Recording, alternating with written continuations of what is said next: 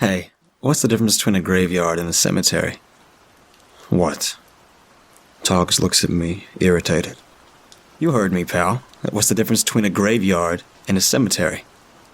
I grimaced. I don't know, Togs. What is the difference between a graveyard and a cemetery? He grunts with frustration and jerks his arm. The chain that binds our wrists is pulled tight, and I'm dragged over against my will. It's not a fucking joke, Rufus, Tog said to me. It's not a setup. I'm asking you, genuinely, if you happen to know. Well, I don't, I reply, jerking my arm back with a rattle of the chain. I don't know what the difference is between a graveyard and a cemetery, so why don't you just go on and tell me? He chewed his tongue. Then he spits onto the wet grass. You ain't no fun, he mutters. A graveyard is a burial grounds connected to a church. A cemetery ain't connected to nothing. It stands by itself. I wish I was a cemetery right now, I muttered. He shoves me. I heard that, Rufus. Rude bastard. Didn't ask to be chained to you any more than you asked to be chained to me. He wipes the rainwater off his free hand and onto his prison jumpsuit, then pushes his fingers through his hair. But if this is a graveyard, then we'll find the church, and the priest will have to help us. We can appeal to his sense of justice and goodwill. Priest? Do Protestant churches have priests? He'll be a minister, surely. Priest, minister, whatever. Point is, he'll be sworn to secrecy. He can help us get away, and hey, maybe absolve us of our sins in the process. It's so difficult to see the world around us. The mist is thick, more like fog, really. It stretches far and unforgivingly, in all directions, obscuring the hills we are certain must lie beyond. We've been trekking through the grim, moonlit gray of the countryside moors for most of the night, and we're tired and cold and hungry. The rain is thin and quiet as it falls, but it's been drizzling steadily for hours now, and I know that both Togs and I could really use a little reprieve. Even if the minister's not home, a rest in an actual building would be nice. Hell, even under a tree. But we haven't seen either for miles and miles and miles. I have no idea where we are. The only sign that we've even made any progress at all since setting out are the myriad of tumbled gravestones that now lie all around us, and the faint, watchful shadows of the hills in the distance. I told you, Togs, I said to him. I don't have any sins to be absolved. I'm an innocent fella, as you well know. He waves his free hand at me. Yeah, as you keep saying. If you're gonna keep insisting you're innocent, well, I don't have the energy to discuss it with you anymore. Nothing to discuss, man, I replied. I'm owed this escape. My freedom was taken away from me without my consent. Idiot jury and an idiot judge. Nothing more to be said. Tog said. Then he falls quiet. We walk for a long time in silence. The gravestones stretch on, with no church in sight. How big is this place? I muse. I ain't never seen no gravestone as big as this, Togs replied. Graveyard or cemetery? I asked. Neither. And the gravestones just keep going. The distance between them grows wider and they become rougher, less clearly defined. The names inscribed upon the stone became illegible. The cracks deepen. Their ages are implied in the creeping crawl of the moss, the shapes of these markers of lives gone by. As we pass them, their forms become more and more obscure. Some of the gravestones are triangular, or carved with intricate lightning-like lines. Some of the gravestones are no more than piles of gray rubble, wet and dark beneath the rain. Some of them reflect the moonlight like metal, and others appear to swallow the light altogether. The fuck kind of place is this, Togs? I murmur anxiously. My body has reacted to something I can't yet put my finger on. My gut tells me that something is wrong. Rufus, check out that one. Togs raises his hand to point, and my own arm is raised up beneath via the chain. I don't believe what I'm seeing. At first, but there's no mistake. Togs points to a tombstone that hovers above the grass, round like a sphere. The rain flows all around it and converges at the bottom, where it trickles down like a little waterfall. Oh, holy shit. We adjust our course and walk over to it, examining the thing from all sides. Togs even pushes on the thing, but the stone doesn't budge. It is fixed impossibly in place. And this curiosity, this bizarre anomaly, it has set my alarm bells a-ring. This isn't right. I don't think we should be here at all. And I voice this concern to Togs. Yeah, he mutters back, tapping his thumb against his broken nose in thought. This is freaky, Rufus. I don't like it. I don't like it one bit. What you reckon, pal? What should we do? I think we should just keep going. But faster. I can't see any church, and this place is massive. It could be a war memorial or something, I'm thinking. We could spend hours looking around, not find anything at all, and there's nothing for us back the way we came. No, we should just keep moving ahead. Maybe we'll find something, maybe not, but we'll be moving forward. Tonight will be the hardest night, Togs. It'll only get easier from here. He seems to think it over. I wait for a response, patiently. Notes that, not that I have much choice, however, given our predicament. The chain jiggles softly. A lone bluebird appears from beyond the mist and settles on the zenith of the wet sphere. We look at it, and it looks back. At me, then it talks. Curious time for a bird to be out and about. Togs gently moves his hand a little closer to the bird and slowly sticks out one of his fingers. After a beat, and to Togs' delight, the bluebird hops onto his finger, cocking his head. Rufus, look! He beams, glancing up at me. I'm looking right at you, man. I see it. I see it. The bluebird perches for a moment longer. Then it opens its beak and whistles a long, low, single note. It raises its wings and flies up and away into the fog. And as suddenly as it appeared, the bird is gone. The rain patters softly all around. All right, said Togs quietly. Let's keep moving. The burial grounds stretched on. The tombstones do not return to their regularity, nor do we come across any hints that they might soon be coming to an end. I was lucky enough, as a kid, to visit France with my folks. They took me to the American World War II cemetery in Normandy. The scale of the place, the death, it made an impact on me, that's for sure. But this place is bigger by far. It must be. We walk and we walk. Still, the graves keep coming. Togs keeps twitching and shooting looks over his shoulder.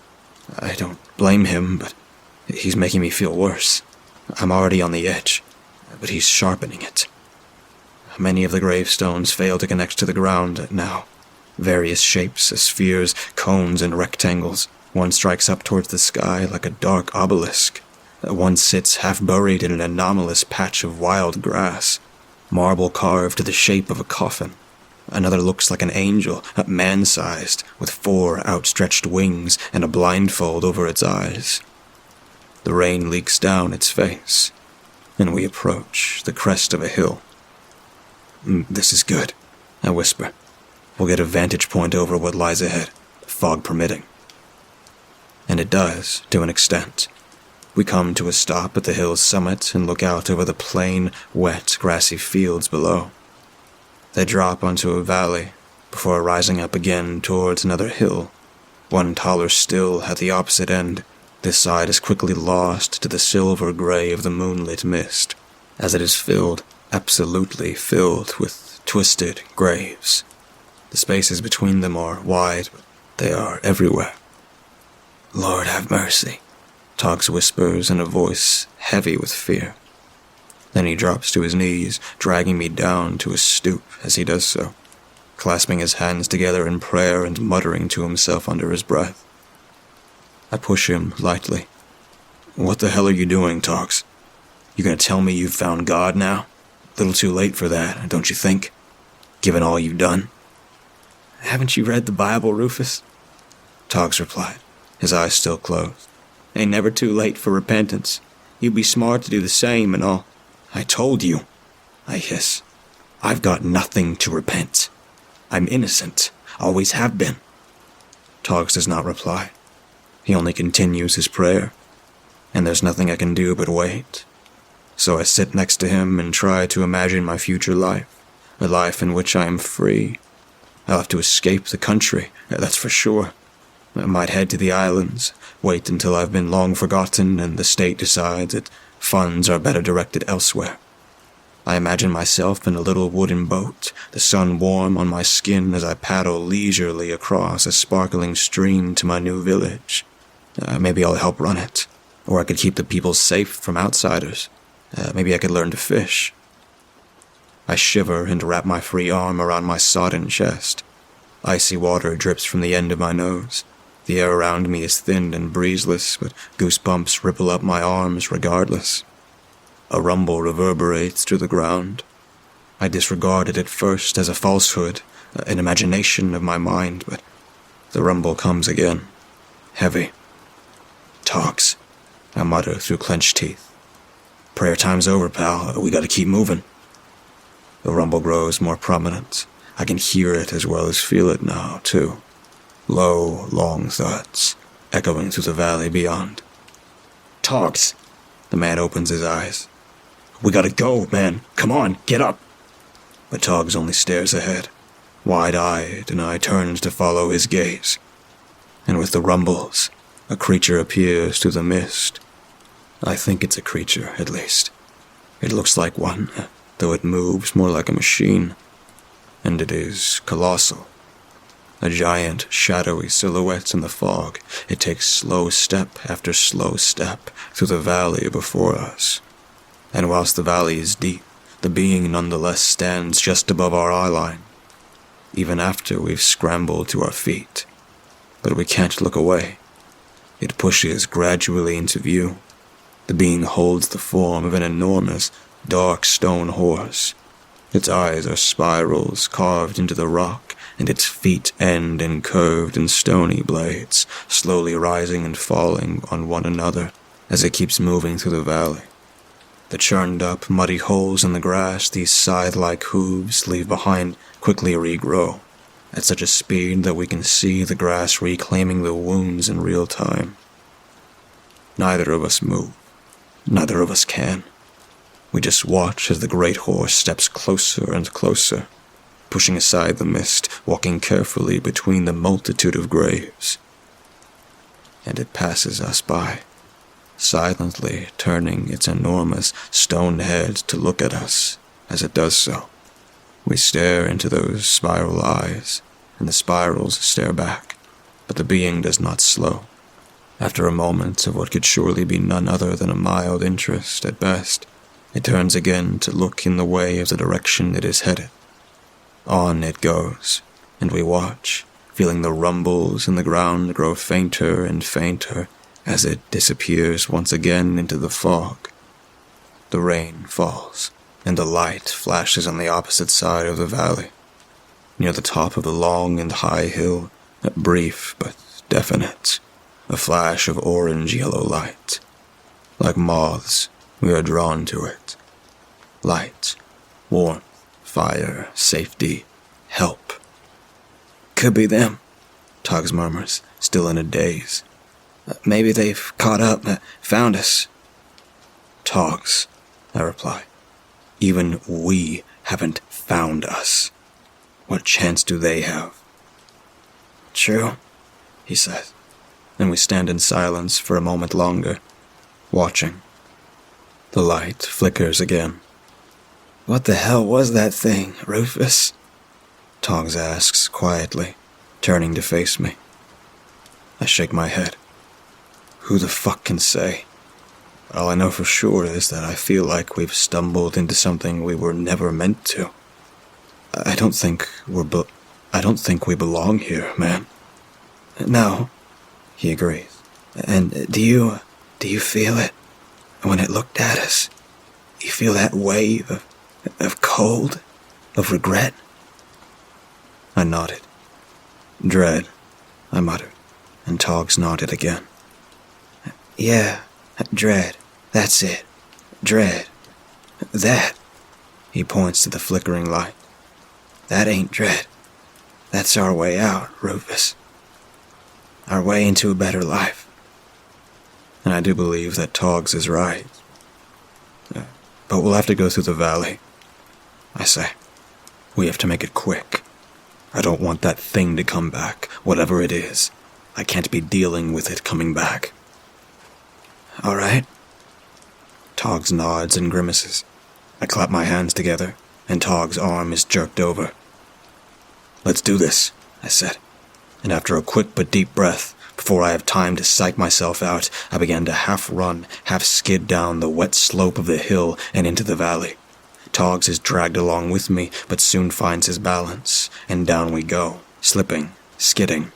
We tumble into a heap at the bottom. Toggs actually kept his footing at first, but I fall to the grass, and my comrade is dragged down with me. He clambers to his feet and helps me up, and we take in our surroundings.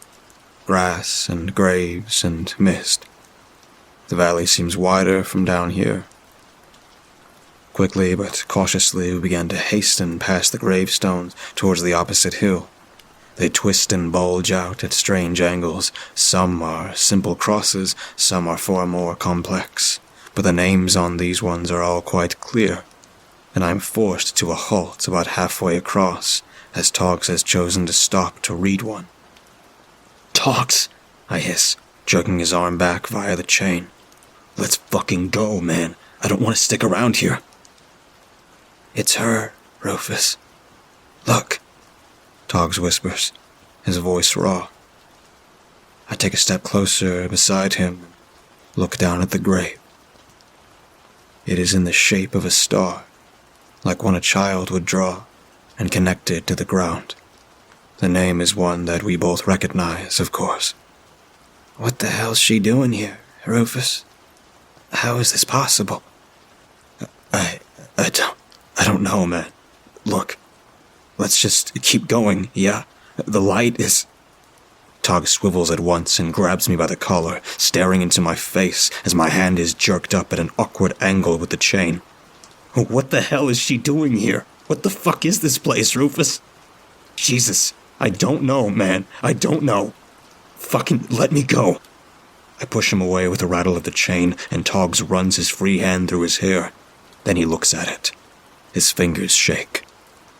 I wasn't joking either, Rufus, he says quietly. About the absolving, about the repentance. Will I ever be free? Truly free, I mean? Or is this my curse? To live like this forever? The ground rumbles. Questions for tomorrow, my man. I reply, my pulse quickening. I tug on the chain. Time to go. Now, man. Fucking now. I set off into a run, dragging Toggs behind me at first, but he quickly falls into step. The rumbles grow heavier, and we reach the base of the slope. It's steeper this time, but the light still flickers overhead, a little beacon through the mist. We scramble up side by side, dragging out clumps of mud and grass as we clumsily and desperately ascend. I see the shadow of the beast at the edge of my peripheral vision, and it spurs me up faster still. Toggs, come on! I jerk my arm up violently. The bastard is too slow. But the light is close now, and we realize that it is not one, but many. Dozens of fireflies flicker as they loop around the air above a stone archway, embedded in the hillside.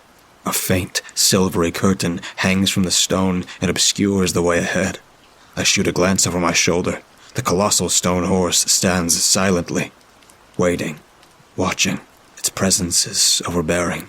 Looking into those spiral eyes, I feel a great pressure weighing down upon me. I do not know what this monster wants, but I can't stand it. Toggs has overtaken me. He feels the same way about the horse and about the arch, I can tell. Dread lurks behind. Hope lies beyond. Escape. And so, without a second thought, he barrels through, pushing aside the curtain and clambering into the mist ahead. My arm is jerked up behind him, and I scramble after in a quick pursuit. But I cannot pass. My knuckles crack painfully against the curtain as if it were made of rock, and I crash into the side with a cry. Toggs has vanished from sight completely, and the metal of the chain bites painfully into my wrist as he tries to continue. "Toggs!" I shout. "Toggs, stop! Fucking stop! I can't get through!" The side of my face and my shoulder are hauled up against the cold stone, and I swear, muttering and slamming my fist against the solid curtain. "Toggs!" I jerk my arm back as hard as I can, leveraging my feet against the base of the arch, and Toggs is dragged out against his will. The momentum is enough to see us slipping back down the hill, rain-soaked and feverish. The horse stands silently, watching. It is not far away and towers over us. "What the fuck, Rufus?" Toggs states angrily as we crash, bruising, back to the base. "It won't let me pass. Didn't you hear me? I can't get through the fucking curtain." I throw my arms around expressively, and Toggs grunts with frustration as his own arm is thrown around, too. He shoves me. "What do you mean it ain't let you pass? You just go through the curtain." "I can't," I shout at him, then quieter. "I can't." And we stand there for a second, staring at each other at the base of the hill. The drizzle patters down all around against the grass and the wet stone of the curious graves. The enormous horse of the graveyard watches on. Toggs licks his teeth. His eyes dart up to the arch, up to the curtain that promises salvation, an escape from the world between us two unlucky souls have somewhat stumbled into. He means to leave me behind, I realize, with a strike of sudden fury. This bastard. After everything I've done for him, after I stood up for him when no one else would, he's going to leave me behind? But he can't, can he? Because of the chain. Toggs' expression changes. He lets out a noise of rage, half grunt and half snarl, and he pushes his feet into the ground and yanks back his arm as hard as he can. I stumble and trip over his outstretched foot, but ultimately keep my balance and shove him into the hillside. And he shoves me back, and I slam my forehead into his own. "Asshole!" he screams, reeling back in agony. "Fuck you!" I shout into his face, and his brow contorts with rage. He pulls back his fist, the one connected to the chain, and my hand is drawn up his neck. I bring the other up, too, and rush forward, roaring with my drive for survival as I shove him to the grass by the graves, strangling the man as hard as I can. Why him? Why is it that he can pass, but I cannot? His eyes bulge in surprise. He chokes and sputters, grabbing and smacking my hands with his own, scratching, then he bares his teeth and reaches up, shoving his thumbs into his eyes. One misses and strikes the edge of the socket with a painful thud, but the other plunges deep into my eye. I reel back in pain and scream. "Go on then, bastard! Kill me! Kill me if you can! Enjoy being around my fucking corpse, you darn prick! Kill me like you killed that little girl!" Despair passed like a shadow across his face. "It was an accident, Rufus," he shouts, his voice cracking and hoarse as he forces the words through his bruised windpipe. "You know it was an accident." His fist connected with my cheek as I feel a tooth loosen in the side of my mouth with a sharp burst of pain. My own wrist is smacked across my lip as we stumble and stagger through the valley of graves. He expects me to go down, but I do not. I brace against him and punch into his stomach. The air is forced from his lungs as I grab my comrade's collar and shove him up against the nearest gravestone. Tall, cracked, and moss-covered, it rises up like a twisted flower of stone. Then why did you drive away, Toggs? Why did you keep driving? Drunk off your fucking ass. Imagine if you'd hit someone else. Do you even remember? Maybe you did. He thrashes and brings a fist up into my chain. He tries to push me away, smacking the sides of his hands into my ears. I keep shouting in his face. "You don't deserve to be free. You think I even wanted to escape with you? You're a fucking menace. Toggs, you dumb fuck, you're evil. You'll never get salvation." He screams and slams his head into mine over and over until I start to feel dizzy. I release him and clutch my temples, grunting as I am slamming down hard onto the side of a low gravestone. "I admitted what I did was wrong, Rufus. Always. But you're a fucking liar. You ain't never been an innocent man, and you'll burn for what you did. You can't even admit it to yourself. He spits. "You're weak." "Weak?" I choke out, fighting his hands away from my neck. "You ran down your own ex-daughter because you couldn't handle a breakup like a grown man, and I'm weak? You're the one who's weak, you fucking child killer." The fight goes on. The horse seems to watch with cold curiosity, and eventually Togs has the chain wrapped around my neck. He pulls it tight with a foot against my shoulder. "Togs!" I wheezed out, scrabbling my hand around and trying to pull the chain away from his grip. White light flashes at the edge of my vision. "Togs!" I slam my hand against the grass, retching and convulsing. "Please!" And just as I think I'm about to pass out, he releases his grip, and I fall face first into the mud where I lie and gasp, sputtering and rolling onto my side, filling my lungs with the thin, wet air of the graveyard. I do not move to strike Togs back, nor does he move against me. We spend a few hours recuperating, breathing, blinking, wiping the blood from our brows.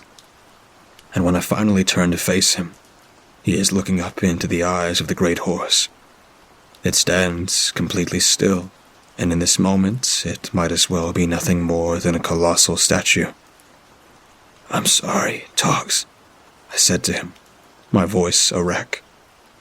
"Me too," he replies. I don't know why the curtain doesn't let me pass. Maybe it's something about my character over yours. I don't know.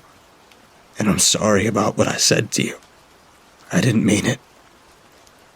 "You were right, though, Rufus," Togs replied, wiping his eyes and running his fingers through his hair. I am what you said. I'm a child killer.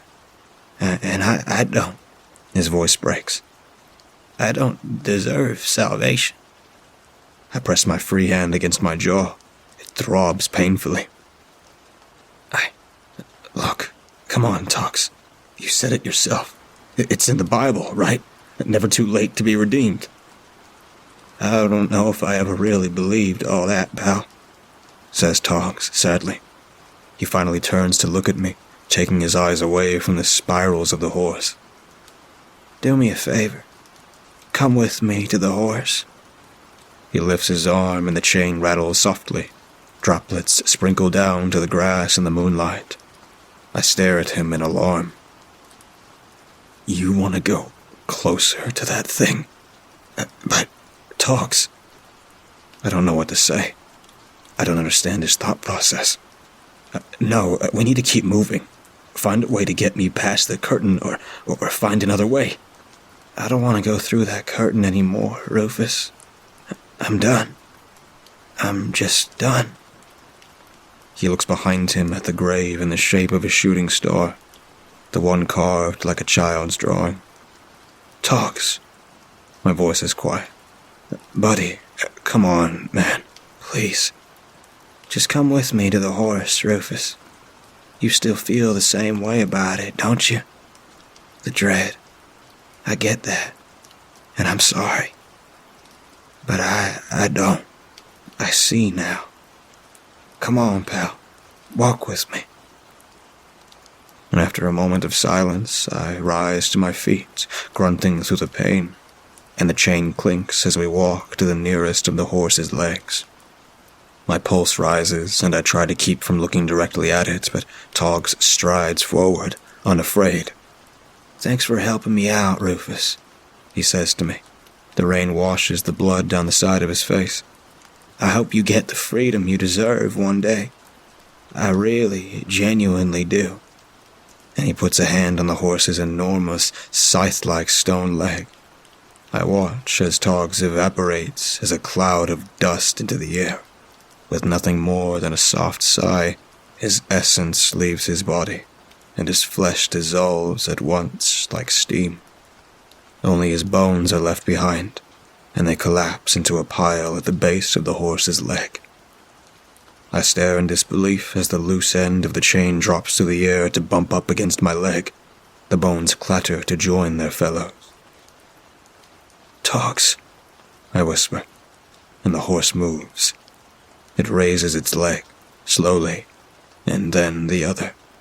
It turns into a wide circle, and mechanically ambles away into the fog, fading into shadow, then disappearing altogether in the silver gray. I made it out of the valley eventually, reader. The death of Toggs hit me harder than I would have expected, especially given not 15 minutes earlier I had felt prepared to kill the man myself.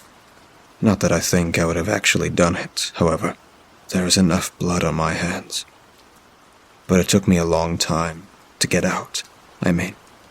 The sun never rose, the rain never let up, and despite my best efforts, I could not pass the curtain. I just couldn't. I just couldn't do it. I searched the valley for hour after hour. I drank the water that condensed on the grass. For days I climbed the hills and hunted for a sign of escape, but I was always led back to the valley. It was not until I had burned Togg's bones that I was able to pass through the archway in the side of the hill. Beneath the flickering fireflies, I remember turning around one last time, watching as a gravestone grew out of the spot in which I had burned him. It carved and formed itself into the shape of a little bird, about to take flight from its perch upon the branch of a small stone tree. And so I left the valley. I escaped. I fled the country as I said I would. I made it to the islands, and I've been here for months now, keeping as low a profile as I can. But there's one thing that remains from my past life. The chain. That damned chain. Empty at one shackle, of course, but still tightly affixed around my wrist on the other. I cannot get it off. I cannot get it unlocked, nor can I cut through it, no matter what I do or try. And sometimes, I swear, especially at night, it is almost like I can feel someone tugging at the other end.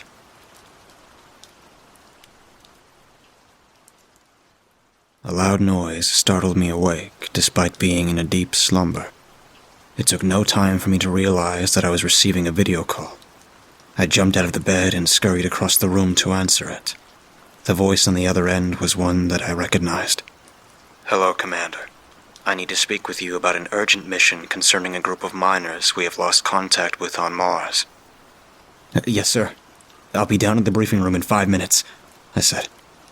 I quickly hurried about my small space, throwing on my clothes before rushing out of my quarters into the briefing with HQ. I saw that my team had already arrived upon entering the room. I greeted them with a quick nod and asked if they had any ideas as to why we had been dragged out of bed at this ungodly hour. "You and your team have been brought here to discuss your next mission. You will be charged with leading a mission on the surface of Mars. Your goal is to find and retrieve the lost miners.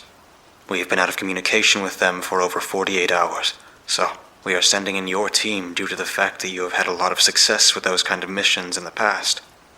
Good luck, Commander," HQ explained. Leaving HQ with an uneasy feeling, I went back to my quarters and reviewed all of the information that I was given, along with the materials of the last recording from the lost mining crew. I intently listened as the static of the transmission began to play. No. We shouldn't be here. Our mining has disturbed something that's been lying dormant, but now it's awake. Heed my warning. If you receive this transmission, abandon all activities here and save yourselves," one of the miners warned. The transmission ended with a deafening roar and the miners screaming. The loud roar I heard at the end of the transmission was concerning, so I went to work, trying to determine where it came from. I put it in an analyzer, but it did not come up with any known matches. It sounded like it could come from a living creature. However, at the same time, it could be something different altogether. I was lost deep within my thoughts that I hadn't realized we had landed. That was until one of my other crew members shook me. "Sir, we've arrived. We're prepared for departure. I would suggest getting your suit on and meeting us at the loading bay," the crew member said. Getting my suit on and filling my pack with all the necessary items that I may need to find and retrieve the lost miner, if there is anything to find and retrieve, that is. That thought alone came unbidden, but at the same time it was a likely possibility. The fear in his voice and the noise at the end of that recording had given me cause for great concern. Now that we were on Mars, I would be lying if I said I was not one jump scare away from pissing my pants. I made my way to the loading bay and prepared myself for whatever it is that we were about to stumble into. I pressed the button, watching as the ramp began to slowly descend onto the red planet. I stepped out of the ship, pulled out the receiver to get the last known location of the miners, and the result wasn't too bad. The destination was just over 2 hours away from our landing zone on foot. We went and retrieved the rovers to reduce the amount of time it would take to get to our destination. We pulled the rovers out of the loading bay. The trip would only take 30 minutes now. The drive along the planet's surface was boring, but now here we are, finding ourselves at the mouth of a cave. The atmosphere had drastically changed upon entering the cave. I had a very bad feeling, and it was validated shortly after getting further inside. We rounded a corner and came face to face with a fresh corpse. We walked over to it and analyzed the area around him. He had written his last words in the dirt. "He who enters here, abandon all hope." And I didn't understand why he would choose those as his last words. I removed my scanner from my pack to recover his identity. He appeared to be one of the miners that we were searching for. I had no clue what happened to him. It looked like some kind of animal or a machine chewed him up and spat him out. The floors started to vibrate, almost as if on cue, and an all too familiar sound was heard echoing deep inside the cave. "Get to the exit, now! We can't be caught here when this cave comes crashing down!" I yelled over the noise to my team. Turning around, we rushed to the entrance of the cave. However, there was a wall where the entrance once was. "What do we do now?" Frank yelled. "Well, now, there's not much else we can do other than bend over and kiss our asses goodbye, Frank." The floor creaked and a massive hole formed, swallowing everyone up like a maw of a gigantic beast, dropping us into a massive abyss, but no one seems to be injured from the impact. I retrieved my flashlight after regaining my bearings. I slowly made my way around the dark room with nothing but my flashlight, until I finally came upon a light switch. The room was flooded with a blinding white light. In the middle of the room sat a table with yet another dead body on it. However, this one was strapped down and had clear indications of someone or something performing a surgical operation on them. I realized that this was one of the miners we had been sent here to retrieve on closer inspection. I continued my search of the lab when we heard a noise in the corner of the room. What came out was a humanoid creature. It moved so fast, launching itself off of its hind legs and taking flight. It cleared the entire length of the room in the blink of an eye. It tackled Ken onto the ground. We tried to pull the thing off of him, but the 2 front appendages shot into his neck before we knew it. The creature threw us off and spun around to face us. It stood on 2 of its hind legs, showing that this creature was also bipedal. It easily stands over 8 feet tall while on its hind legs. Frightened, one of my team members opened fire. The bullets ricocheted off its glossy black skin, causing them to be sent back at the team. A big burly man came running up behind the creature during the chaos and tackled it to the ground. The creature was caught by surprise, allowing the man to pull out a surgical saw and easily dismember the creature's limbs. He started with the 2 front appendages and continued from there. Doing that caused the creature to bleed out, but only after the chaos died down had I realized that the stray bullets ended up killing James. "What the fuck was that? And who the hell are you?" I asked the stranger. "My name is Anthony," he replied. "And that, my friend, was something that lives deep underground. And trust me, our mining has disturbed it. Now, I call these ugly bastards insectoids, considering they are clearly mostly insects, however, having humanoid characteristics." I noticed that he is clearly in a miner's work uniform after getting a closer view of him. "You've been here for 2 full days, and that's the best name you can come up with?" Frank laughed. "Well, if you got something better to call them, I'm all ears," Anthony retorted. Frank shook his head. "Yeah, I didn't think so, numbnuts. So just sit there and let the adults talk. These bastards are bulletproof, as you can see. They can't actually see you, but they can damn well hear you. Any sound can bring them down to your location in seconds, and they never hunt alone. Cutting off the limbs disables them, and eventually causes them to bleed out. This is the only way I have found to be able to kill them. But, as you've noticed, frontal assault is best avoided. Yeah, I can see that. That does not make things easy. We need to be quiet and avoid getting detected at all costs. There's just one problem we have right now, and that's finding a way out. Any ideas on that? I questioned. You think I would still be here if I had found a way out? Seriously? Like you think I was just waiting here for you fucks because you're so high and mighty? Like I couldn't do it without you? Yeah, that makes sense. I've been hiding in this room since these creatures showed up. They're nocturnal. They don't come out during the day unless they hear a sound. We need to stay quiet and find a way out. I suggest that you search the area for any weapons, considering the fact that conventional weapons are useless before we head out. Anthony grumbles. I searched through the room, and not finding anything particularly useful other than a few axes and a flare gun, which happened to have a few extra cartridges. We prepared to set out further into the subterranean structure once armed with our new weapons. The team turned on their flashlights, and we cautiously exited the lab, slowly creeping our way through the structure. It looked much like the rest of it had up to that point. The walls were made of a metallic substance, while ventilation pipes ran the length of the hallway, and with no signs of insectoids, we continued forward. I led the group, followed by Anthony, Frank, Eric, and finally, Mike. We ventured down the hall, and a sound that might as well have been a herd of elephants charging came from the back of the group. Mike had dropped his flashlight, the look on his face of one of pure terror. We all held our collective breath as we waited to see if anything would happen. A buzzing sound could be heard from above us. We all slowly turned our flashlights upwards, only to witness the creatures diving down in the direction of Mike. Much like a hawk, they dived down at their prey. The insectoids were on him before any of us could react. Having to sit there and listen to his screams of agony for what felt like an eternity was unbearable. We were all silent until they were finished. The mangled body of our former friend lay scattered all over the place. Our hearts were wrenched as we stared at the dead body of another one of our friends. But the worst part was not being able to say anything. Performing the sign of the cross as a gesture of mourning was all that we could do. However, Frank was sent into a frenzied rage upon seeing his longtime friend laying, ripped apart on the ground and left to rot. The scream that escaped his lips was full of sorrow. This caused multiple insectoids to fly at him.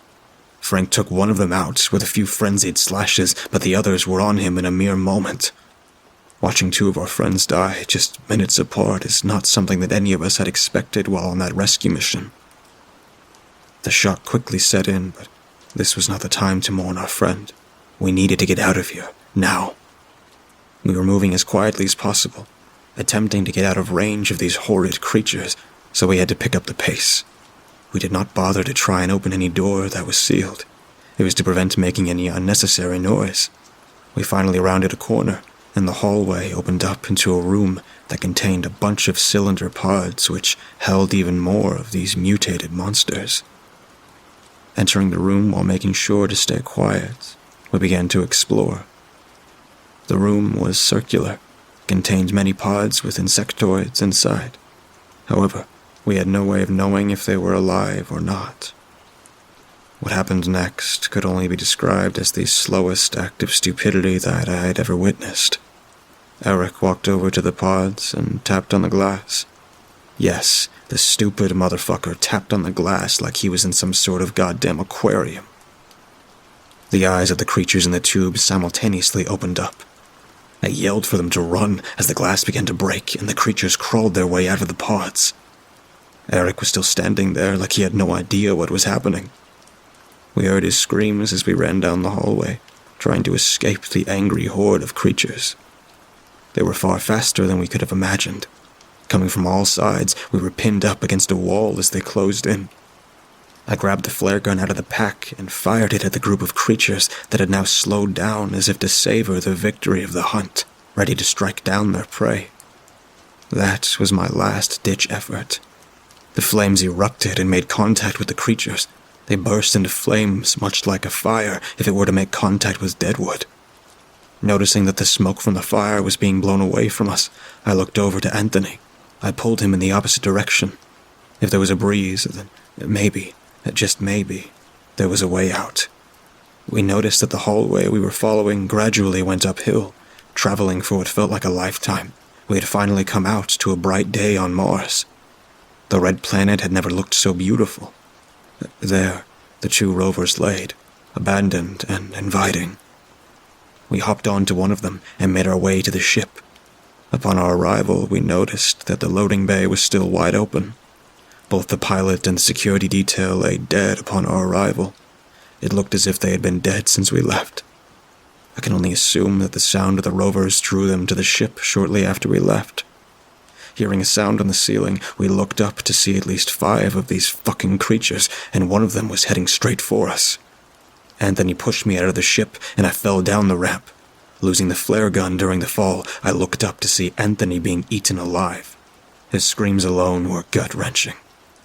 I heard him yell to shoot them. Going to look for the flare gun that I had dropped during my fall. It lay at least 10 feet from me, and I quickly retrieved it. Spinning around, I noticed that a massive hole had been dug underneath the ship, with hundreds of them pouring out.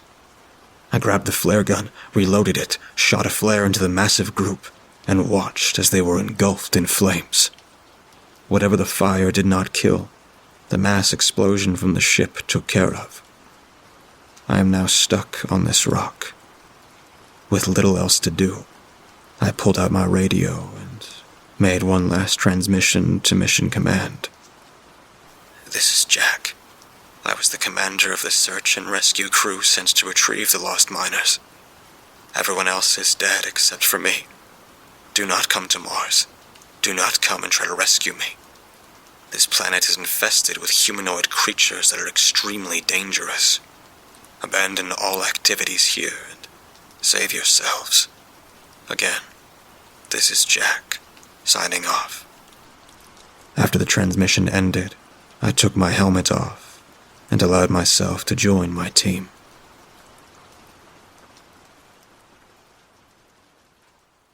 During college, when my friends and I would drink, we'd talk about women and our relationships, but this particular night was different. We got really deep on the topic of death and mortality. Things like bucket lists and other goals in life were discussed, but we moved on to horror stories somehow. None of my friends knew this about me at the time, but I was deeply fascinated by everything paranormal. So even in my inebriated state, I was deeply engaged.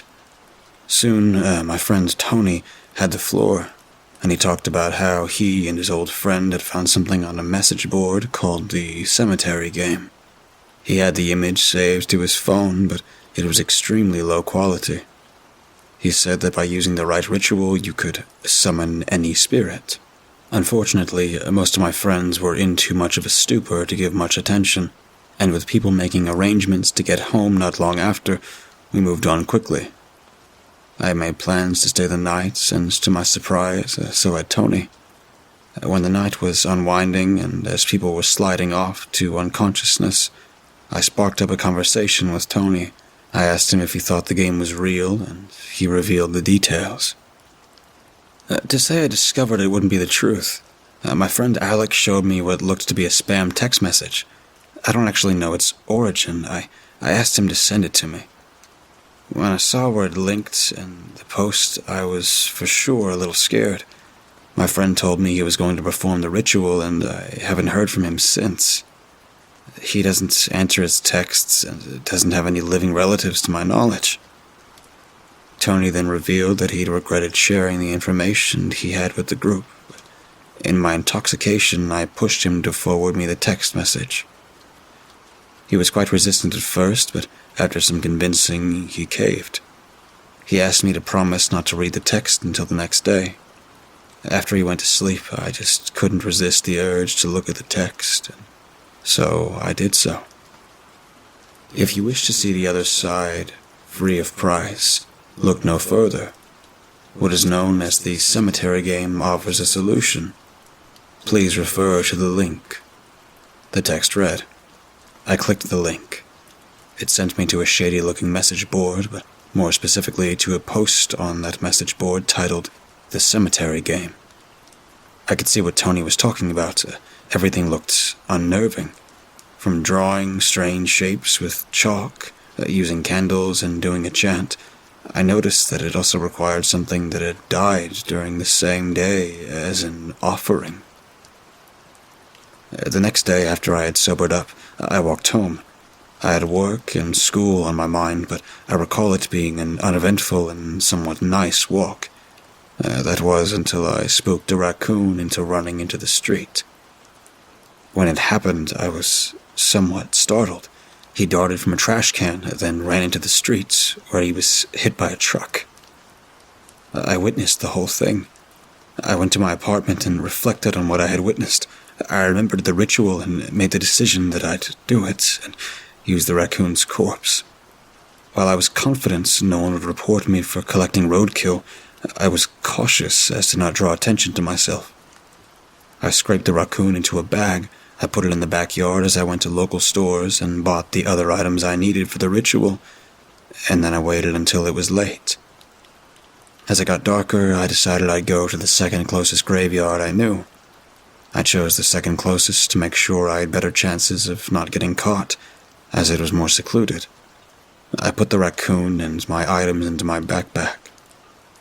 When I got into the graveyard, I realized that the gate had been locked. I squeezed the bag through the gate and managed to scale it. From there, I walked through the graveyard. I used a flashlight and navigated to the center. I then collected the essential objects from my bag. Using the chalk I had bought, I recreated the odd shape to the best of my ability. I put the candles on the side of the object and lit them. I then dropped the raccoon from the garbage bag into the center of the objects I drew. I opened the text and read aloud the chant. Once I finished, I waited 10 seconds. I didn't encounter a single spirit, and I began to feel cheated. Then it hit me. It was like I got shocked by lightning and immediately blacked out. When I awoke, I was laying on the concrete. I got up and immediately noticed a body laying on the ground about 10 feet away from me. I walked up to it and couldn't believe it. I was staring at myself. I felt an immense panic as I processed things. I started considering what I would do. Then I noticed it, and my body was still breathing. After some time, as I stood there, my body opened my eyes and sat up. My body stared at me, and then it got up and started walking away. "Hey, where are you going?" I yelled to whoever or whatever was controlling my body, but they didn't listen. I witnessed myself scale the gate and leave. With a sensation of true shock and panic, I hadn't even considered looking down at myself. That's when I recognized my new body was pale and lacked any detail. I noticed that I wasn't alone. Silhouettes and dark shapes populated the graveyard. I recognized that the light from the street lamps were mute, yet oddly I could see through the darkness somewhat well. I tried to feel my new body, but was alarmed to realize my arms went through myself. As I walked to the graveyard, I couldn't stop the sensation that I was getting nasty looks. When I made it to the gate, I considered how I would get over. Then when I put my hand up to touch the gate, my arm went directly through it. I passed through the gates and began walking down the street. I soon passed by a bar. I anticipated that maybe someone would see and help me. It wasn't just that no one paid attention to me and everyone literally passed through me, but it was as if society had gotten up and left me behind. I was now a bystander in the life I once called mine. I concluded that the only thing I could do was go to my apartment and see if I could track myself down. To my dismay, when I got to my apartment, whoever was controlling my body wasn't there. I decided to wait there until day. I don't know if I was anticipating for my body to come back, but what I certainly didn't expect was how weak I felt as the sun came up. The sun itself felt like a ton of bricks, and I would disappear the closer I got to the direct sunlight. As I waited until the next night, I contemplated my options. I needed to either find my own body or figure out a way to return myself to it. I remembered that Tony's friend was the one who sent him the original text. I decided I had to track him down. To do that, I concluded I needed to find Tony and hope he crossed paths with his friend. Once night rolled around and I regained my strength, I began my journey to Tony. As I walked the streets, I passed people unknowingly living with all kinds of entities. Some were entities I haven't even imagined. Some would bring fear had I been alive, but in the form I was in, I was one of them. Tony's apartment was harder to find than I had expected. He lived with his parents. I rarely went there, unless I was with my friends while we were picking him up. Tony was up for a few hours, and I followed him around his house. I just couldn't stop hoping he'd see me, but of course he never did. While he slept, I decided I'd wander the streets. I came back before the sun rose. I would do this for a few days, which then turned to weeks. In the new world I found myself in, I was alone. I knew my family was probably trying to contact me at this point, that my job had fired me, and that I would be late on my rent. It was also becoming more and more obvious that my body was becoming more transparent, much like my hope. While I walked the streets one night, I noticed a newspaper. I had seen many newspapers up to that point, but this one was different. Something immediately caught my attention. I couldn't pinpoint it at first, so I walked up to it. There was a face on the front page, but also a name. I went closer and noticed it said, Alec Beinard was arrested Tuesday in connection with multiple hit-and-runs. He was unable to remember even simple details of his life, besides about the previous month. Officer Dan Wrench said. He is currently being held at the local jail and is in monitored isolation until he is sentenced. I waited until the next night and made my way to the jail. It wasn't easy to find him, but considering I could pass through walls, it made things much easier. I found him sleeping in his cell. Soon he rolled over and his eyes lit up when he saw me, but he immediately rolled back over. He pretended to sleep for a few hours. Then he finally rolled back over and spoke to me. Something tells me you want something. Can I help you? He questioned. You can see me? That's great, I responded. Then I continued. Do you know how I can get my body back? Unfortunately, I can't help you. Unless... He again spoke. What? I'll do anything, I replied. He sat fully up and he said, Anything, you say. The ritual can only be performed using a living participant. I know how to do it, but I require that you bring another spirit to me. Before I could respond, he continued. I need you to bring me the last host of the body I currently reside in. They think I'm a murderous nut and want to lock me up until I begin to decompose again. I can't have that. I thought I'd like this world, but I'm too far lost from it now. The spirit that was controlling Alec's body then told me where I could find him. Apparently, they had chatted after Alec lost his body. Then he said one last thing before I left. I can see you're already fading. That means you're losing energy. You're not there yet, but if you wait too long, you won't be able to return back to your body. So be quick. I found Alec in a courtyard in the city. He was more faded and was spending time with other spirits. It was odd. Although I couldn't make out faces, I almost had an intuition of what spirits looked like in their mortal form. Of course, Alec didn't know who I was, and when I tried to explain to him what was going on, he had no inclination to help me. It didn't hit at first, but the realization that I could be like this forever started to weigh on me. and I fell to the ground. If I could cry, I'd be sobbing like a baby. Alex soon began comforting me. He then said he'd help me, but to only find my body. I instantly felt regret and confessed to Alec that I had made a deal to return him to his body. Alec seemed upset by the thought, but then told me that he could do one better. He had researched the ritual and had a return to his body, had he wanted. We needed to find my body, and we'd have to get to the jail in time. We didn't have any leads and could only travel at night, but we started going back to the graveyard I lost my body in. Alec and I began going around and asking the entities that resided there if they knew information. One of the spirits recognized me and told us that the spirit who was in control of my body had wanted to fish again. There were many places to go fishing. We tried one each night for about a week. I was again losing hope, but Alec had one last location. We went there, and I could tell how weak and transparent I had become. There was a man-made shelter made from sticks next to the lake we had found. We found my body, but they wouldn't budge.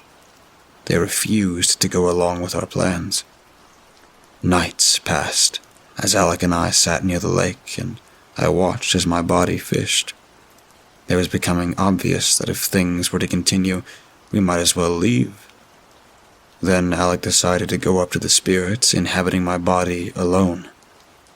I believed it was most likely pointless, as we had annoyed him for hours.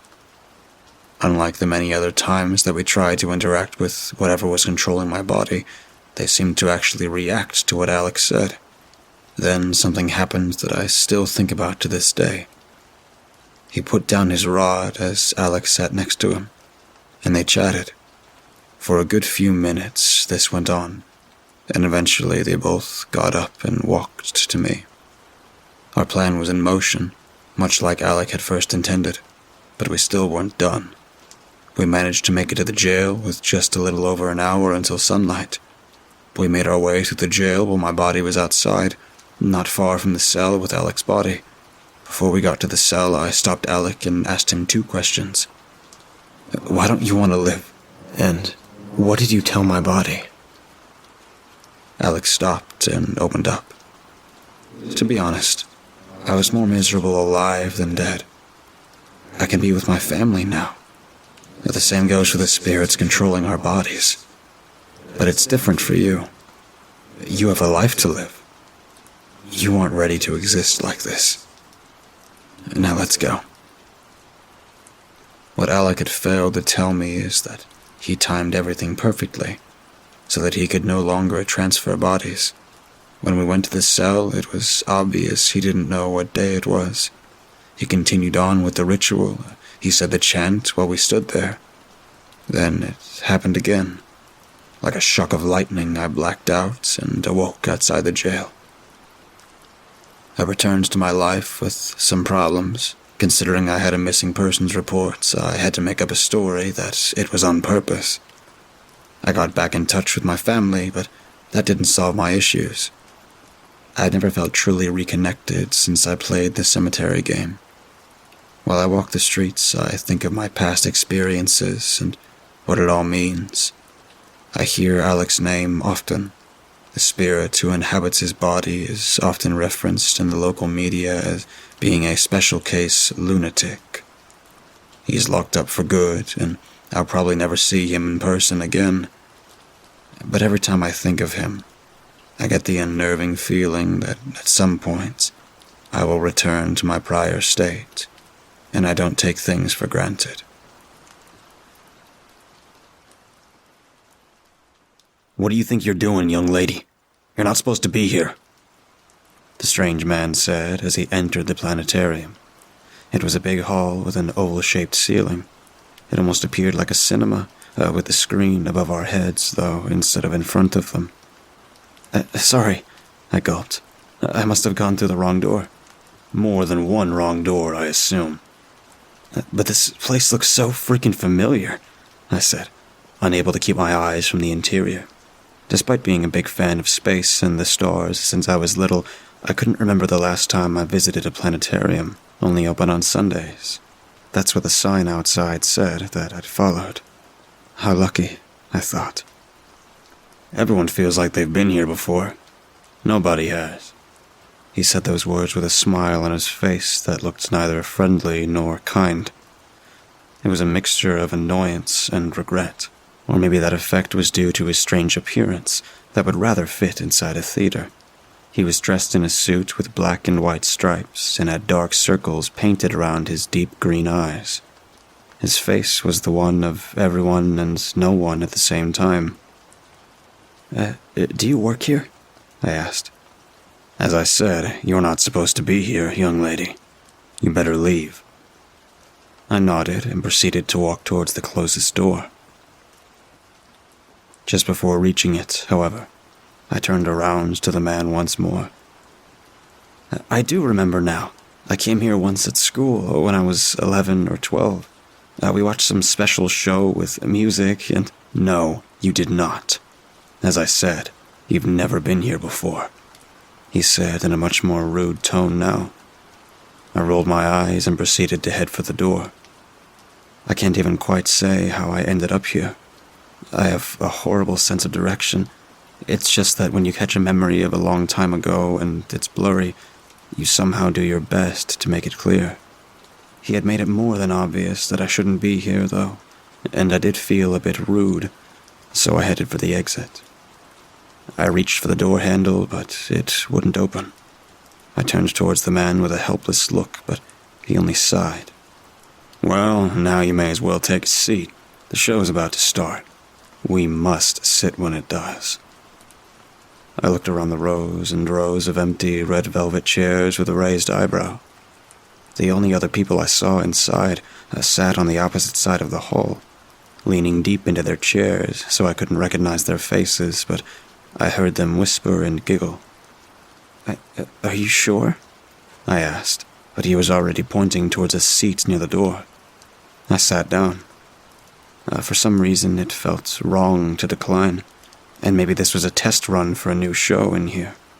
It seemed exciting, though now I realize all those arguments were rather hollow. I wasn't supposed to be here, but that didn't matter just yet. To my surprise, the man in stripes took a seat in the big chair next to mine. He put his weight on the back and was now leaning deep behind, his gaze directed at the empty ceiling, which didn't show anything yet. He moved carefully, though, like his bones would break if he breathed too hard or moved too fast. Almost like an old man, but he couldn't have been much older than me. I copied what he was doing and leaned back. I couldn't help but grin from the excitement. Listen, girl, do not interact with anyone but me, all right? Who would I interact with? I'm not going to shout over to those people all the way over there, I mocked him. The lights turned down shortly after. We sat in darkness. The only sound you could hear was my rapid heartbeat. As absurd as the situation was, I felt like I belonged here. I felt at home, tucked in neatly in memory of my childhood. A part of me wished to see the show with the music and the dancing stars, but of course I wouldn't. I wasn't really at a planetarium after all. I walked into a sham. I suppose you're wondering what's going on. I'm trying to describe it the way I felt when I was there. You see, logic didn't really make sense in the death room. My mind was lagging. I wasn't yet able to be skeptical. The worry would come. It only took some time. However, first, the ceiling lit up. It was a spotlight shining bright right on top of us, like a sun that mesmerized your eyes instead of burning them. Everything underneath it was drenched in darkness, including us. The sun started shrinking and turning into something resembling clouds that were dripping. A few tiny wet drops were falling onto my skin. Rain, I thought at first. Maybe it was an interactive show. But when I touched my face and smelled the sharp scent of iron, I realized it was something else. It's bleeding. The ceiling is bleeding, I whispered. The man in stripes didn't speak, but He turned to my side, and his eyes told me to be quiet. That's when another voice began speaking. When you feel suffocated, you need to breathe. I took a deep breath, the kind that fills you up entirely and makes you feel alive, but just before reaching the point of satisfaction, it got stuck. It didn't go in all the way, like when you're running and running until your feet become too fast for your breath to keep up. All I wanted was to breathe fully. Your lungs are screaming. Can you hear them? The voice continued. I felt panic rushing through my body. It was only a voice. It couldn't control my lungs, but it felt as if the sole fact of being conscious of the breathing act stopped it. It's not directed at you. You can breathe. The man next to me spoke. And he was right. I opened my mouth wide, and the rush of air made me see stars for a second. But then it got better. It regulated itself. I almost felt at ease again, until I heard the noises from the other side of the planetarium. It sounded like someone was choking. I tried to shift my weight to the front to get up and check on them, but my body felt stiff. Breathe, for now, as you did when you were born. I heard panting and whispering, then silence again. The clouds were long gone. I hadn't even realized that the ceiling was all dark until it changed again. Now we saw something that resembled the Milky Way. Darkness with a circle of light in the middle. My eyes were glued to the beauty of the projection, but slowly it turned ugly. Uglier than anything I'd seen before. A face appeared in the middle of the circle. A face filled with pain and suffering. Its eye sockets were hollow, the mouth cut in slices. And then it started to scream. At least that's what I thought at first, before realizing that the scream of damnation was not coming from the room. It was coming from the people on the opposite side. Jen, honey, it's okay. It's just a show, I heard a man say. The other person, Jen, I suppose, started chuckling nervously. It's so realistic, Justin. Was it like that when we came the first time? She said. He answered something, but I couldn't hear what it was. When you have to live through each day, the last one must come. The voice spoke again. This time it did sound as if it was coming from the ceiling. The disgusting figure was still embodied inside the Milky Way, but now the stars began to move, and its mouth opened wide. It almost appeared as if something was falling out of it. Wasn't your first date the most lovely experience? A man from the opposite side spoke. He didn't sound like the first one, though. His voice was deep and creaky. You were cuddled up in the comfortable chair, enjoying the stars. A woman with an even creakier voice added. It was the most wonderful time, Jen replied. That's why we came back, right? To feel wonderful again, Justin agreed. Are there more people here? I thought I only saw 2. I whispered to the man in stripes. Were you here before? It feels right, doesn't it? Warm and comfortable and nice. This was another voice, one that sounded far closer, like right in front of me. And strangely enough, I felt like I somehow knew it. If only I could shift my weight, but I couldn't. I opened my mouth to answer, but before I could say something, I felt someone grab my hand. It was the striped guy. He was squeezing my hand so tight, it almost hurt. And then I remembered he told me not to interact, so I stayed quiet. The show continued. The figure on the ceiling had now broken almost entirely out of the fake Milky Way, and it looked hungry. My heart started racing. Suddenly I didn't feel comfortable and safe anymore. Suddenly I started doubting everything around me, including my own presence. This wasn't right. This is wrong, I cried out. The man in stripes squeezed my hand even tighter, and I stayed silent, but the other couple didn't. The woman was now crying deeply until it was interrupted by the screams of the man. My body was shaking. That was the moment when I realized what the striped guy was talking about when I walked in here. I had never been to this planetarium before. I didn't think I'd ever been to one at all, but the memory had felt so clear. The screaming and shouting had stopped. The couple was eerily quiet. "Are you okay?" I shouted to the other side.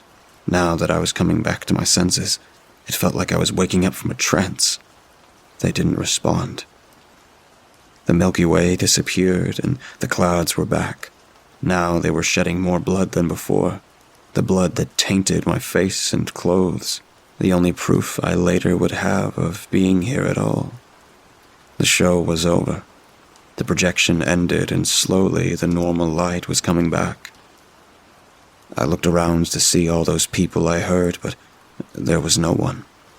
As I was finally able to move my body again, I fell to the front. I tried to look for the couple, Jen and Justin.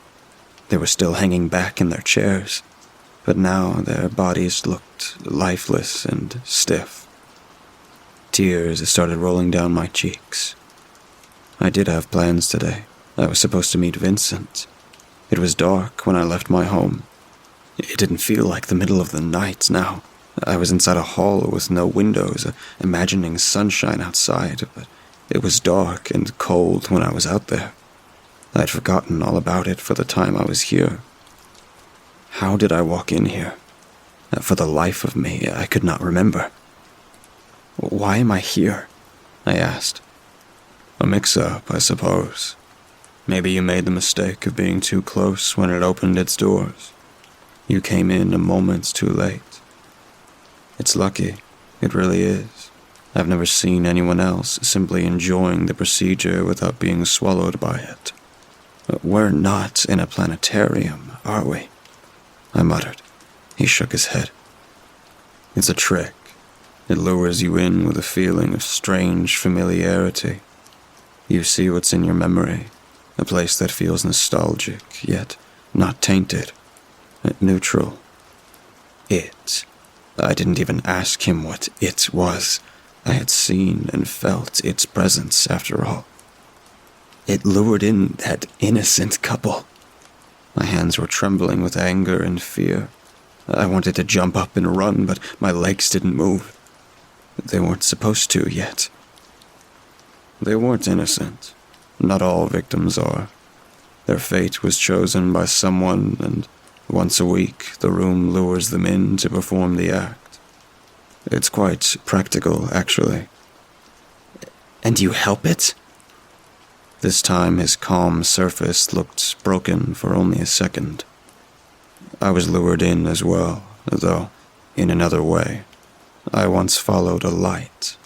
Now I do what it asks me. However, this is the first time we had a visitor. A terrible mix-up of schedules, I suppose. Really lucky. "We need to get help. Can someone... And send them where? To a planetarium you believe you visited as a child.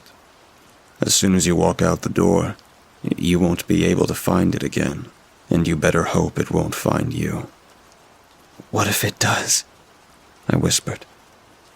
"Then your seat won't be here next to me, but where they were." I nodded, my blurry vision targeted at the ground. "You will go through that door and leave. Make sure nobody sees you. And next time you are at a place that feels strangely familiar, get the hell out before the doors close." I don't sleep at night. I haven't for a month now. I can't. I mustn't. She's waiting. I know she is. It started happening on Thursday night. It was late at night, and I was really tired after working all day on a new project report for my firm. The deadline was a week later, but in my 42 years of life, if I had learned one thing, it's that procrastination will always fuck you up without a delay. I was quite happy to have been done with it and just wanted to sleep now. I went to bed around midnight, and I'm sure I must have fallen asleep less than 5 minutes after that. I don't know exactly when, but something woke me up that night. Something that has not let me sleep ever since. I like to keep a bottle of water at night with me, even though I never use it. I keep it at the bedside table, and that is what woke me up. The sound of the bottle falling from the table and hitting the floor. It woke me up, but my eyes were still closed. I was annoyed, like anyone would be, but I had to pee anyway. So I thought I might as well do it now. I reluctantly opened my eyes after doing a little full-body stretch under the blanket. The room was dark. I like to sleep with all the lights off. If there's ever a little light in the room, I feel distracted and can't sleep. I should have been getting out of bed now, but I didn't. Something just felt wrong. My bed is placed directly in line with the door. The first thing you see after waking up is the room's entrance, and that's what I would have seen had there been any light. My eyes were adjusted, though. I had started seeing outlines of things in my room, the chair, the table, the closet, and the woman standing at the door. My eyes froze as I saw the outline of a tall woman standing perfectly still. For a second, I thought it was one of those moments when you wake up and see a pile of clothes on a chair and get scared. I wanted to believe it was just that, but I knew it wasn't. I knew exactly what I was seeing, and I couldn't look away. I couldn't just go back to sleep, obviously, and I couldn't get out of bed either. I was like a kid hiding himself in a blanket, thinking the ghosts can't hurt him if he just pretends to be asleep. I did just that. I pretended to be asleep with my eyes half open. I didn't know if it somehow got darker, but after some time, I wasn't sure if she was still there. I felt like I saw her a few times, but that was probably just my imagination. I kept looking, though. I spent the whole night looking at the door. It was only when the light slowly filled the room at dawn that I could clearly see that there was no one. I got out of bed at 8 and felt like the biggest idiot ever. I convinced myself that I must have imagined a woman in the night, and I couldn't believe that I spent the whole night awake because of something stupid like that. Even though I was so sure of it in the night, daytime me wasn't willing to believe it. I even told Brian about it. He's a friend from work. He called me a dumb fuck, and I agreed. We laughed a lot over that. The next night, I went to bed really late. I wasn't doing anything. I didn't have any work. I wasn't willing to accept it, but I didn't want to go to bed because I was scared. I wanted the night to be as short as I could make it. I went to bed calling myself an idiot for last night, laughing and scoffing to myself. I kept doing that, but even then I wasn't sleeping. I wasn't trying to sleep. I hadn't even closed my eyes. I wanted to keep lights on today, but that would be accepting what had happened yesterday, and I wasn't ready to do that just yet. So the room, like always, was pitch black. All my fears came true, and I froze again as I saw her walk into the room. She was walking very slowly and directly towards me. I did the only thing I could and just pretended to sleep. Just as she reached the bed, she turned, walked around the room, and left. This happened all night. She just walked around the house. Sometimes she would come really close to me as if to mock me, as if she knew I was awake. The next morning, there was no doubt left. I knew what I had seen. I knew exactly what had happened last night. I couldn't deny it this time. I left the house an hour early for the office. I was one of the first ones there. I told Brian about it the moment he came there. At first he thought I was joking and laughed, but his laughter faded as he saw the serious look on my face. In that moment, I could tell a multitude of thoughts were going through his head. You could see the look of confusion, fascination, pity, and judgment at the same time. He told me to calm down and tell him everything in detail. I told him about the lady and that she was walking this time. I told him everything that happened. Throughout the little story, I could see him trying hard not to call it ridiculous and tell me I'm being stupid. I don't blame him. If I was in his place, that's exactly what I would have done. Even though I knew he didn't think there really was a ghost, he assured me that he believes me. It was one of those talks you have with a child, when they say something ridiculous, but you tell them you believe them anyway. The rest of the day at work was pretty normal, except the part that I was internally freaking out the whole time.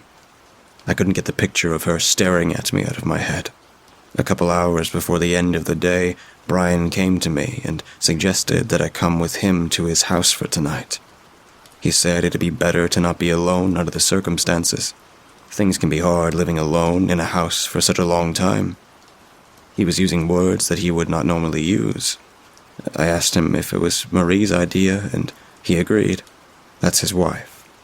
Even though I'm closer to Brian, I have actually known him for longer. In fact, it was through her that I met Brian. She was my sister's friend in college, and that's how we met. Although, back then it was more of a relationship where you both know the other exists, and that's it. Marie is a psychiatrist, and you could just tell that it was her words coming out of Brian's mouth. We went to my house first, picked up some stuff, and then to his house. It was just the two of them at home. Normally, Marie's sister lives with them, but she was out for the week. The first couple of hours were quite fun. We talked about stuff, work, movies, life, all that. Then we had dinner, and after that, it got serious. We were sitting on the couch when she told me about it. Sleep paralysis demon. That's what I saw. Apparently, it happens to a lot of people. You wake up when your brain is still in sleep mode. So you can't move your body, and it comes with an added special bonus of a demon that traumatizes you. Why did it happen to me? Turns out a fucked up sleep schedule and loads of caffeine before sleep is not a good idea. She also said that what happened 5 months ago might have something to do with this, but Brian quickly changed the conversation when he saw me getting uncomfortable. All I got for treatment was a piece of advice. Sleep better. Brian told me that I had been going too hard at work these days and that I should take it easy. I do take it easy. It's just that living alone, you don't have a whole lot to do, and once you actually start working on something, it gets interesting and you want to end it as soon as you can. After that, we talked some more, and before we knew it, the small needle in the clock was closing in on the top. They told me to rest and sleep. I was given the room Marie's sister had been living in. The next day was a holiday, thankfully, so I didn't have to worry about waking up early. Brian told me the same, and then we said our goodnights and all. They went to their room, and I told them I'd do the same after I visited the bathroom. I was so sleepy that my eyelids felt heavy at that point. While using the restroom, I thought about the whole thing and felt thankful for having friends like them. Not a lot of people would do so much these days. I was also relieved that the whole ghost thing was figured out, although I was still scared that she'll come again tonight. At least this time I know she's not real and just my imagination. Now, all that was left for me was to go to bed and sleep until the next afternoon, hopefully. After I came out of the bathroom, Brian and Marie had already locked their room. I picked my phone up from the couch and headed to my room. As I opened the door, I noticed a big poster on the wall. It looked like an Asian band or something. I don't know. I didn't care. I just wanted to sleep. I threw my phone on the bed and was just about to lock the door when I saw something from the corner of my eye. She was sitting on a chair against the adjacent wall. My heart skipped a beat, but I didn't. I immediately turned around and left the room. My mind was blank, and I didn't know what to do. So, I just sat on the couch with my feet up on it. The floor was cold, and it just felt safer that way.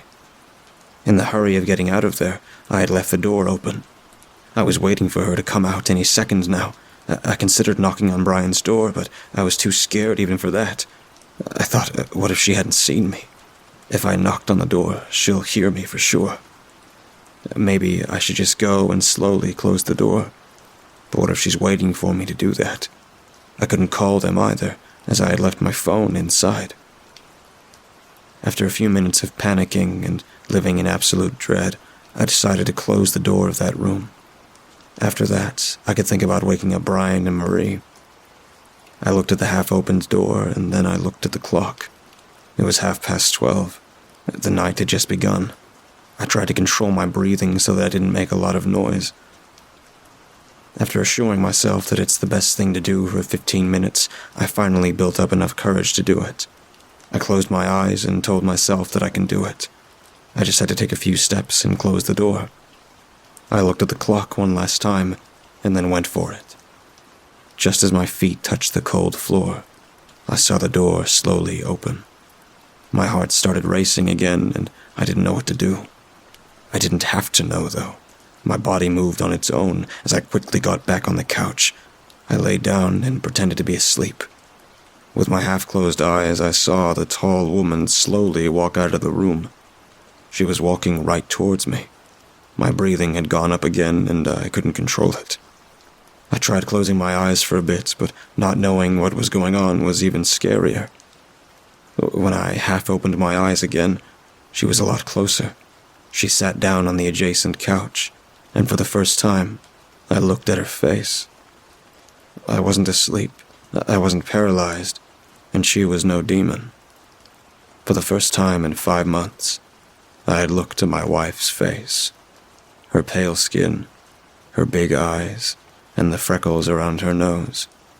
Strangely, I felt at ease looking at her, but then I realized why she was there. Her head was slightly tilted, and her eyes solely focused on my face. That look on her face, I know what it was. She was waiting. She stayed there looking at me for the whole night. Then, at some point, she moved. She got up and stood beside me. I tried to keep my breathing calm, and she touched my face with her soft hand. She traced it with her fingers from the head to my chin. And then she left. She went back to the same room she had come from. A little after that, Marie came out of her room and saw me sleeping on the couch. In the morning, I just told them that I fell asleep watching TV. Even for them, it would be too much if I told them what actually happened. They would surely start thinking that I had gone crazy. I thanked them for everything and left early. We had been married for 11 years when my wife died 5 months ago. It was the night after our anniversary when she died in her sleep. Everything makes sense now. I know why she's here. I just don't know what to do about it. I have been awake for 3 days now. I don't know if I can go any longer. Caffeine doesn't work anymore. I'm already feeling sleepy. My head feels heavy and my whole body hurts. I have to sleep, but I know she'll be there again, and I know she'll be waiting. I can't sleep. I must not sleep. The moment I fall asleep, she's going to do it. She's going to kill me in my sleep. Just like I killed her.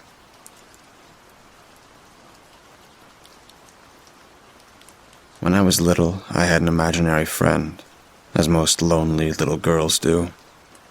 She lived in the wall of my bedroom, but said she lived in Paris. She was always nice to me.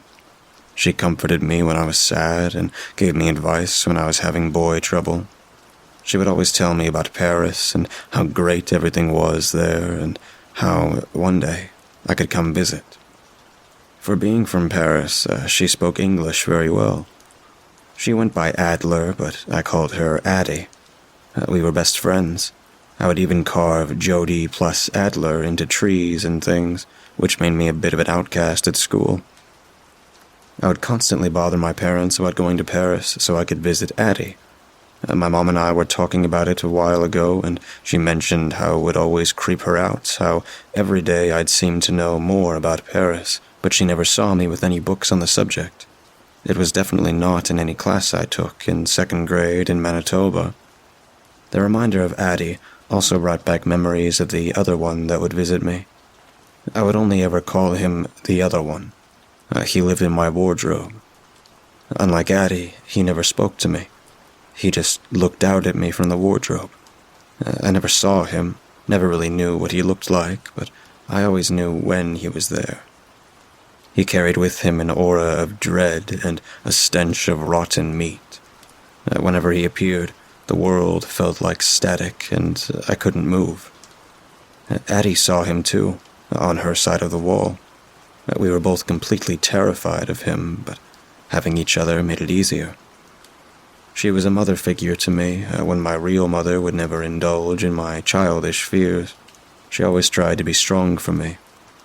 Although one day, 3 days after my 8th birthday, she saw what he looked like. I asked many times, but she would never tell me. Every day after Addie saw him, she would get sadder and sadder. Addie told me that my loneliness is what drew the other one to me. I thought that as long as I had Addie, I would be safe, but Addie said she would have to leave me soon. After a lot of nagging, I got her to tell me why. She said that once she saw the other one, she only had 10 days left, and then she had to go away.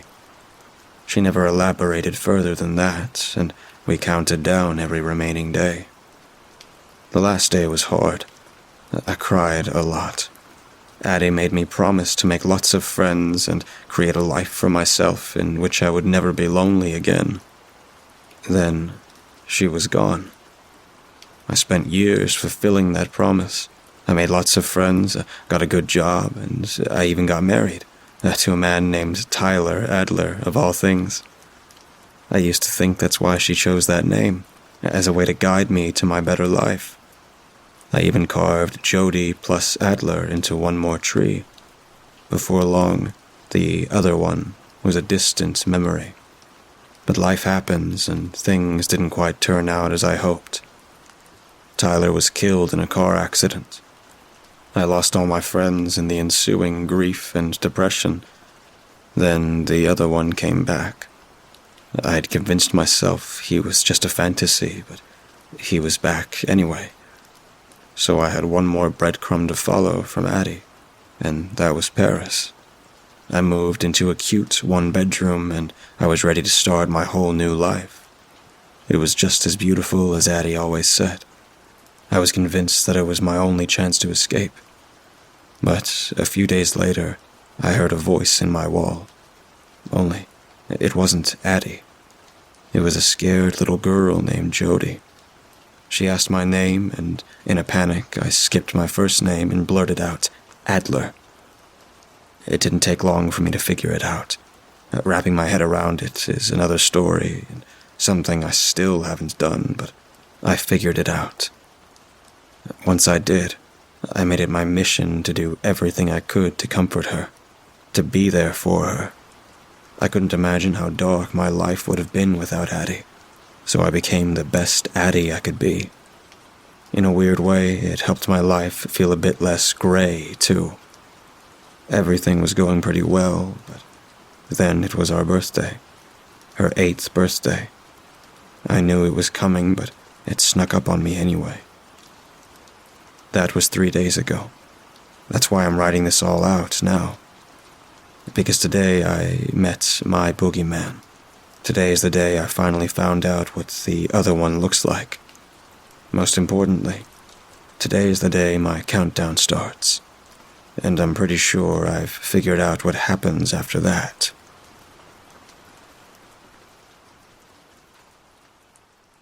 I'm not a special individual. I'm just a college kid struggling to find his way in the world. I work as a dishwasher at a local restaurant, and for the most part, I enjoy my job.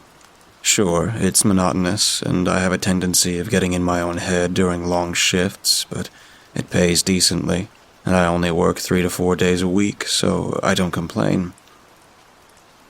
It was 9 o'clock, and the restaurant had just closed. My co-workers, Ivan and Tom, had just finished up their closing duties around the kitchen, yet I still had a massive pile of dishes to get through. Well, shit, I mumbled to myself. "Y'all good back here, Pete?" Ivan asked me as he pulled his jacket over his shoulders. "Yeah, man, I'm good. I should be done here by 11, I responded. "All right, sounds good. Make sure to lock up when you're all done. You working tomorrow?" he said as he slowly started to open the back door. "No, man, I work on Wednesday, though," I answered. Cool. See you then, dude. Have a good night." Ivan waved a goodbye as he eventually walked out the door and disappeared into the dark streets of that cold February night. And just like that, I was alone. I didn't mind working alone much. After all, I had always been pretty shy, and I just figured that I worked better on my own terms anyway. I put my headphones on and started playing a true crime podcast to kill the time. This was probably not the best idea, seeing as how I was alone in a dark restaurant late at night. Yet, it was my routine, no different from any other night at work. I was about 45 minutes into the podcast when I sprayed down the final dish. I looked down at my apron and realized how filthy I was. When I did this, something caught my attention out of the corner of my eye. The garbage. Oh, come on, I exclaimed in frustration. How could I forget the fucking garbage? If you've ever been in my position before, you most likely know just how frustrating this feeling is. You're working a long shift, and right as you're about to leave, you realize you still have one more pain-in-the-ass task to get done before you can make your escape. However, it was just the garbage, and it typically didn't take longer than 5 or 10 minutes. I sucked it up and walked over to the cart which held the garbage from tonight's busy evening. Exploded sauce cups, dirty napkins, chicken bones, along with all the other delights that you can find in the garbage can of a popular restaurant, sat in front of me. All piled into the red dolly cart which we used to transport the garbage to a dumpster in the back alley. Here we go, I huffed as I pulled the cart along. I pushed the door open, rounded the corner, and headed down the alley. When I arrived at the dumpster, the lid was already open, propped against the building behind it. Sweet, less work for me.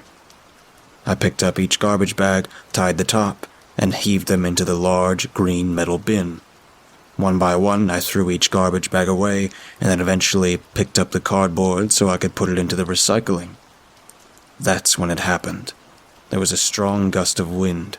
It was cold, and I sniffled as I pulled my mask up over my nose. Then, out of nowhere, a loud bang. I jumped out of my own skin, swiveled 180 degrees, and then felt extremely stupid.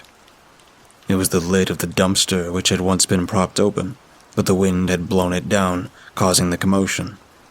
I was embarrassed, but no one was around to witness it, so I shrugged it off as I continued to stack up the cardboard.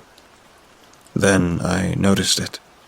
Approximately 2 feet wide and long, plastered onto the wall behind the dumpster. It was hidden behind the lid which had just fallen. A poster of some kind. It had a large skull printed onto it. Its mouth was agape, and it featured a green snake with red eyes slithering through the right eye socket and out the left eye socket. For reference, I live in the Pacific Northwest, birthplace of the Melvins, Mudhoney, and Nirvana.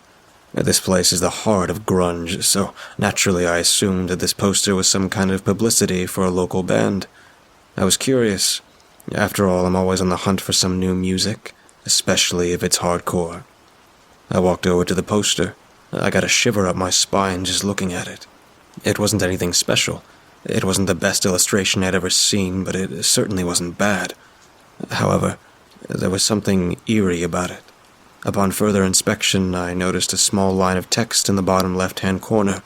It read, "The Society of the Leviathan." That was it. I assumed it was the name of the band, and this was merely a poster for a self-titled album, since there was no text anywhere else on the poster. Cool, I thought. I walked back to the cart, pulled it inside, locked the door, put on my hoodie, clocked out, and walked back out to my car. Just like that, my day at work was over.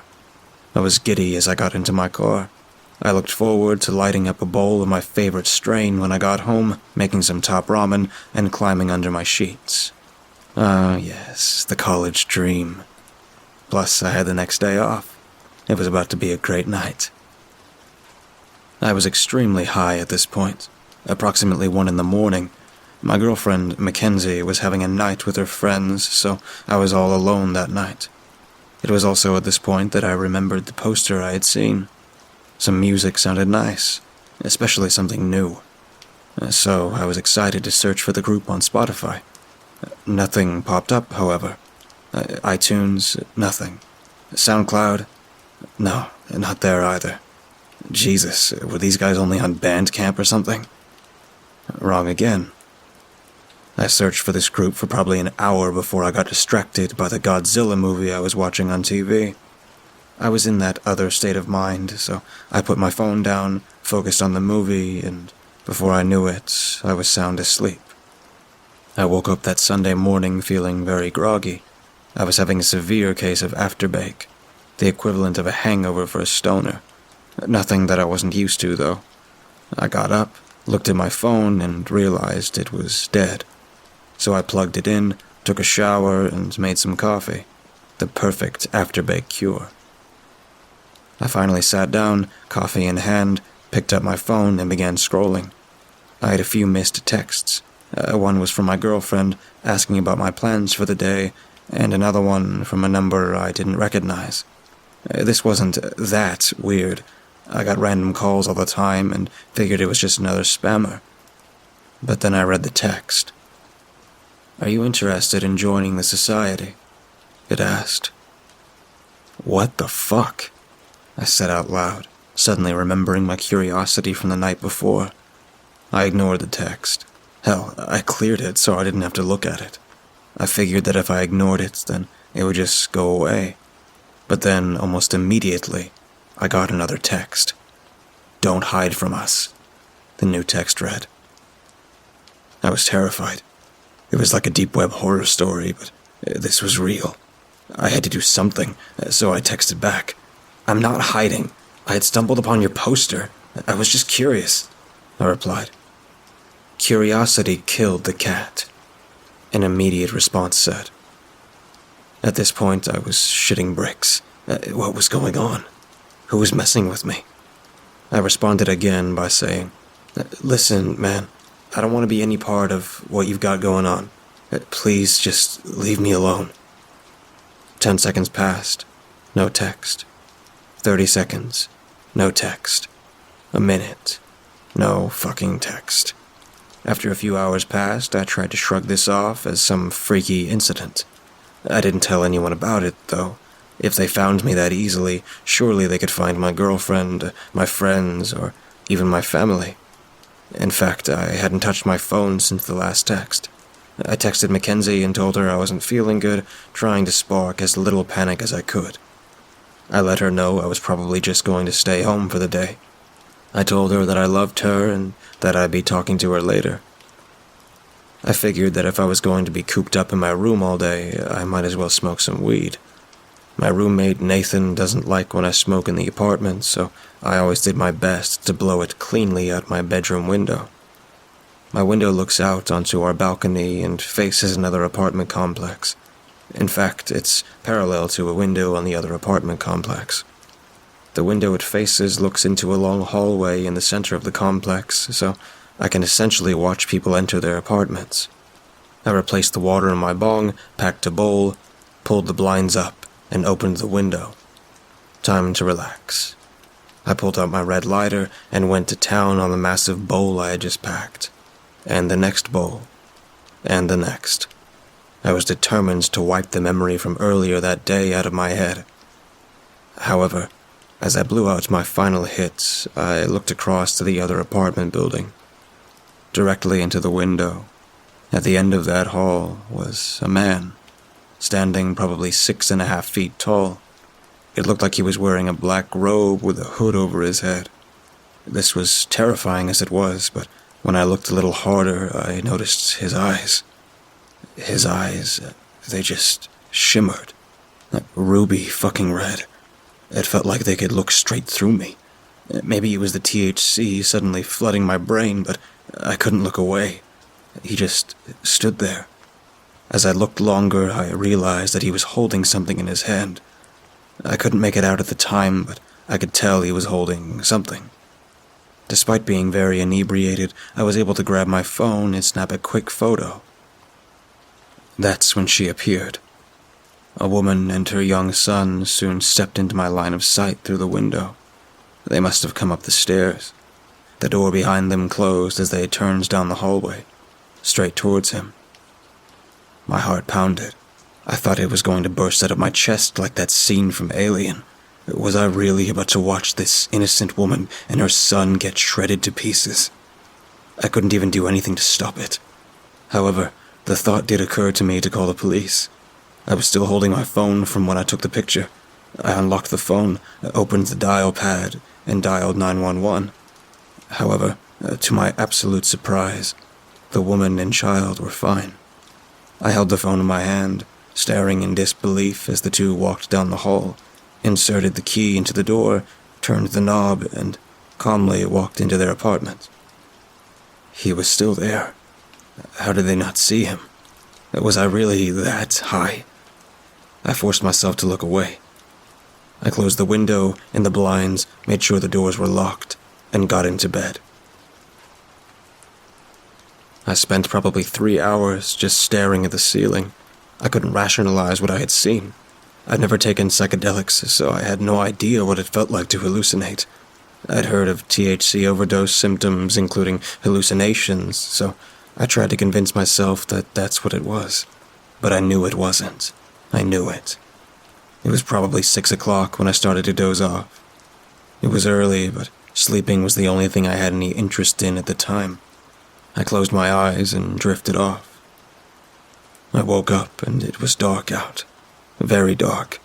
I looked at my phone and it told me it was now close to 10 o'clock. I rolled over and cautiously put my index and middle finger between the blinds. I slowly pried the blinds open to see if he was still there. I was baffled. I couldn't see the window. It suddenly dawned on me that I couldn't even see the paneling on the building across the alley from me. Upon realizing what this meant, I backed away from the window. I eventually got the courage to pull the blinds up. I didn't have to. I already knew what was waiting for me on the other side of the window. I pulled that cord like ripping off a Band-Aid. Tears were already swelling in my eyes. The blinds shot up, and almost at once, I was shot back onto the floor. I yelled, grabbed my phone, and called the cops. I sat in the bathroom with the door locked until the cops came. Nathan had no idea what was going on, since he typically keeps to himself in his room on the opposite side of the place, but when he overheard me mention an intruder, he offered to give me a ride over to my girlfriend's apartment, since he had decided to leave as well and go back home for a while until the police figured out what was going on. I'm not very close with Nathan, but even if I was, I'm pretty sure that car ride still would have been silent. He dropped me off, and my girlfriend greeted me at the door with a large, comforting hug. "Hey, babe, how are you doing?" she asked me, arms entangling me. I didn't say anything back. Not because I didn't want to, I just couldn't. She looked me in the eyes and saw the pain I was in. She didn't press me to talk. I appreciated that. Most of the night was silent as well. I'm pretty in tune with my emotional side, so I'm not afraid to admit that I spent the entirety of that night in her arms. However, once she fell asleep, I felt compelled to pull out my phone. I needed to see it again, to make sure it was real. There it was. The photo I had taken earlier that night was at the top of my camera roll. I could see him before I opened the photo. However, I opened it nonetheless. His blood-red eyes staring straight into the camera. I'm writing this the day after this all happened. I woke up next to my girlfriend this morning, thanking my lucky stars that I was still alive. I needed answers to this whole thing, so I went back to where the poster was. Keyword in that sentence, was, because it was no longer there. Where did it go? It couldn't have fallen down. It wasn't even peeling a little bit when I had last seen it. It looked like someone hung it up 5 minutes before I ran across it. I guess someone could have pulled it down, but why? It was in a random alley behind a dumpster. I don't know, I guess it's plausible, but I really wouldn't expect somebody to be upset about something like that. Like I said earlier, I live in the PNW. Art is king around here, so it's not likely someone would have targeted this seemingly innocent piece of art. I'm really freaking out right now. I don't know what to do. If you haven't pieced it together already, the man I'd seen at the end of the hall was on my balcony last night, standing in front of my window. I don't know how we got up there. I live on the first floor, but it's still 15 feet off the fucking ground. How is that possible? While the mere sight of someone outside my window last night sent me into shock, it isn't what scared me the most. It's what he looked like. I don't even know if I can call him a he. The first thing I noticed when I saw him was what he had been holding. A knife. Almost looked like it was made of chrome. It was so clean. It was shaped like one of those ceremonial knives you find in Skyrim, curved and elegant, yet obviously very lethal. The hilt of the blade resembled the head of a snake, similar to the poster I had seen. The snake knife had those red eyes, glowing faintly. That's what reminded me of the person's eyes. I panned up and made eye contact with the most unsettling thing I had ever seen. His eyes were extremely red, almost illuminating my windowsill, but the sockets they sat in were a mix between brown and green. There weren't any eyebrows, no hair, no nose, just two slits in the center of his face, and an absurdly large mouth. His skin wasn't skin, it was scales. His scales were worn and torn, some had fallen off or been plucked off, exposing a bright pink, veiny flesh. The last thing I saw before running out of my bedroom was this creature's jaw, unhinged, revealing rows of jagged sharp teeth, some of which looked like they had been broken off, and his tongue, his fucking tongue. It was narrow and long, forked like a snake. He ran his tongue over his jagged teeth, and his distorted face formed a smile. I hadn't seen anything suspicious today. I'm still staying with my girlfriend. The cops said they couldn't find anything proving that anyone had been outside my window. How is that possible? I feel like I'm going crazy. I'm not sure how this society works, but somehow they found me. I can only hope that they don't find you, too. But forgive me. I need answers. If you've heard of the Society of the Leviathan, what are they? I know they warned me about being curious, but I need to know. I have been a hunter since a very young age, a wanderer of the silent woods, a stalker of the croaking marshes, a drifter of the sighing deserts. My father was a hunter, as was his father. I would say it runs in our blood, but I think it runs through all of us. Some have just let it crawl into the darkest corners of themselves, where it sits and longs for the feeling of dirt and wind and snow. It's the primal part of us that exists despite the 9-to-5 slog, the grocery stores we patronize, and the concrete forests we call home. We make enough money to provide for our family and to send the kids to football practice. But something has been lost. We long for a struggle that tests our fortitude. The rewards of the endeavor are redemptive, yet like a rat in a trap. People don't know how to release themselves and be truly free. The shackles of modern living are strong, but there is a key. Stepping outside the safety and security we understand and challenging the natural world that we lost acquaintance with so long ago. I am grateful for my father who introduced me to the harsh beauty of the world. It made me strong, self-reliant, liberated, enlightened. I remember walking through the cornfields of South Dakota with him, dry corn stalks whipping across my face, squinting against the lashing onslaught. We were hunting pheasants, and I wasn't old enough to hunt yet. I could barely see over the tops of the stalks. The hunters walked 10 yards apart down the corn rows, pushing the pheasants out in front of them. The bitter wind howled in an attempt to mask the explosion of wings, and the pheasants took flight. They erupted seemingly from nowhere. It was always in that moment of flight when they were backlit against the feeble sun where everything ceased to exist. Life's greatest and most troubling questions were brushed from my mind as the pheasant burst forth from the earth. The male's streaming tail feathers and colorful plumage popped in contrast to the gray sky. I swear I could even see the yellow iris and pupil that seemed fixed on me alone. If the call of rooster from a nearby hunter didn't slam me back to earth, the crack of the shotgun would. In another moment of time as frozen as the landscape around me, the birds' upward momentum halted, and the birds fell. The corn stalks reclaimed what they had lost to the sky. My brain once again registered my surroundings, and I cheered with those around me, and the hunter picked up the bird.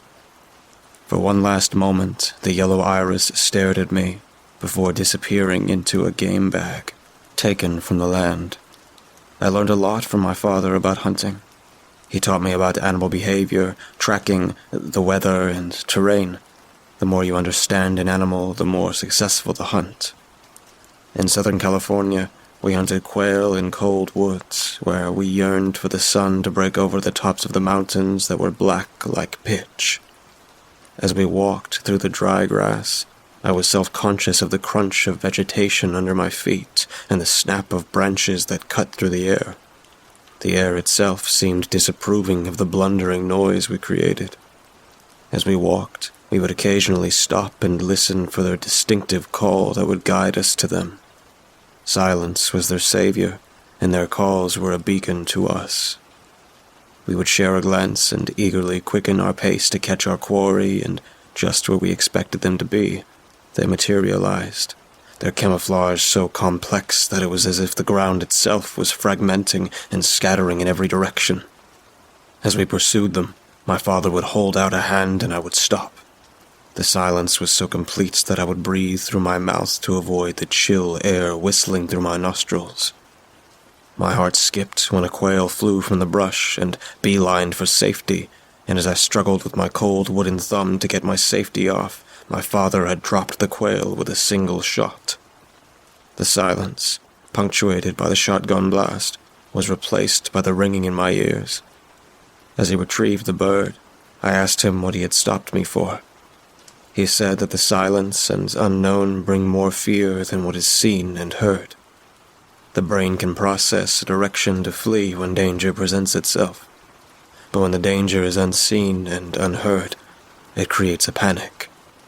This panic drives the birds to flight when its camouflage would easily conceal its presence from us. As hunters, we are always trying to exploit a weakness in our prey, leveraging their natural instincts such as the drive to eat, drink, and mate to our advantage. When hunting predators such as coyotes, the sound of a dying rabbit playing over a speaker was irresistible to them. To add to the illusion, we would place a mechanical box in the middle of a field with a wire running from it to a furry object with a tail.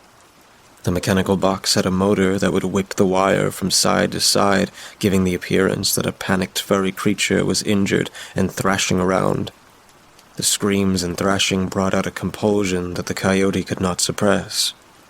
Coyotes would come running towards the decoy at a dead sprint, and by the time they realized what had happened, it was too late. A .223 varmint round put them down quick. We used calls for other animals too, from the massive moose that glided through the snow and trees like wraiths, to the ducks that dove from the sky to land on misty ponds. But calling isn't as easy as blowing on an instrument. There is technique required, utilizing a specific pitch, pattern, or sound in order to create the desired effect. Every call meant something different from feeding, mating, fighting, and warning. If the wrong call was used at the wrong time or with an improper technique, it could spook the prey. There were many times where I attempted to call an animal only to have it turn tail and flee in the opposite direction of me. An effective call could mean the difference between a successful and unsuccessful hunt. Every game animal required a different set of skills and techniques in order to successfully hunt them. Part of the thrill of hunting is becoming a master of every style and the continual process of self-improvement. What I hunt varies from year to year. Depending on how busy I am during the season, I can sometimes travel out of state, but often due to work, I stay local and hunt within a few hours of my house. It was early on in the duck season, and I had gone to a local honey hole that many people were not aware of. I rarely saw other hunters in this area, so it was a good opportunity for me to walk through the marsh and by the river in silence and solitude. On this particular morning, I pulled up to the dirt patch on the side of the road where I parked my truck and shut off the engine. I got out and was greeted by a chill, moist air. I was within a couple miles of the ocean, so the air was always somewhat damp and salty. The river and marsh were briny, and the level of the water was impacted by the tides as they rose and fell. I shut the door, leaving the warm truck cab behind me. I started to walk down the dirt path that paralleled the marsh and river. I enjoyed the walk, even in the off-season. I would come here and walk to enjoy the cool air and the smell of salt, the cry of the local fauna, and the rising of the sun that brought the promise of a new day. Even on a slow hunting day, there was still a lot to enjoy. There was a kingfisher that would perch high in the trees, his bright blue body like an orb of water pulled from the river, purified of mud and silt. The sentry scanned the water with his keen eyesight. Then, when he spotted his prey, he dove from the tree, tucking his wings to his side as he pierced the surface of the water. He would emerge with a sparkling of water that was caught by the weak dawn light. Shimmering, like the scattered drops of water, was the small fish that was speared upon his pointed beak. He would return to his branch to consume his meal. There were ospreys that dove for fish in the river as well. Gulls and cormorants began their exodus from the coast to inland waters to feed. Vultures like torn black rags circled above. I even saw a seal swimming down the river, presumably heading back to sea. A stoic, great blue heron stood in the middle of the river, absolutely motionless. The slender bird deftly maneuvered his way through the muck and reeds with his skeletal legs, head bobbing and cocked to gaze into the water. I observed the lord of the river, his stature creating a commanding presence. As I approached, the stilt walker clumsily took to the air with a croak that belied his majesty. I continued my walk. I looked down at my gun. It was a 12-gauge under-over Browning. No polymer like the newer shotguns, just wood and metal, with intricate engravings in the metal. I broke open the barrel and inserted 2 3-inch shells, snapping it shut. The sky was lightening, and I gazed downriver.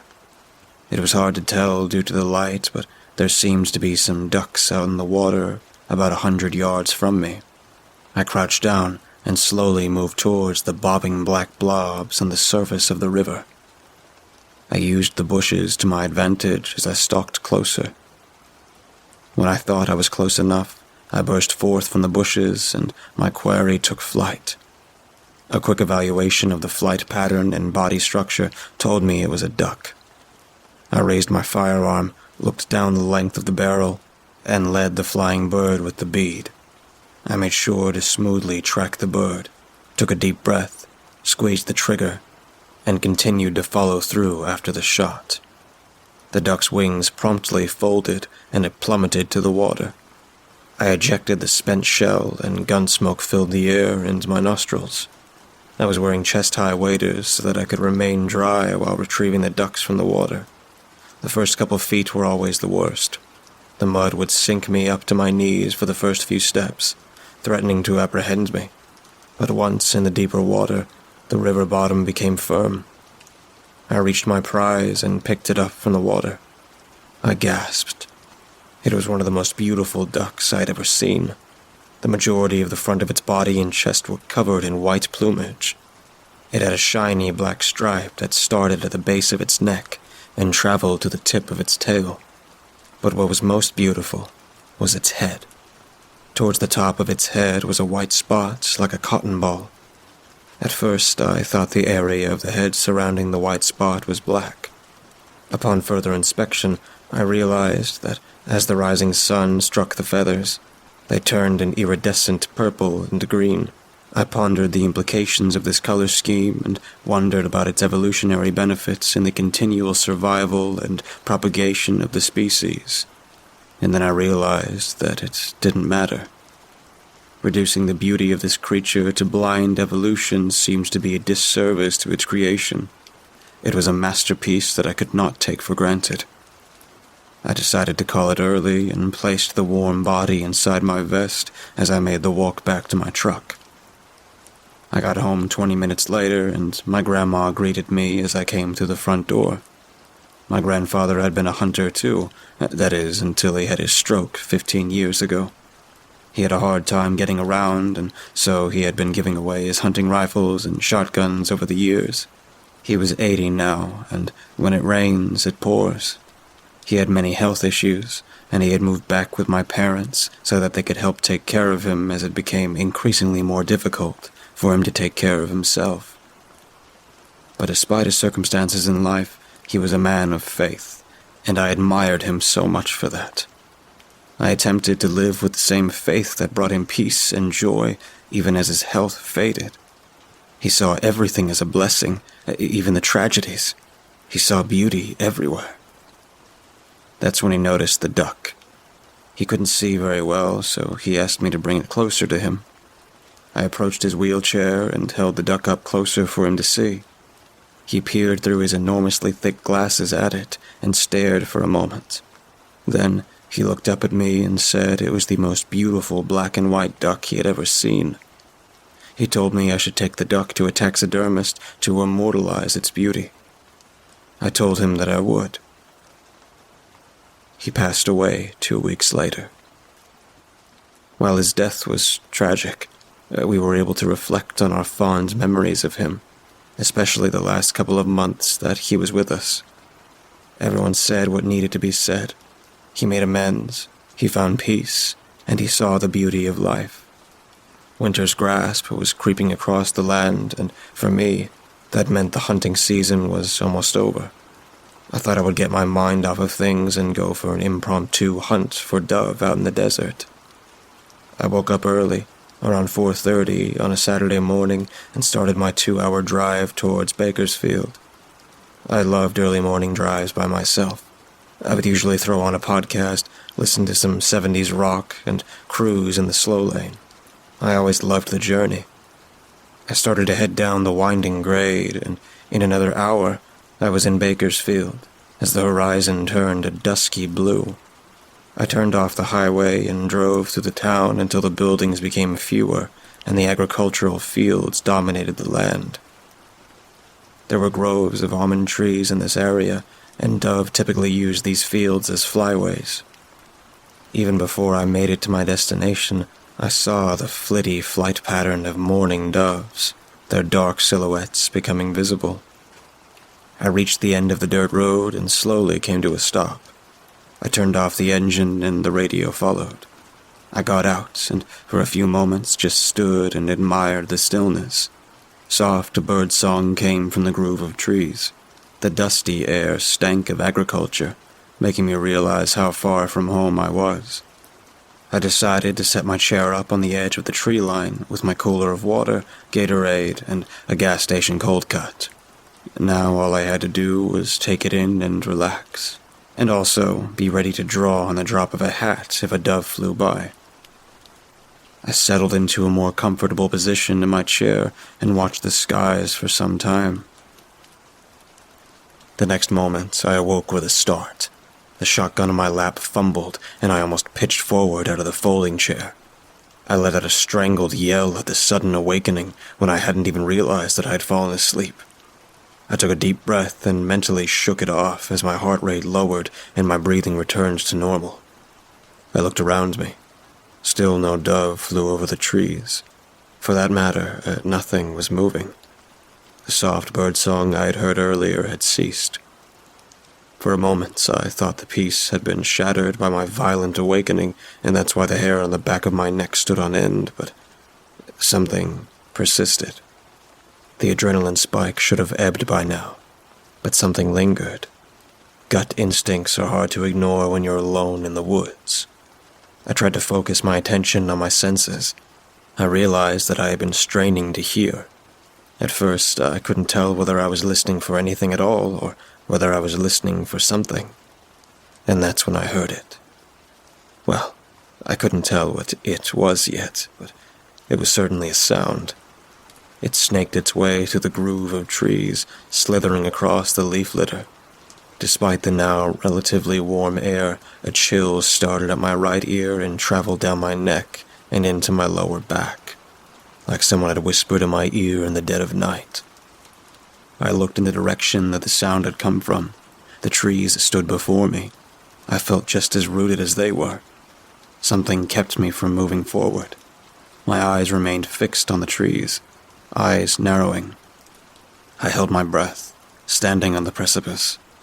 Without realizing it, I had taken the first step forward. I moved forward into the silent trees, searching for the source of the sound. I had been walking for several minutes. This silence was not the type that I sought. The ambient noise I had previously taken for granted was now absent. No songbirds, no drone of insects, nothing. The only sound came from me wandering through the loam and leaves. But the sound was muffled, suppressed somehow. The same way that snow absorbs sound and intensifies silence. These trees were suffocating. I got the prickling feeling on the back of my neck again. I whipped around to look over my shoulder back the way I had come. Nothing. As I turned back, I thought I saw movement out of the corner of my eye, and I spun my head around to see nothing but the bemused trees.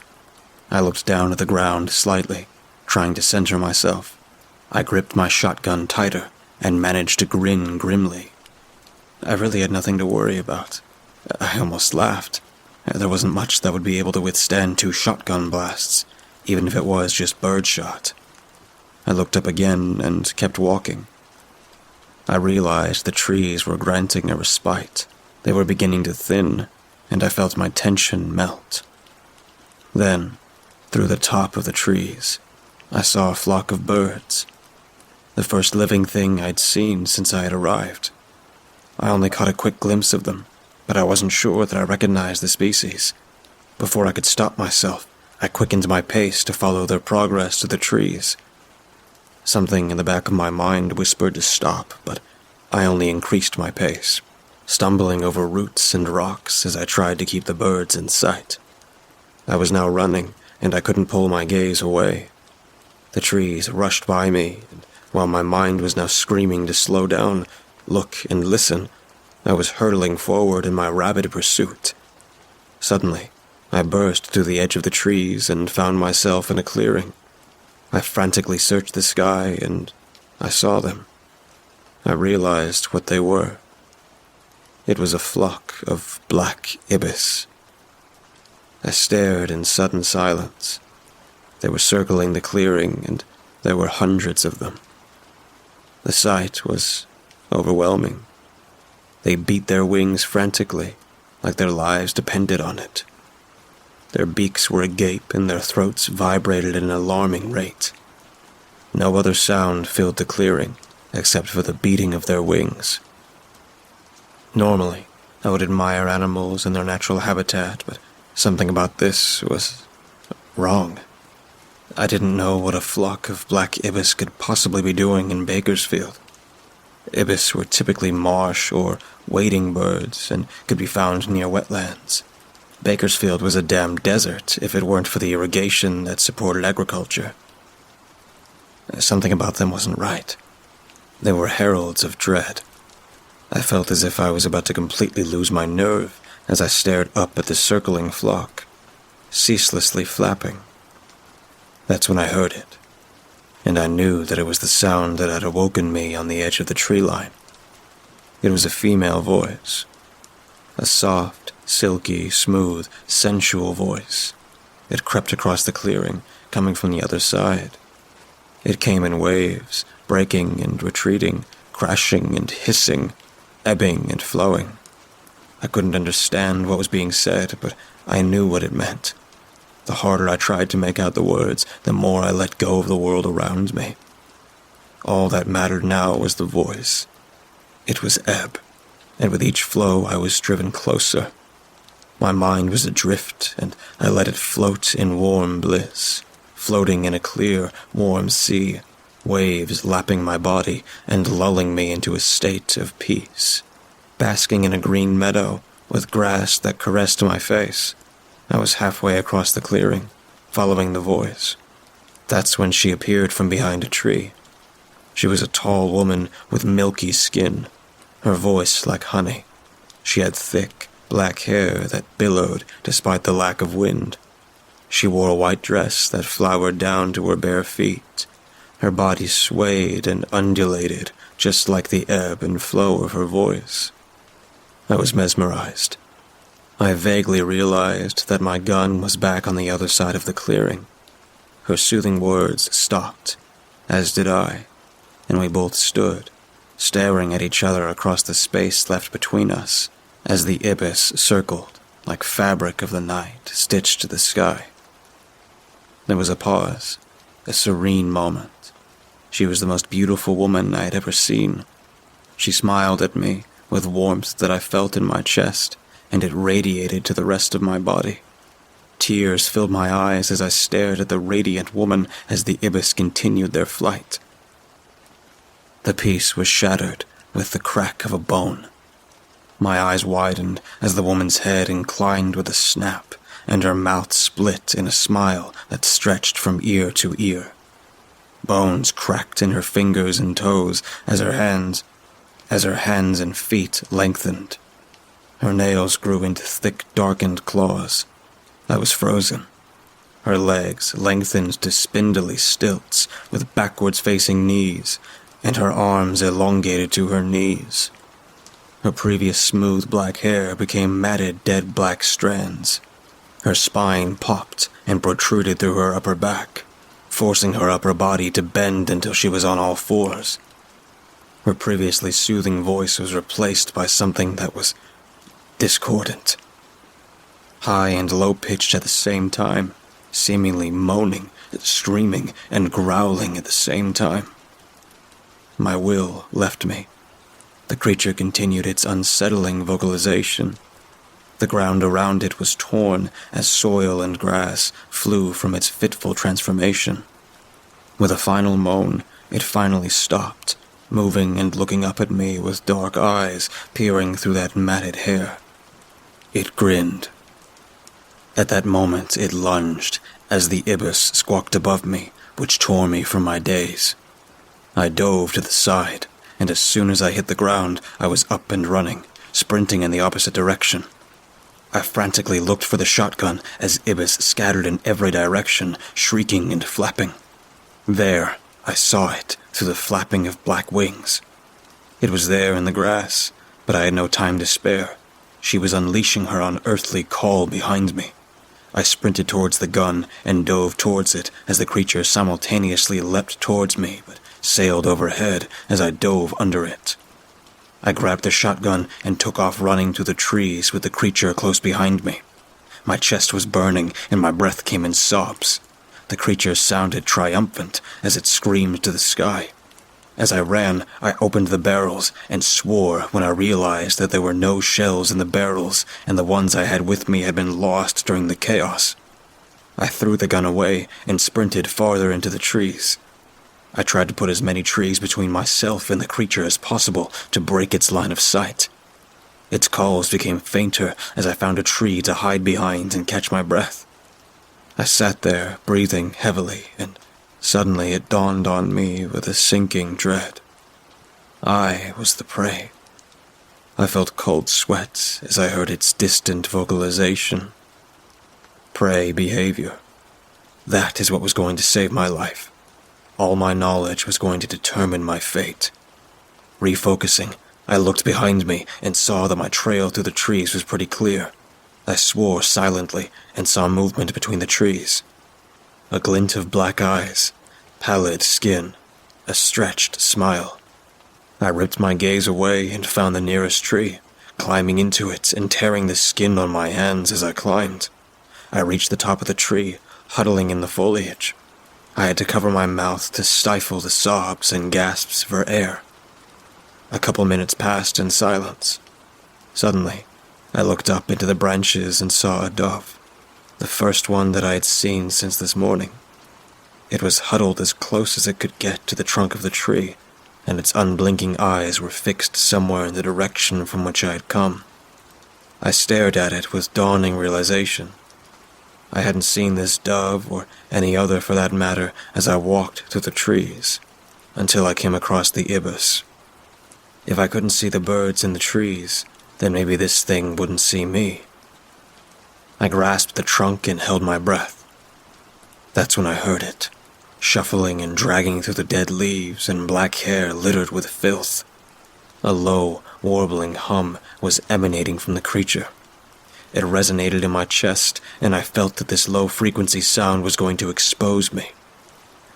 The creature continued disjointedly ambling with its head swaying back and forth, searching. I don't know how much longer I could hold on. Tears were streaming down my face, and it was everything I could do to stop myself from crying out or gasping for air. The creature continued this sound and turned its head. It was angled away from me, listening. I saw the corner of its mouth rise in another horrifying grin. It moved out of sight. And then there was silence. The same awful, deathly silence. The creature was nowhere to be seen. I remembered the quail in those cold woods so many years ago. Their panic was their downfall, but the silence was pressing on. I felt the urge to jump, to flee. Just as I thought I was going to lose my composure and scream, a dove burst from a nearby tree, darting and weaving through the trees. The creature vocalized its discordant call, and it galloped after the panicked bird. After the footfalls had faded to silence, I let out a gasp and gulped in air as I shakily wiped the sweat from my face. I began my descent through the branches and looked one more time up at the trembling dove perched in the tree. I broke my gaze and began my sprint through the trees. Silence but for my racing footsteps through the leaves. The creature was somewhere in those rows of trees, waiting. Then I heard it again, that cry. I picked up my pace as I saw something pale loping through the trees, like a dog running through tall grass. The sight was enough to break me, but adrenaline pushed my body to move as fast as I could. I saw a flash of reflected sunlight through the trees. It was the reflection of a pond. I didn't know what else to do. I ran straight for the pond, noticing the reeds and heavy brush that sprouted up from the water.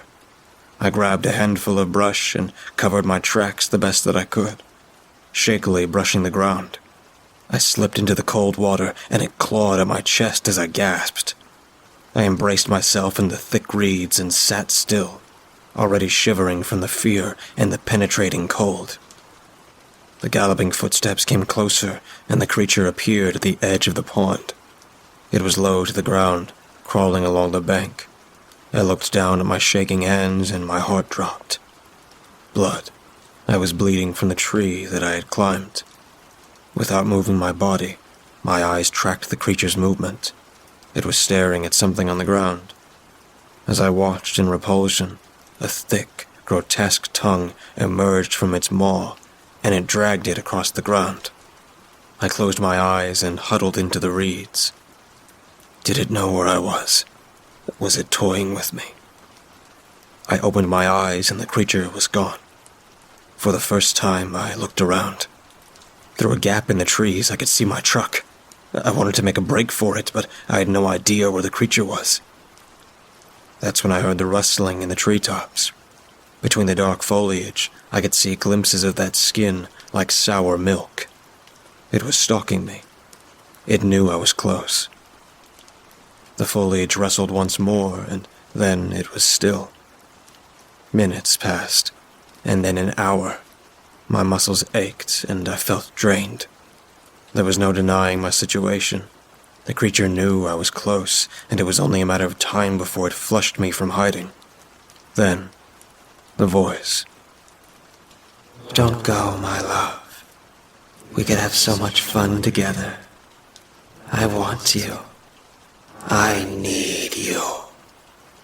I saw a glitter of black eyes like chiseled flint.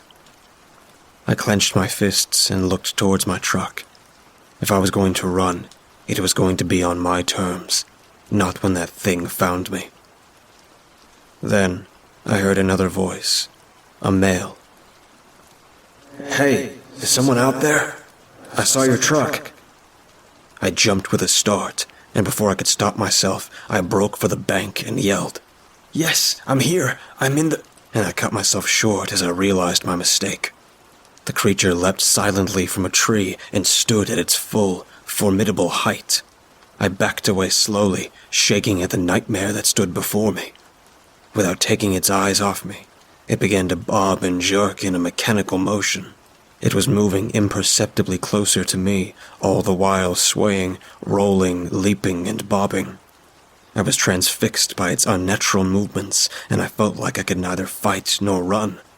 My limbs refused to obey me as my mind floundered with thoughts, none of which I could focus on. It got closer yet, still grinning at me with a mouth that seemed to be nothing but sharpened teeth jutting out from stretched lips.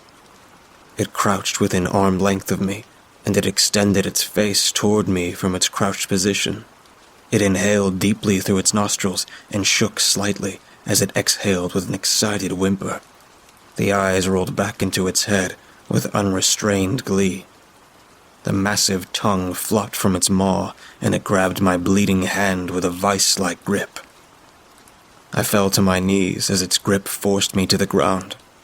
The tongue wrapped around my hand, slurping and lapping at the wound. I couldn't avert my horrified eyes as its breathing grew quicker and heavier.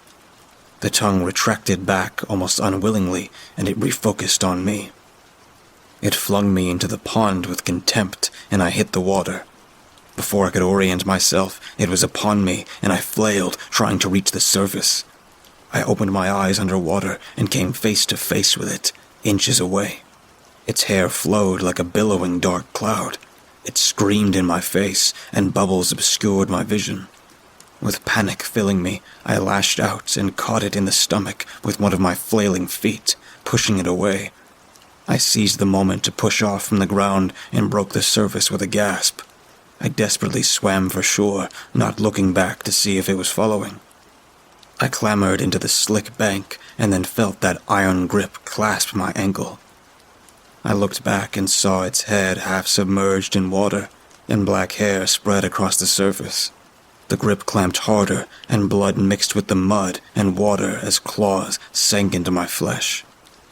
I screamed and blindly lashed out with my free leg, trying to dislodge it. It only dug deeper and screamed. One of my kicks landed, and it loosened its grip enough for me to make it onto the muddy bank, and slipping and sliding, I made a hobbled sprint for the truck. I gritted my teeth and broke through the tree line. I reached the truck door and ripped it open as I clambered inside. I slammed the door shut just as the creature burst forth from the trees, loping towards me. I turned the engine over, putting the truck in first, and dropped the clutch as I shot forward with dust boiling up behind me. It kept pace, lashing out its long arms against the truck until I punched the truck into second gear and sped away, leaving it behind in the dust. As the dust obscured the creature, I saw the silhouette change to that of a woman. She didn't move as I lost sight of her in the rearview mirror, now going 60 miles an hour down the dirt road. After I had put a few miles between myself and the creature, I skidded to a halt, not even bothering to engage the clutch, killing the engine and bringing it to a halt. A mixture of relief, dread, and fear washed over me, and my head hit the steering wheel as I sobbed. I couldn't process the events, and I could do nothing but weep. I didn't try to understand or make sense of it. I let it wash over me. I sat, stunned and shaking, as my brain finally realized that I was safe. I looked up towards the horizon with a shaky breath. I started my truck again and made the journey home, leaving the danger behind, but not the horror that I experienced. I don't hunt anymore. The joy and peace I experienced from being in nature was extinguished. My pride I once found in bracing myself against the brutality of the world was dashed and irreclaimable. That part of me was beaten into submission and left to lie in a dark corner of my soul, never again to see the light of day. The beauty I once found, now refuted by the monstrosity that lurked in the trees. Everything I thought I knew about the world had been flipped upside down until I didn't know what to believe. I wrestled with the existence of that creature. I couldn't believe that such a creature could be created by the same thing that created Black and White Duck. The contradiction drove me to madness. No, I was looking at it all wrong. It was always there, I just didn't realize it. Nothing had changed. These circumstances didn't change the way the world worked, the brutality of it. I was a monster. I always had been. But now I know. I am not the only monster that stalks the earth.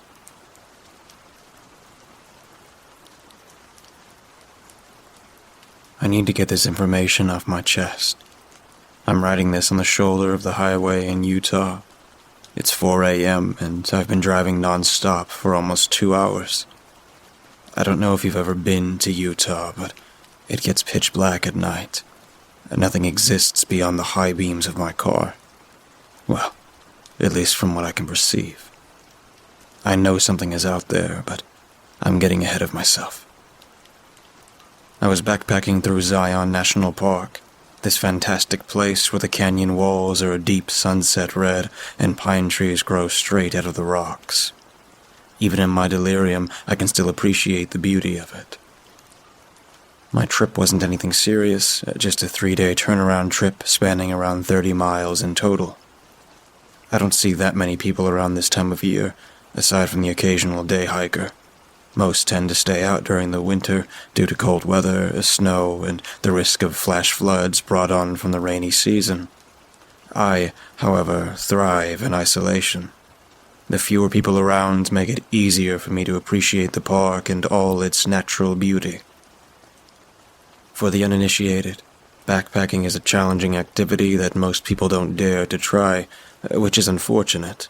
I feel like people come the most alive when they push themselves to do these kinds of things.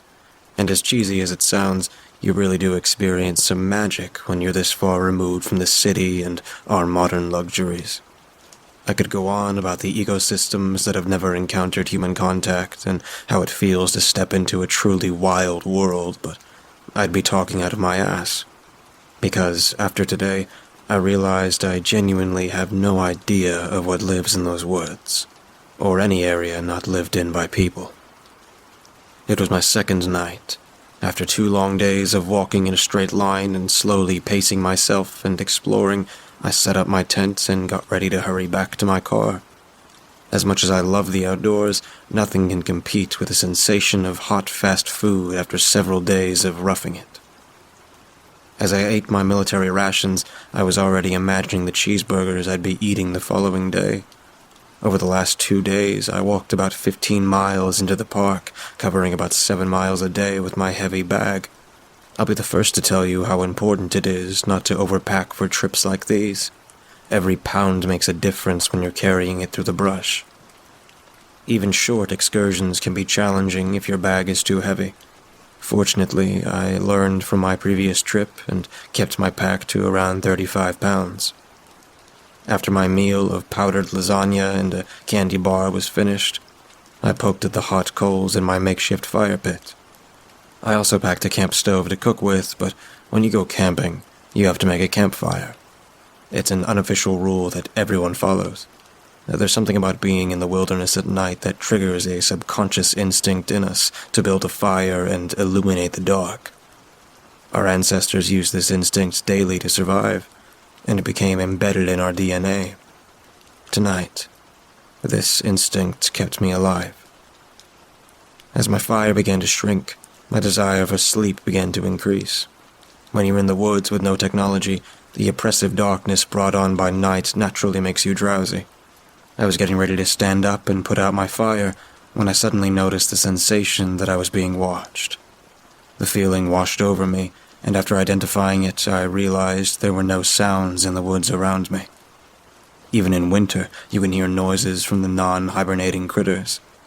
But all I could hear was the wind rustling through the trees above me, and see the gaps between branches barely illuminated by the light of a crescent moon.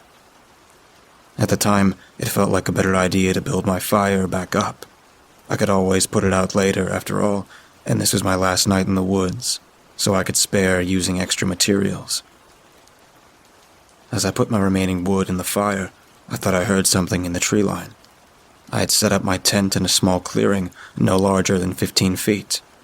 It was just big enough for me to put my tent in the center and have about 10 feet on all sides. So, whatever I was hearing was incredibly close to me, and even with my medium-sized campfire, I couldn't see anything outside of the clearing. A couple of times I heard rustling in the leaves, and I shined my spotlight in the direction of the noise. But all I would ever see were the same piles of dead leaves that cover the forest floor everywhere else in the winter. I didn't smell blood or rot or anything you usually read about in ghost stories. I genuinely had no idea at all what was moving around my camp, and I think that was more unnerving. I just know that something was circling my shelter, but wouldn't walk into the clearing. This isn't entirely unexpected, after all. Zion is home to many different species of animals, including coyotes, foxes, and mountain lions. My worst fear at this moment would be to have a cougar in my camp. Not the fun kind in this case. I sat back in front of the fire after patrolling my site's perimeter and found a red flower right in front of where I sat before. Now, I know this may seem insignificant to the uninitiated, but finding a flower like this in the middle of January was entirely out of place. And stranger still, I had no memory of seeing this flower from the previous 3 hours of sitting by the fire. I studied it closely, noting that it was indeed rooted to the earth. It hadn't been placed on the ground. It must have already been there, and I just didn't notice. I picked it and realized I didn't recognize the species. I'm no expert on the flora and fauna of Zion, but I haven't seen a plant like this anywhere before.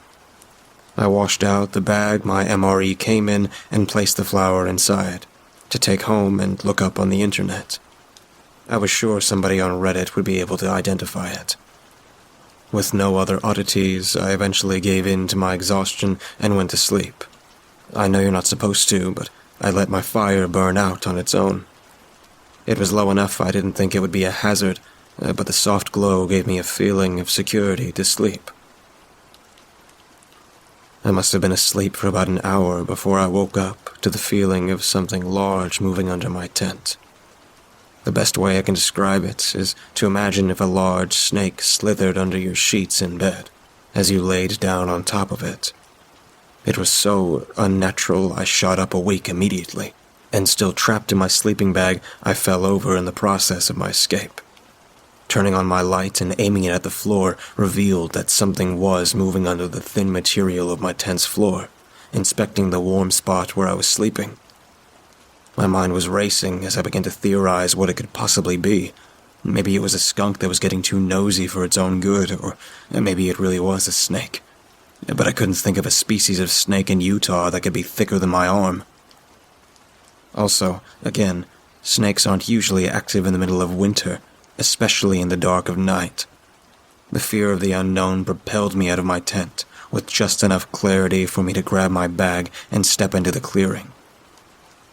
I can't describe the feeling of confusion and dread that overcame me when I saw a ring of those damn red flowers completely circled around my tent. They were all planted in the ground, the same as the first, but formed a perfect circle that nature could not produce so accurately by itself. Without any warning, I heard the sound of fabric tearing apart, followed by the sounds of something desperately clawing at my tent, and what I can only describe as an unimaginably deep, reverberating, groaning sound. It didn't sound natural. It sounded more like a low frequency you'd hear if you turned the bass on your car all the way up, and amplified that several times. It was more than just a sound. It reverberated in my insides and made me feel nauseous. Then, illuminated by my spotlight, I saw a massive arm shoot out from the top of my tent, an inhuman appendage with odd-numbered digits and skin that more resembles tree bark than flesh. The demon limb pulled my entire tent under the earth in one swift move, leaving behind a crumbled mess of dirt, but leaving the flowers undisturbed. I was shocked. I couldn't move. Hell, I couldn't even process what happened. Nothing in my wildest dreams could prepare me for what I could only describe as a shark pulling my shelter under the compact soil like it was water. I stood there for what felt like hours, but in reality was only a few moments. I felt that frequency again. From below the earth, it sounded frustrated, like it didn't get what it was after. I finally found my courage and ran from that spot. I lost some supplies that I had left inside my tent and around my campsite, but I couldn't care less at the moment. I just ran through the brush with my light trembling in my hand. I was constantly bumping into trees and grazing my legs on the thorny bushes, but the only thing on my mind was survival. Fight or flight is another instinct we inherit from our ancestors, the primal knowledge when we know we're up against something out of our league. I continued to hear the shifting of leaves behind me, but no matter where I shined my light, I saw nothing chasing me. I would gladly take a cougar at this point. At least I could identify the threat and could know how to handle it. Then, at the last moment, I caught a glimpse of another one of those damn red flowers right in the middle of my path. I barely noticed it before I stepped on it by accident. As I said, it was right smack dab in my path, almost deliberately placed. The second my foot came into contact with it, I felt the earth shift under my weight. I lost my balance and fell face first onto the ground. I broke my nose in the process, but I didn't get the chance to appreciate the pain before that same arm wrapped its fingers around my boot. I don't think fingers is an accurate description. They were more like roots from a tree, long and gnarly and extending across my foot and up my leg. I released my boot from myself and propelled myself away from the crater. The arm whipped back into the ground, taking its prized boot under the dirt with it. Despite the discomfort of only wearing one boot, I continued to run, bloodying my unprotected foot, but not caring about the pain. Survival was the only thing on my mind. I started throwing things out of my pack to make travel a little easier.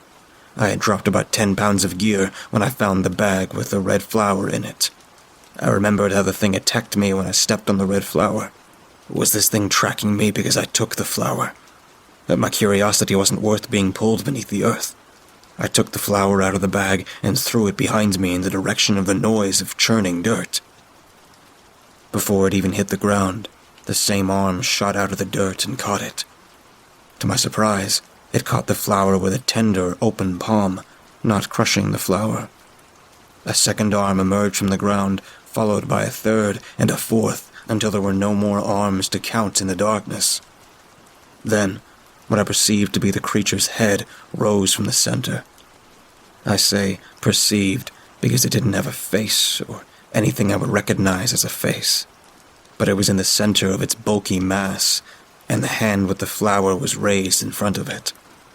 In complete contrast to its behavior up until now, it delicately nurtured the flower, applying some kind of ointment to the bottom of the stem where I had cut it out and planted it in the ground. Its low frequency now resembled the cooing of a mourning dove, still as deep as before, but anger replaced by something else. At this point, I began to back away from this creature. I stepped on a dead tree branch, and it snapped its head in my direction, but turned back to its precious flower. I ran for hours until I reached my car. I'd never been so relieved to find my beaten-up pickup in my life. As I pulled out of the woods and into the main park road, I noticed a couple of red flowers along the side of the road. I made note to steer clear of them. I now know what happens if you mess with this creature's prized flowers. Looking at the clock, it was 2 a.m. The sun must have set around 5 p.m. the day before. I had covered 15 miles on foot in that time, and I was still on edge. The ranger station was closed for the night. The lights on the building turned off as I sped by. I stopped my car because my engine is running hot after pushing it so hard for the last couple of hours. I'm taking a break from camping for now. I love the outdoors, but seriously need to reconsider what threats live just out of sight of man. I'm not entirely sure what I saw tonight, but if you go camping, do not take anything that doesn't belong to you, and always listen to your instincts. Mine kept me alive today. We have them for a reason. There's a lot of weird shit on the Darkweb. I guess that's true for the regular internet as well, and maybe all of it is just a microorganism of the overall strange reality of a sapient existence itself. That was my theory, anyway. Early on in my education, I decided it would be an interesting topic to write my thesis on internet subcultures, and more specifically, on how they arise and what makes them alluring to particular kinds of people. I'm a psychology major, so I figured there would be some interesting analytics data to be garnered from a better understanding of how these pockets of society operate.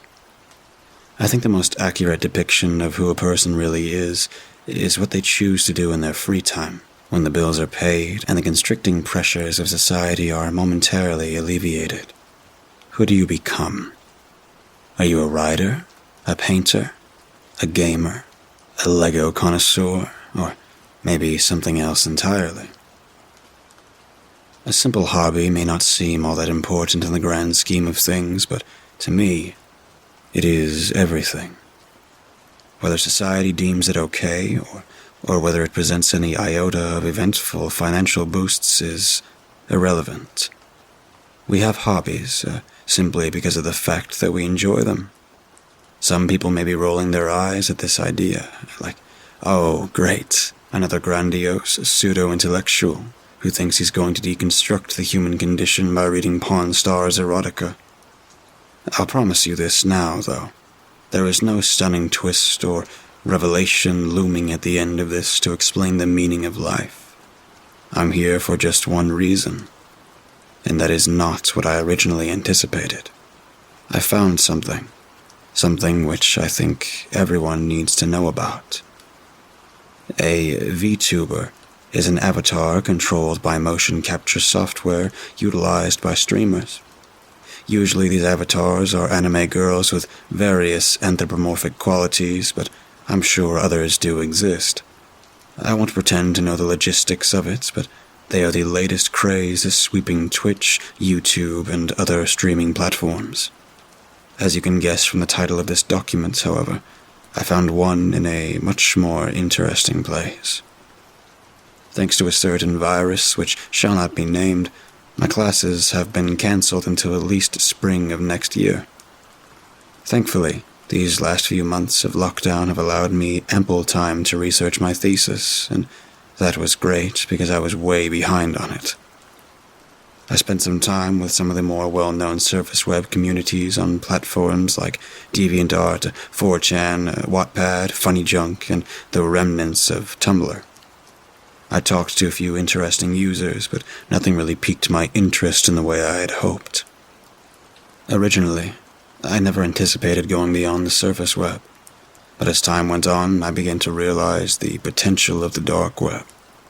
I realized that researching communities that everyone was already aware of was just rehashing old content. What I needed was something new, and the dark web was where I would find it. I downloaded Tor and began the arduous process of sifting through the endless amounts of content on there. I found a lot of strange sites and pet projects of people. Some of them were cryptic and made to seem articulate and ominous, but again, none really caught my interest. That is, until one random comment caught my eye. I can't remember the URL I found it on now, but it was the first time I saw that name. Osira. At first, I didn't think much of it, and the person who wrote the comment said something along the lines of, Osira would like to know your location. I wish I could remember the exact context for the comment, but I figured it was just some meme reference that I wasn't familiar with. As time went on, I saw that name pop up again and again in all manner of strange locations all across the web. I googled the name, but didn't get an exact match.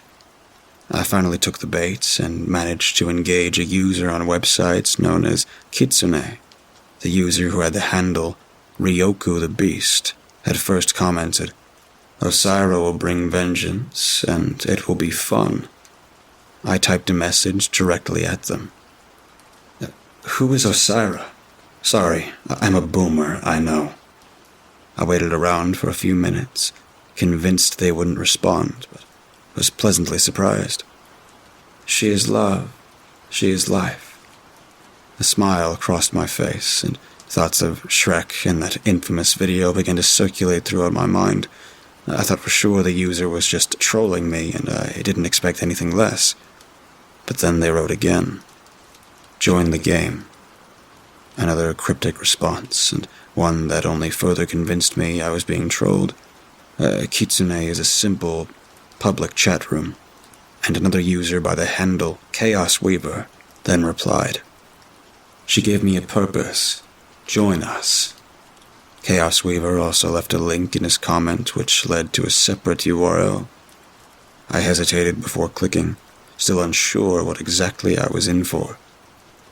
Up to this point, it just seemed like there was a reference to something I wasn't getting, but after he shared that link, I knew there may be something more to it. Of course, I clicked it, and waited around for several minutes for the page to load. I thought either I was about to be rickrolled or flung into something truly unique. And thankfully, the latter soon proved to be the case. When the page finally loaded, I was met with a black background and white Algerian font. There was a text box and a single question. "What do you seek?" I tried a few different answers, figuring it was some sort of riddle. Truth, freedom, fun, enlightenment. None of them worked. I sat back and contemplated what it was that the website wanted from me. I thought back to my interactions with the previous users who had led me there. I remembered one of them saying something about purpose, so I tried that. I didn't think it would work, but it did. The website reloaded, and after a minute or two, it displayed another page with a similar setup and a new riddle. "I am the essence of existence. You fear me, but cannot live without me. Nothing would be anything were it not for me. I am the spider to the fly, the tornado to the fields. What am I?" I struggled with that riddle for a bit longer than the first and tried several different answers. Once again, the answer was found within my interaction with the two users on Kitsune. Chaos. The website reloaded a second time, and I sat back, giving myself a pat on the back. The same text box popped up, but this time there was no riddle. There was a smattering of numbers all over the page, with only a simple question. What is the one of two? There was no context given for that question. I thought maybe the numbers were for a mathematical question. There were dozens of them listed all over the place, but with no indication of order or mathematic process. From top left to bottom right, in order, this was the list of numbers. 55, 55, 0, 13, 5, 233, 144, 21, 1, 3, 13, 89, 2. I don't really know why, but this was the moment I became truly engaged in the site. I think it was because of the sort of mystery I was facing. To me, these riddles seemed like a sort of gauntlet or rite of passage. Most websites, of course, want their interface to be as user-friendly as possible to allow the most amount of people to access them. This website, meanwhile, was the complete polar opposite. If anything, they wanted to restrict entry as much as possible, which was made evident by their series of riddles. I agonized over that page for hours, scouring Google and all sorts of other websites detailing extremely complicated equations. I must have typed those numbers into dozens of websites to try and decipher the meaning behind them, and surmise a guess to the question. I thought at first they were GPS coordinates, but I couldn't make them work no matter what I tried. After a great deal of time, I realized the numbers listed correlated with what is known as the Fibonacci sequence. I don't want to get too math-heavy, so For those unfamiliar with the concept, you can find better explanations on Google than I can give here.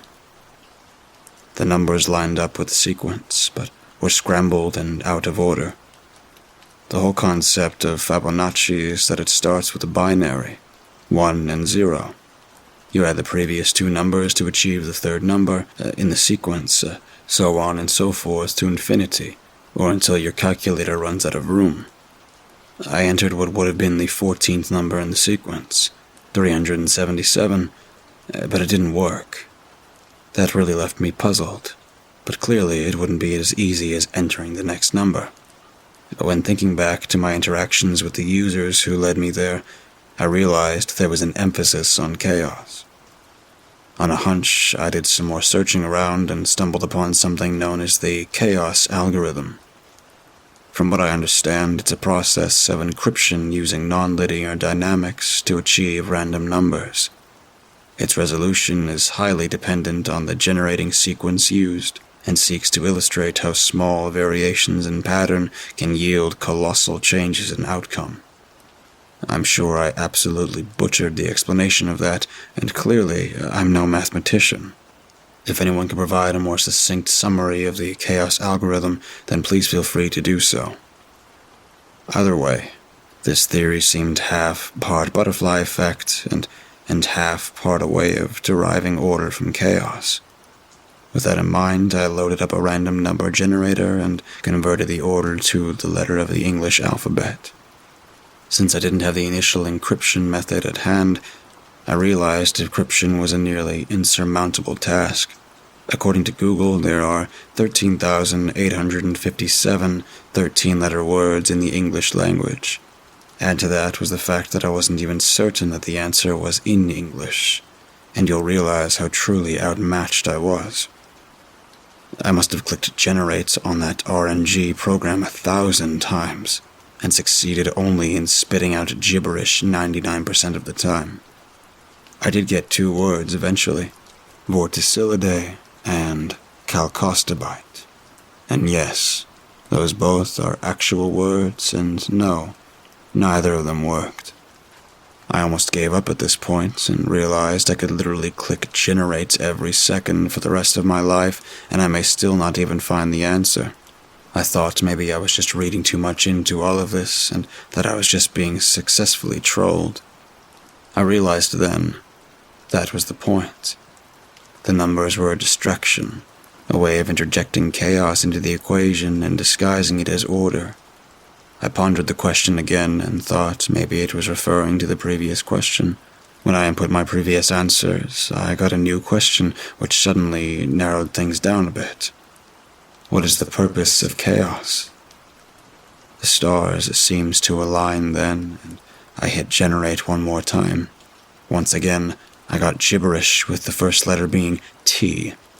I skipped to the T section on the list of 13-letter English words and began scouring through them. I still don't even know why I did that, but all the cryptic language made me wonder if something bigger was going on, like maybe there was something hidden between the lines. Then I found the answer. Transcendence. The purpose of chaos is transcendence. And just like that, from chaos came order. The page finally accepted my answer, and I jumped up out of sheer excitement of finally solving the riddle. By this point, I had no idea what I was in for, but considering the test I had just passed, I thought it had to be something at least moderately interesting. The page took an inordinate amount of time to load then. And when it finally did, I found myself greeted by an ocean of text. I skimmed through it and found my curiosity growing. The paragraphs were nonsensical but paradoxical verbose. Whoever wrote them was speaking what appeared to be nonsense, but in an oddly articulate manner. The mysterious author rambled about the state of the world. He or she lambasted the powers that be on how they were attempting to shred freedom in the name of control, how they violated rights for the sake of order, and how they intended above all else to make the world incredibly boring. The author said the world was headed for a bleak dystopia. They delved into multiple conspiracies involving all sorts of stuff. It was far too lengthy to reiterate it all, and if I'm being honest, I soon lost interest in the tangent. The most interesting was the last sentence at the bottom. Our only hope now is to let chaos reign. A cold chill slithered down my spine then, and I began to wonder whether I had stumbled into some sort of terrorist network. Below the lengthy diatribe was a series of videos. I was nervous to watch them, but I couldn't pull myself away. Thankfully, most were nothing too extreme, at least in regards to what you'd expect of the Darkweb. The first showed two guys with weird masks walking into a grocery store and start smashing milk cartons in the aisle before being chased out by security. The next showed several masked people releasing dozens of dogs from an animal shelter and filming the subsequent chaos that ensued as dozens of dogs escaped the compound. Most were that way, equivalent to cruel pranks, but not inherently something I'd call evil. That was until I found that video. Curb Your Pedophilia was the title, and yet another meme reference. The video began, and right away I knew it wasn't like the others. Several slides rolled through, showing a middle-aged man that had been charged with several vile crimes involving child sexual abuse. The video then fizzled out, only to return a moment later with the sounds of whimpering. The video was dark, showing several dim buildings in a rundown block in an unspecified city. The whimpering got louder and slowly panned to show a man lying in the gutter, mouth gagged, face bloody, and head laying on a curb. I suddenly got a very bad feeling where it was headed. The camera then panned around, and the masked face of a man emerged on screen. The mask looked painted to resemble some sort of cartoon character, with large, colorful eyes and a goofy smile. "Blood for the mad goddess," he whispered like the hiss of a snake, a tone dripping with hatred. He then turned the camera on the bound man, strolled up to him, and I turned away.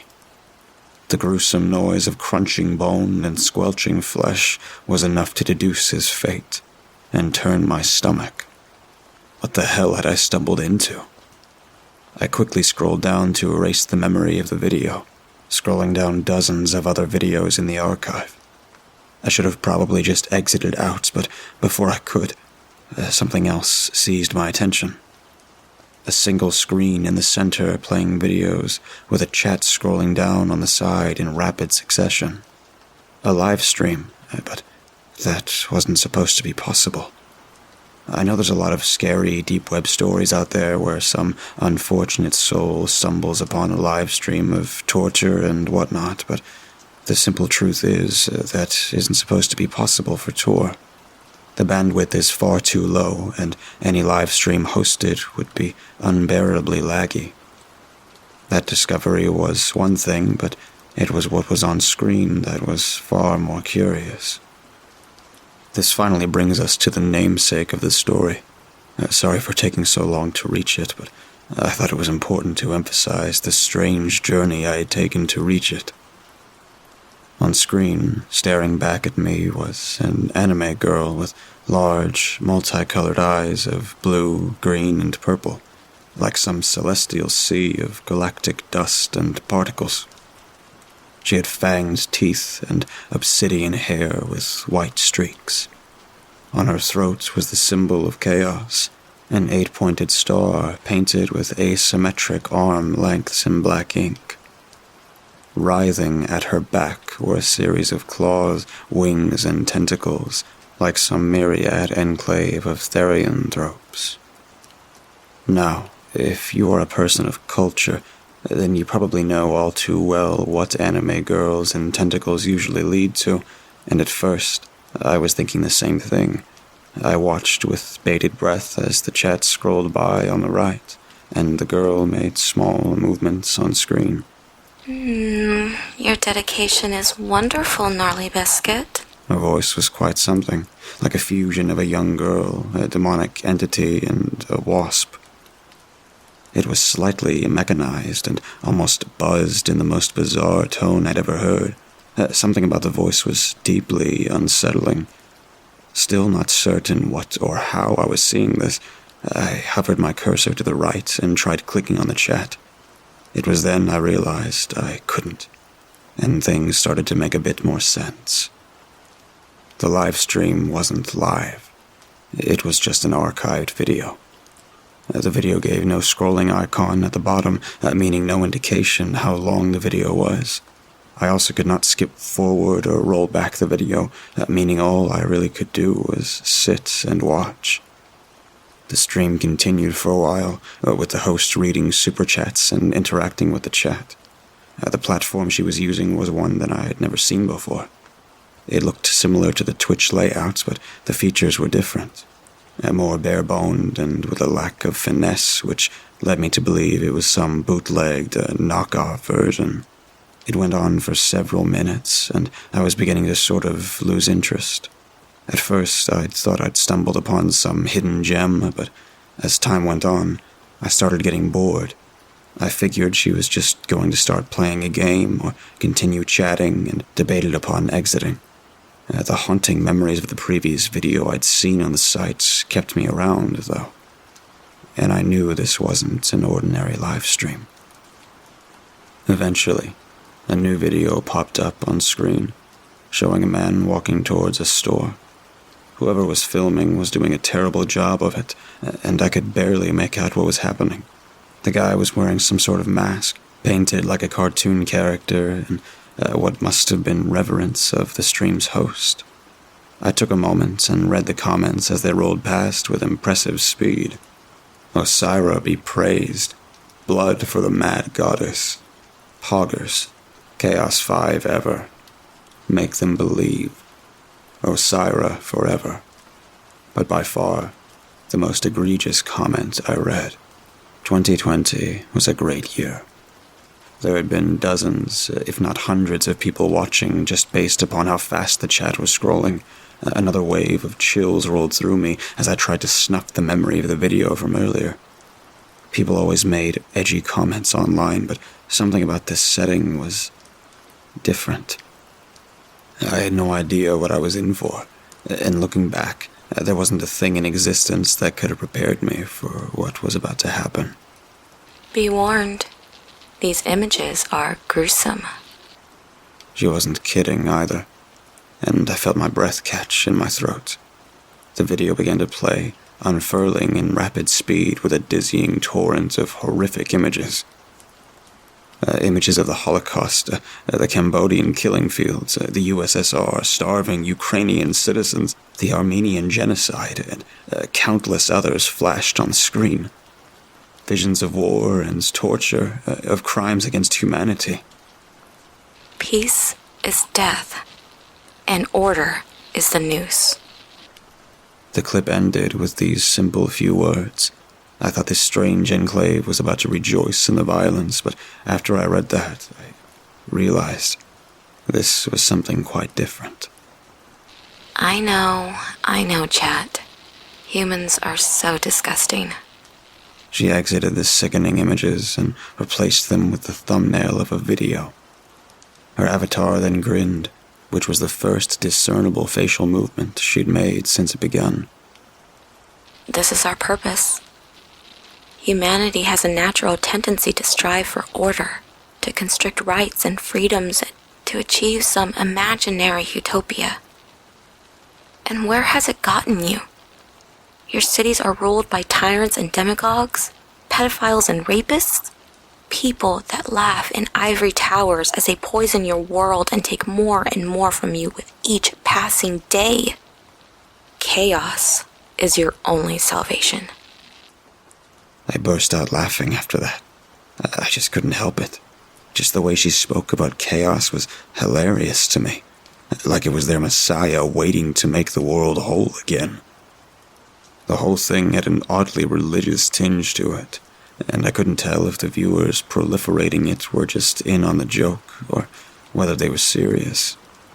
The comments they made were clearly 4chan-esque, but with tinges of other ideologies that don't normally associate.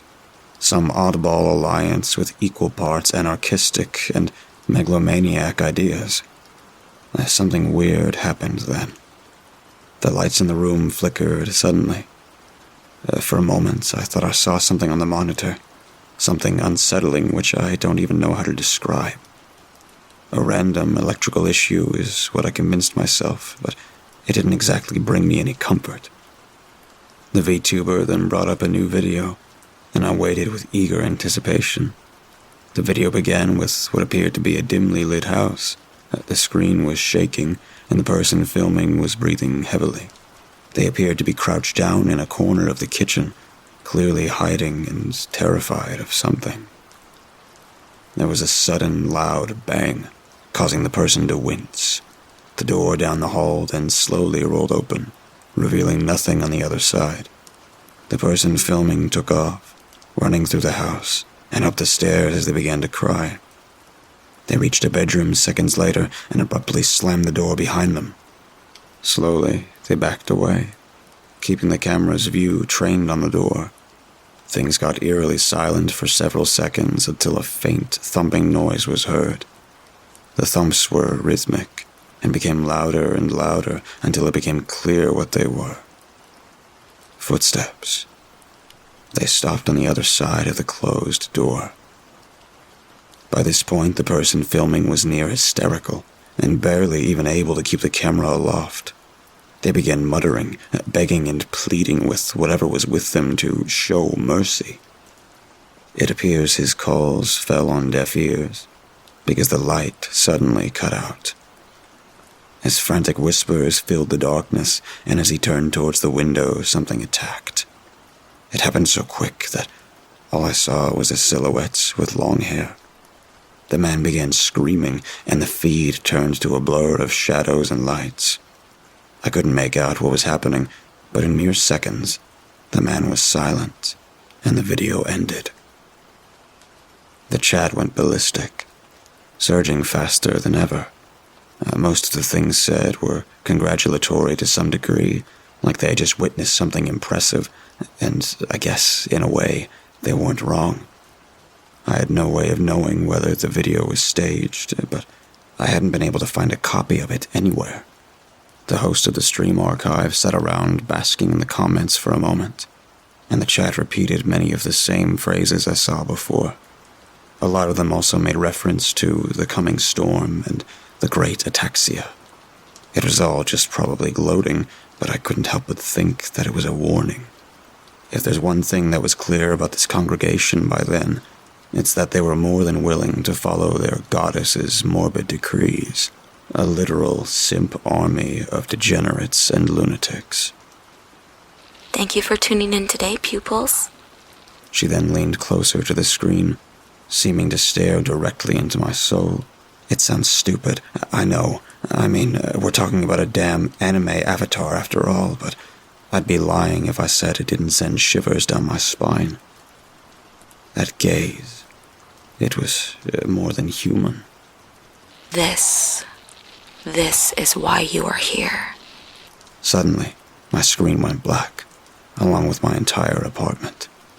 Every light extinguished in an instant. I pulled out my cell phone, and it had died as well, and refused to power back on. I got really nervous then and carefully checked my apartment. I found no sign of intruders, nor any reason for the sudden blackout. Since it was after hours, I couldn't contact the office to have someone inspect the electrical outage. Not that I could have gotten a hold of them anyways, with my phone being dead. I ended up pacing around the hallway for hours that night, wondering whether I should leave, and with the nagging feeling that I was being watched. I don't think it would have even made a difference if I had left, but some way or another, I eventually found myself in bed.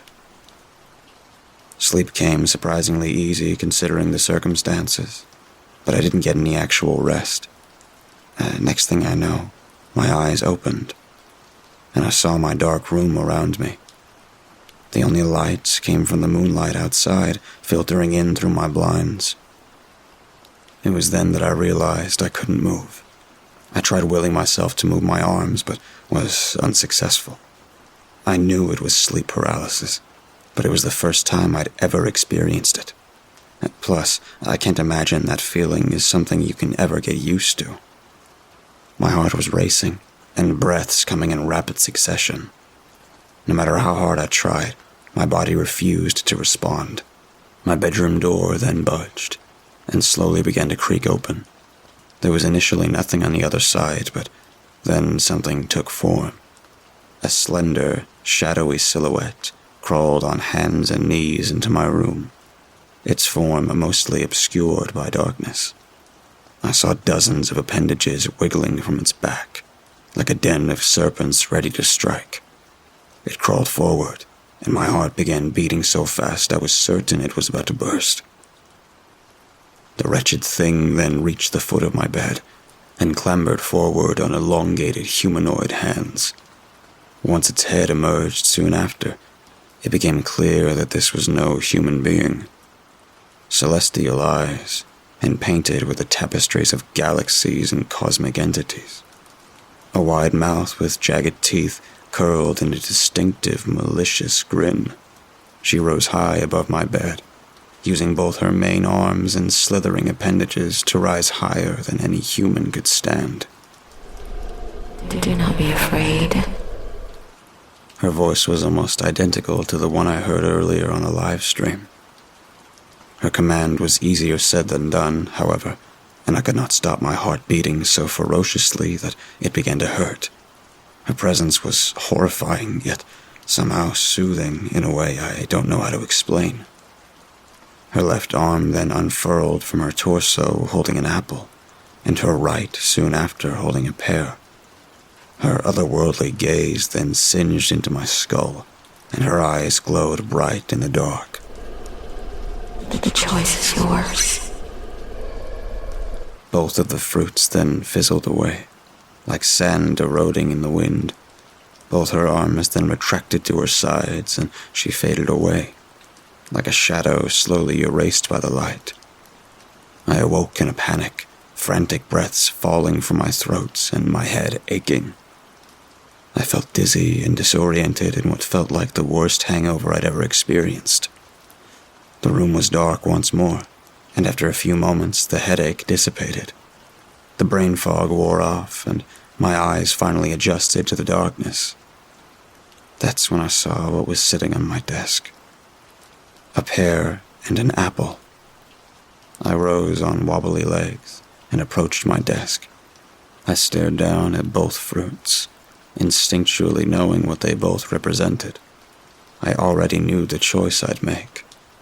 I grabbed the apple, took a bite, and collapsed once more. The dreams that struck me then were more vivid and horrific than anything I'd ever experienced.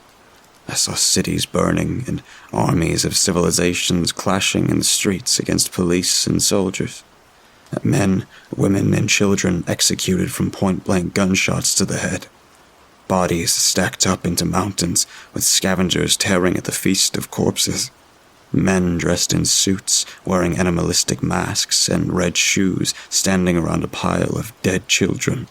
People restrained on hospital beds, flailing and snarling as faceless staff tended to them. Tombstones covering hillsides that stretched as far as the eye could see. And after all of that, came order in the worst possible way. Those who remained were little more than drones, doing their jobs, capitulating to rule and ceasing to exist in any way that could be described as human. I rose far above the carnage, as if hoisted by invisible tendrils into the sanguine sky. The world below me was torn asunder by a torrent of men and machines. A new, cruel world had dawned, and tyranny and oppression reigned supreme.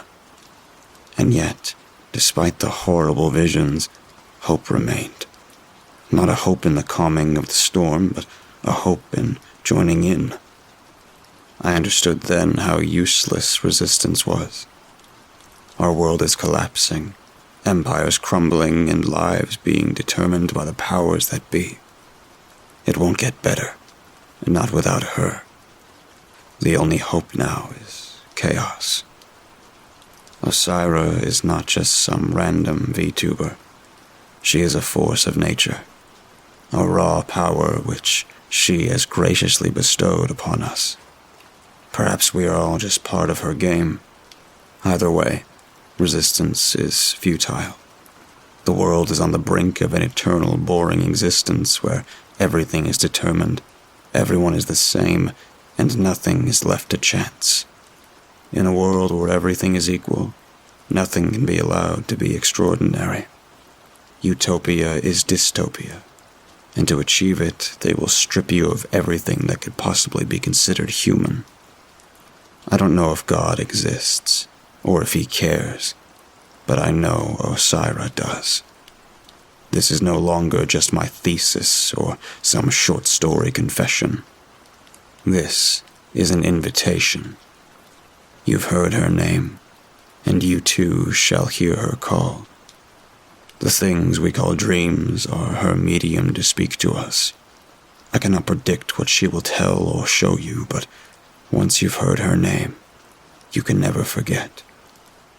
Before all this, I was nothing, a nobody who stumbled his way through life one blunder at a time. The year that has been 2020 has flung our world into a dystopian nightmare, and it will only get worse. There is no sense running from reality anymore, and under Osira's wing, we shall usher in a new world of chaos, and it will be beautiful. Think upon this, dear listener, and prepare yourself. But in the meantime, I've got work to do. My Darkweb story is one that actually happened recently, within the last 4 or 5 months, actually, and it's one of the most disturbing and sickening things that I have ever seen or experienced in my 32 years of being on this earth. There are some real sick people out there, and I want to say to those of you listening, stay off the Darkweb. Enjoy the stories told by those of us that were stupid enough to get involved in it, but don't get curious enough to drag yourself into the mud. Like most people, living in this quarantine has left me with an excessive amount of spare time on my hands. I'm still employed, thankfully, but I get to work from the comfort of my living room. I'm not going to name my employer or my job title for obvious security reasons, but I will say that I'm pretty much the guy on the network team that gets to sit at home and watch data traffic spikes for the company's applications and websites. To be honest, I probably have one of the easiest jobs out there. I have to watch a graph system as it shows how much data our servers are pushing and receiving, and unless we get hit with a Denial of Service Act, there's not much to be done. If anything does happen, I have to get on the phone and talk with the other networking guys about what actions we want to take. Then have my weekly report call with my boss to tell her that everything is working as intended. We aren't a huge company, and we upgraded our services at the end of last year, which was perfect timing, so there's honestly not a whole lot to do on the day-to-day. Based on what I just said, you can probably assume that I know my way around a computer. I've been in IT my whole career, and I like to believe that I can hold my own out there. I know how networks run, I understand data routing, and I know a lot about data encryption and security. During the start of quarantine, I started studying more about data security and such, and ended up interested in Tor, onion routing, and how the deep web and dark web differ from the surface web. If you really want some interesting reads, you should look into Mariah's web. It's an interesting rabbit hole. As most technically adapted people do, I got both bored and curious about what exists out there in the deeper parts of the internet. I don't want to do anything illegal, but part of me wanted to be familiar with what content and activities existed beyond the surface. I know, this is stupid, but boredom and extra time can be a terrifying motivator when you kind of know what you're doing. I went through the process of setting up my personal system to get on the deep web. I installed Tails, set up Tor, got a decent VPN after some vetting, did my security checks. I started going through some of the onion links that were easily accessible. For the most part, they were innocent sites that really didn't have anything crazy on them. I was simply perusing the pages, not getting heavily involved. I found a lot of what you would expect to find: adult content, a few illegal shop sites, various conspiracy boards, and other forums. Just some basic deep web content that really didn't stand out. Then I ended up on a page that I never would have expected to see on the dark web. A dating site. I say dating site, but based on the explanation of their service and some of the profiles, I think it was meant to be more like Tinder, a one-night stand interactions with little to no commitment. What I found was that the dating page was set up in what I can only call categories, basically split out into what you were looking for in a partner. It had categories for race, ethnicity, background, sexual preference, personal kinks, and even a section that was basically for sugar daddies. If you don't know what that is, I'm not going to explain it to you. Our category under the personal kinks section made me curious, as it was something I wasn't sure about. It was called Chasers. I clicked on it and decided I would spend a few minutes looking to the profiles. What I ended up finding was nothing short of legitimately horrifying. The profile I clicked on was of a middle-aged guy. He was fairly attractive and looked like someone that would do well on any of the dating apps. I was reading through who he was, trying to figure out what the hell made him a chaser, when I got to the bottom of his profile. It read the following: I'm looking for anyone that can help me achieve my lifelong dream of being physical with an HIV-infected individual. This entire section further outlined how it was a goal of him to catch the disease, and that he was willing to pay almost any amount to do this. I went to another profile, and it was a young man that explained that he had been infected with COVID, and that he would be willing to give it to anyone that wanted it for the price of a nice dinner. The third profile I went to was looking for someone to hurt or severely injure them while being intimate. And I'm not even going to explain the specifics of what he wanted, but that person definitely needed to seek help. This entire category was of people looking to catch diseases or to give diseases to each other, and a few that were looking to be injured. A lot of them were looking to pay for these services, saying that it was a deep fantasy of theirs. I think the most disgusting one, besides the ones I mentioned, was a man that was requesting to be with a woman that had terminal cancer. There's nothing inherently wrong with being with someone that has cancer. I have no issue with that. But he was treating it like a fetish and listed in his profile that the sicker, the better. Again, he listed that he was willing to pay significant amounts of money or even take care of medical costs for this. This site cemented in my mind that there were some very, very disturbed people out there. I closed it and shut down my laptop. I won't say it was the last time that I ever got on the deep web, but it definitely made me more careful about where I went and less curious about what was out there.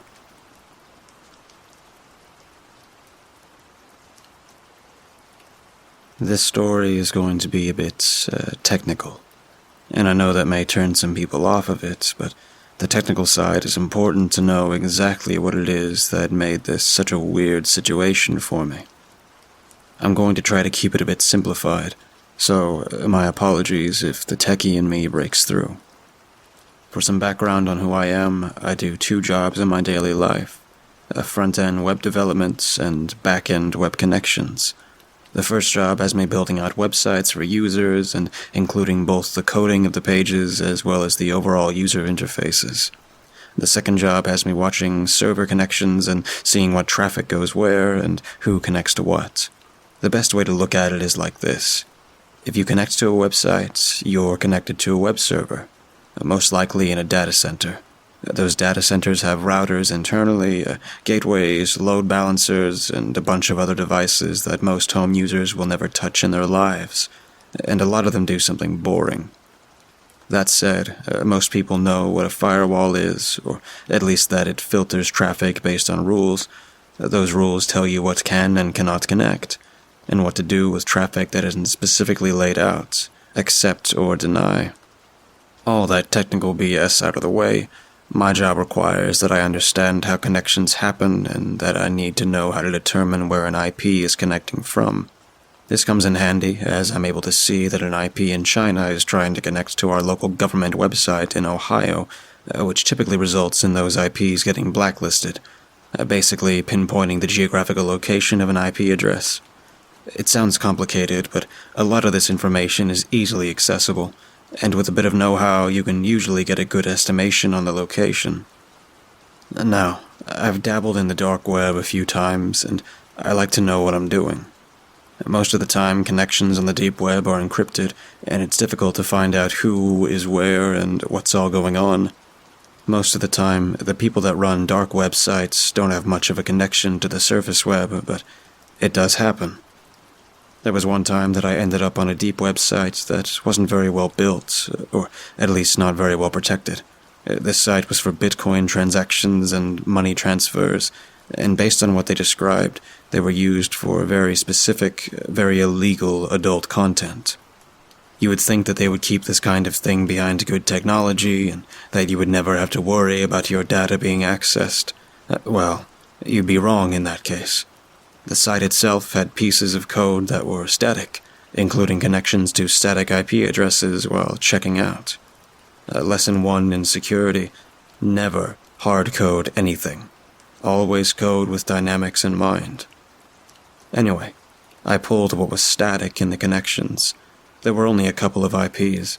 One of them seemed to not respond to traffic at all, which I expected, but the other one, the one that was constantly labeled as home throughout the code, seems to be a web server that wasn't locked down at all. I connected to the admin port on the server, and to my surprise, the login information was the default credentials. I was expecting this server to be mostly empty, but as I transferred the directories, I was honestly surprised. Looking at what was on the server, this was the server, the one that was running the payment process for the illegal content, and they were storing all of the data on this server. There was even an IP access log that they were holding on to, a list of all the systems that had connected and made transactions over the past year or two. As I dug deeper into the server, I found something that honestly creeped me out. There was a directory on the web server that was for a school district's website. This server that was taking payments for sites that ran very illegal content was also hosting the public, surface web-facing site for a school district. Looking at the information that was saved on some of the pages, it was a school district that taught everything from pre-K through 12 and was down south. My initial thought was that maybe the server was hosted by a third party, but after checking the IP address on the geolocator, it was confirmed that this server was 100% hosted on a static IP address assigned to that school district. The schools probably had no idea that they were passing Bitcoin transactions for such vile content, but someone there knew, and they were taking full advantage of having access to the servers and government-funded IP addresses. I gathered all the information, including how I found the server, what the server was hosting, and how insecure the server was, and took screenshots. I bundled it all up and sent it over to the superintendent of the district, advising them that they needed to look into who was running their servers. I only ever got one email back, basically saying thanks and that they would look into it. My guess is that they handed it over to the local police, or they did an internal investigation. Obviously, they're not going to tell me the end result.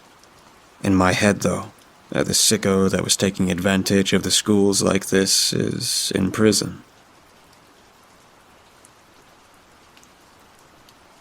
There used to be a small YouTube channel called Sam's Online Food Review. It was run by my best friend, Sam Ryder. A channel full of videos that consisted of Sam eating and reviewing food and drink before a camera. His channel garnered around 10,000 subscribers, which, although wasn't huge, it was big enough for Sam to be dedicated to it. I can recall numerous times of sitting in the passenger seat of his car, staying out of his shot, as moments prior he announced he wanted to video himself trying something he picked up in the store, only moving after he signed off with his signature thumbs up or down and his catchphrase, "I like it," or "I loathe it." He was liked for his friendly attitude and happy all-around good guy persona. He was well received by his audience. Rarely were there any hate comments, and when there were, Sam would shrug them off and keep smiling. Sam's Online Food Review went dark 7 months ago. No warning, no notice, just deactivated. I didn't hear or see from Sam despite numerous phone calls and house visits to no avail. 6 days after his channel was deleted, I called the police to do a welfare check on Sam. I was worried he had fallen ill or hurt himself. The police made entry into his property and found nothing, and Sam was declared a missing person. A week after Sam was declared missing, a dog walker discovered a horrifically mutilated corpse on a railway line. The body had severe lacerations all around the head, arms, chest, and legs, and was almost cut in two across the waist. The decomposing internal organs splayed out of the gruesome V-shaped cut. The autopsy report noted that although no direct cause of death could be confirmed, it was likely the large slit in the throat that brought on death. The autopsy also turned up questionable findings, including the body missing its stomach and heart. Long strips of flesh removed off the chest, arms, and lower back, and that the body was exsanguinated. The scene wasn't remarkably bloody, yet the body was almost completely drained of blood. 2 weeks later, the police had identified the deceased. Despite the damage that had occurred to the corpse, the teeth were intact enough to get a viable reference for dental records, and my worst fears for Sam were realized. It was him. The police investigated, but could not find forensic evidence of any other person being on the scene. They eventually came to the conclusion that he was hit by a passing freight train. The lacerations and disembowelment attributed to being dragged under, and the missing organs explained away as being eaten by wildlife. A fox, maybe. Sam's mother decided it was best to cremate what remained of her only son. I stood next to her as the coffin was pulled into the large furnace. As the doors closed and the gas jets ignited, she broke down into tears, and so did I. I stood there sobbing for the entire 90 minutes it took for one of the people I grew up with and shared so many memories with was vaporized. I mourned my friend and did my best to move on, and it was going well. I got distracted, I got a new job, I started dating a girl I met through my work. A few months passed, and even though I missed Sam, things were going well. Right up to the point when I was browsing Reddit at 3 a.m. that I received a Facebook message from the account of my dead friend. I froze, seeing his profile picture in the messenger bubble. A picture taken during good times, Sam's wide smile plastered on his face. I felt a sudden chill. A profound sense of fear enveloped me. You know, the fear that makes you cold and your limbs ache as the slow drip of adrenaline spreads throughout your body. With dread, I opened the message. It was a link to a file-sharing website. I stared at the seemingly random amalgamation of numbers and letters that made up the URL, my heart racing through what the hell was on the other side of the link. My head racing through what the hell was on the other side of the link, and, more importantly, why did my dead friend send me it? My hand seemingly on autopilot brought the cursor above the link. With my gut instinct screaming no, I clicked on the link. Before my finger had lifted from the click, I immediately regretted what I just did. Chrome opened a new tab to the website. The screen was gray, apart from a black rectangle in the middle of the page which had a play button over it. I stared at it, unwilling to click. What I was scared of, I did not know. Around 10 seconds had passed, then the screen refreshed. Instead of the play button, the rectangle had the words auto-playing in 5 seconds in bright white on it. I watched as the numbers counted down, trying to understand what was going on. An abrupt buzzing tone made me jump. The video began to play. The camera was pointed at what appeared to be a grimy, white-tiled surface. I could hear the sound of muffled whimpering followed by footsteps of someone approaching the camera. There was some slight rustling noise as the camera was adjusted. The screen blurred out as the camera was turned. When the camera came back into focus, I let out a choking gasp. In the middle of a white-tiled room, Sam lay on his back on a stainless steel table, his eyes wide in pure, unfiltered terror. The light of a single bulb hanging over the table reflected off the sheen of sweat that coated his forehead, his naked chest rising and falling rapidly in panic. He looked into the camera and attempted to yell, the noise muffled by a tight cloth gag that was bound around his head. His hands were also bound together tightly with duct tape. I stared at the screen, feeling increasingly sick, my brain failing to grasp what was going on. Before I could even comprehend what was happening, the sound of Sam's squirming and whimpering was interrupted by a high-pitched, "Welcome to Sam's online food review.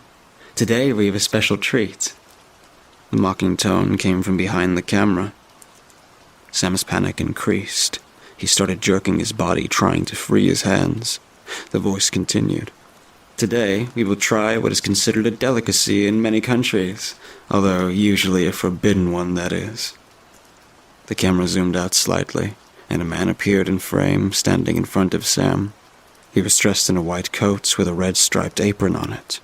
He wore butcher's hats and a cloth face mask. In his rubber-gloved hands, he held a large, red-handled butcher's scimitar, and in the other he held a sharpening rod.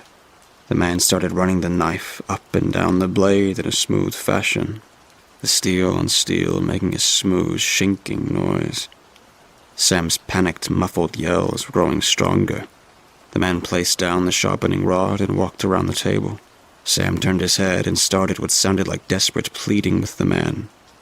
"Poor little lamb," the man cooed. "It won't hurt long, and you'll be delicious."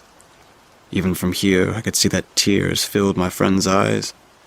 As he struggled, the man rolled Sam onto his front and pulled his head over the edge of the table. The man then walked out of shot and returned with a metal bucket. He placed it on the floor below Sam's head. In a swift motion, he grabbed a tuft of Sam's hair and lifted his head and started slitting his throat. Crimson burst from his neck and splashed over the bucket and onto the floor. My friend's body jerked uncontrollably as blood spewed out of his neck like a volcanic eruption. As I watched this happen, I threw up. I fell out of my chair in horror. I pulled myself away, not able to see any more. I fell again by the door, the speakers of my computer loud enough to hear what sounded like slicing and grunting. I lay curled up in the corner, sobbing amidst a panic attack, the minutes feeling like hours. When the sound stopped, I shakily got up and walked to my computer. Avoiding the pool of sick on the floor, I forced myself to look at the screen. The page had closed, and Chrome displayed the Reddit screen. The Facebook tab had one notification. I didn't want to click it, but I willed myself to. It was a message from Sam. "I like it."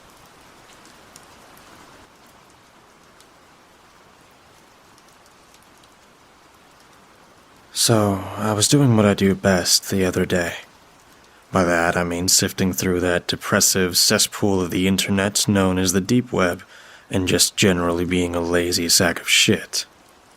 I spent a lot of time doing that, just randomly clicking links to things I probably shouldn't, and then being horrified by what lies on the other side. I've seen a lot of shit on there.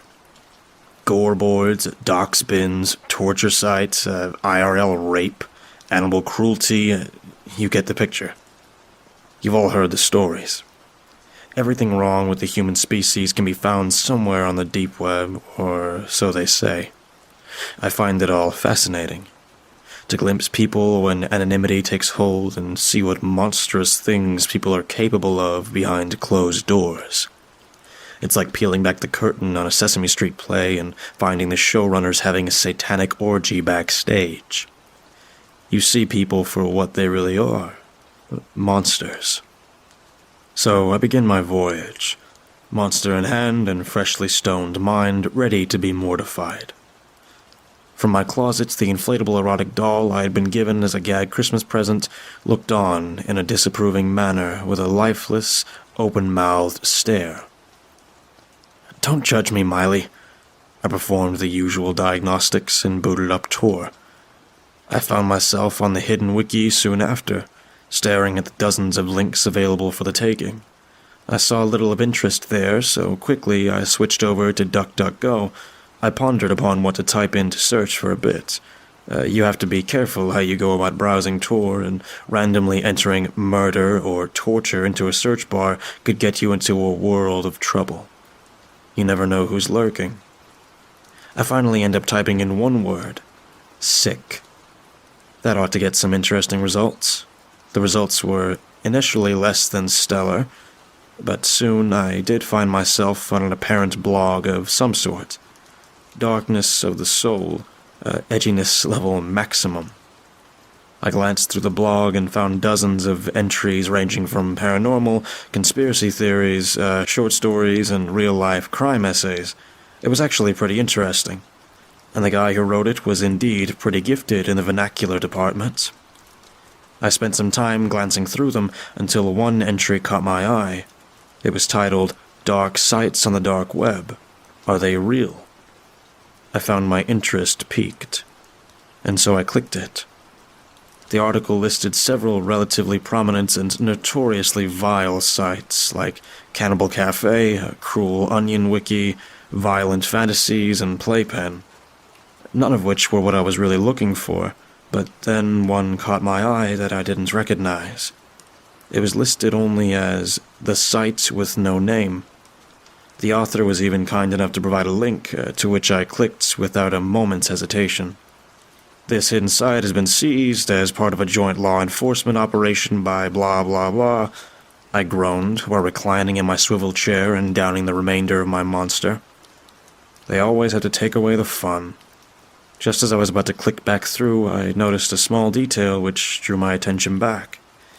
In the low left-hand quadrant of the page, there was a slight discoloration that caught my eye. I've seen that same message hundreds of times, but this one looked different. On a whim, I highlighted the section with my mouse. Just as I suspected, a series of texts lit up with strands of numbers. The numbers just looked like gibberish at first, but on closer inspection, I noticed a single Russian word. Voity. Translation, enter. Luckily for me, I speak a bit of Russian, so I recognized the phrase right away. I hovered the cursor over the word and watched as the pointer shifted to indicate a hidden link. Clever, hiding behind a smokescreen like that. That's a first for me. I clicked it. The page loaded for a while before finally opening to a new one. It was black with red font, and much as the article suggested, had no title on top of the page. It appeared to be just another catalog site. There was actually very little of substance anywhere on the page, just random links with no indication as to where they may lead. I clicked several of the links, but all of them turned out to be dead. Well, except for one, that is, which opened to a disgusting image of a woman defecating on a guy's face. I nearly vomited at the sight of it. I have a pretty strong stomach when it comes to gore and violence, but excrement is my kryptonite. Why someone would allow someone else to defecate on them, I will never understand. But then again, there's a lot of things I'll never understand, especially regarding the dark web. I knew it was a troll on their end, and I'll admit they got me pretty good. I knew they were hiding something, though. I mean, why go to the trouble of constructing an elaborate decoy if there wasn't anything illegal going on? Sure, creating the backdrop of the infamous government agency message wouldn't be too difficult, but if nothing illegal was going on, then why bother doing it at all?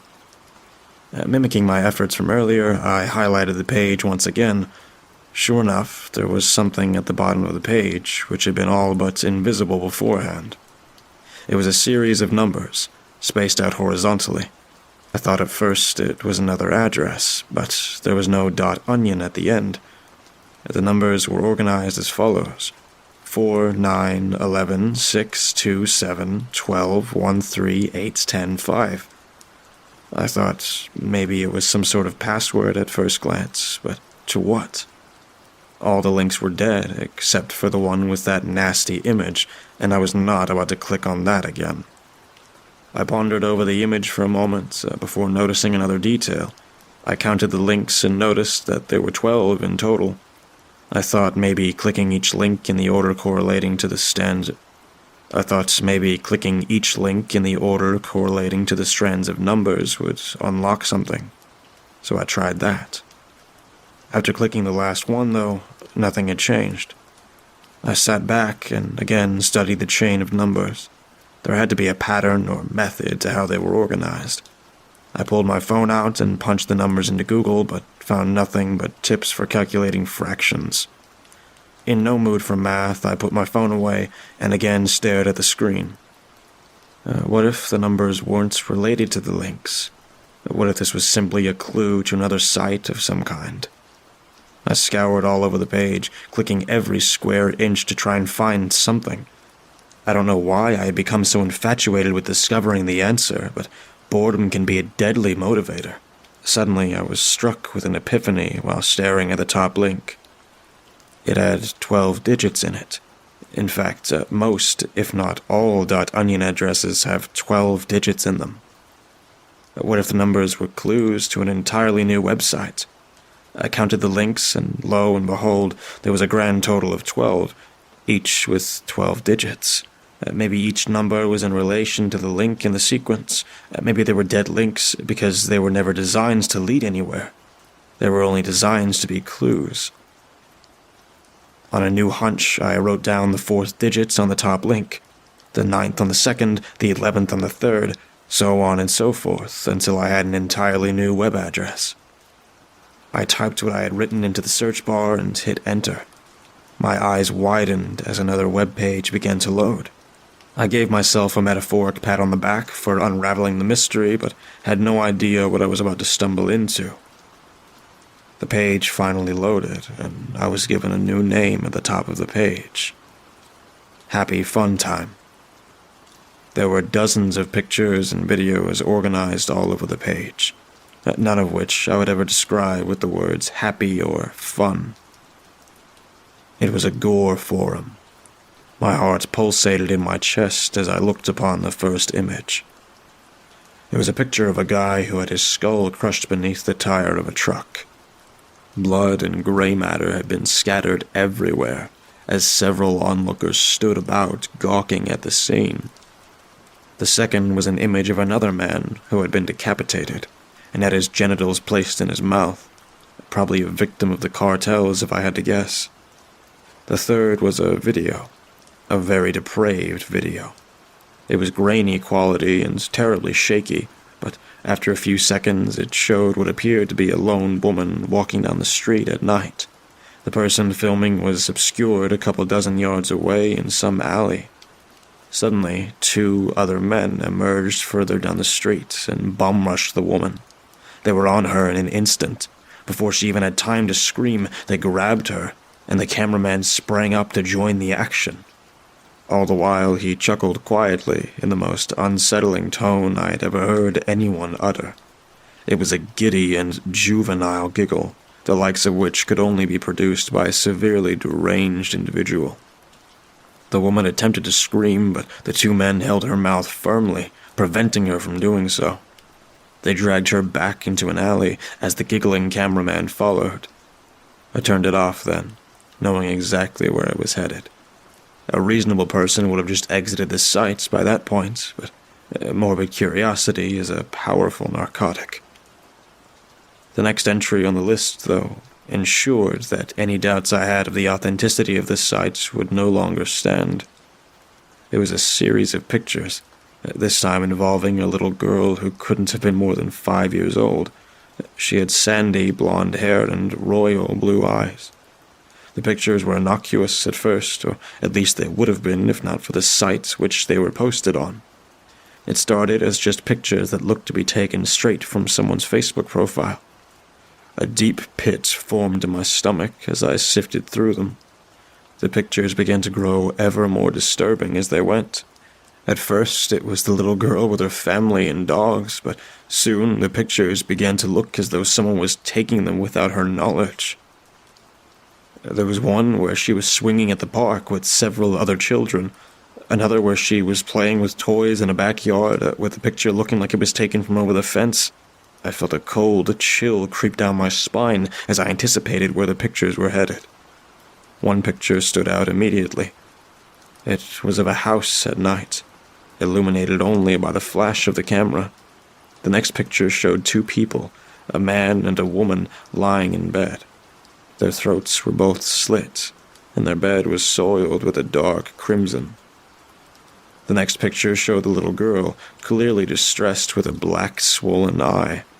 The remainder of the pictures went on to show the unknown cameraman take her and do terrible things to her.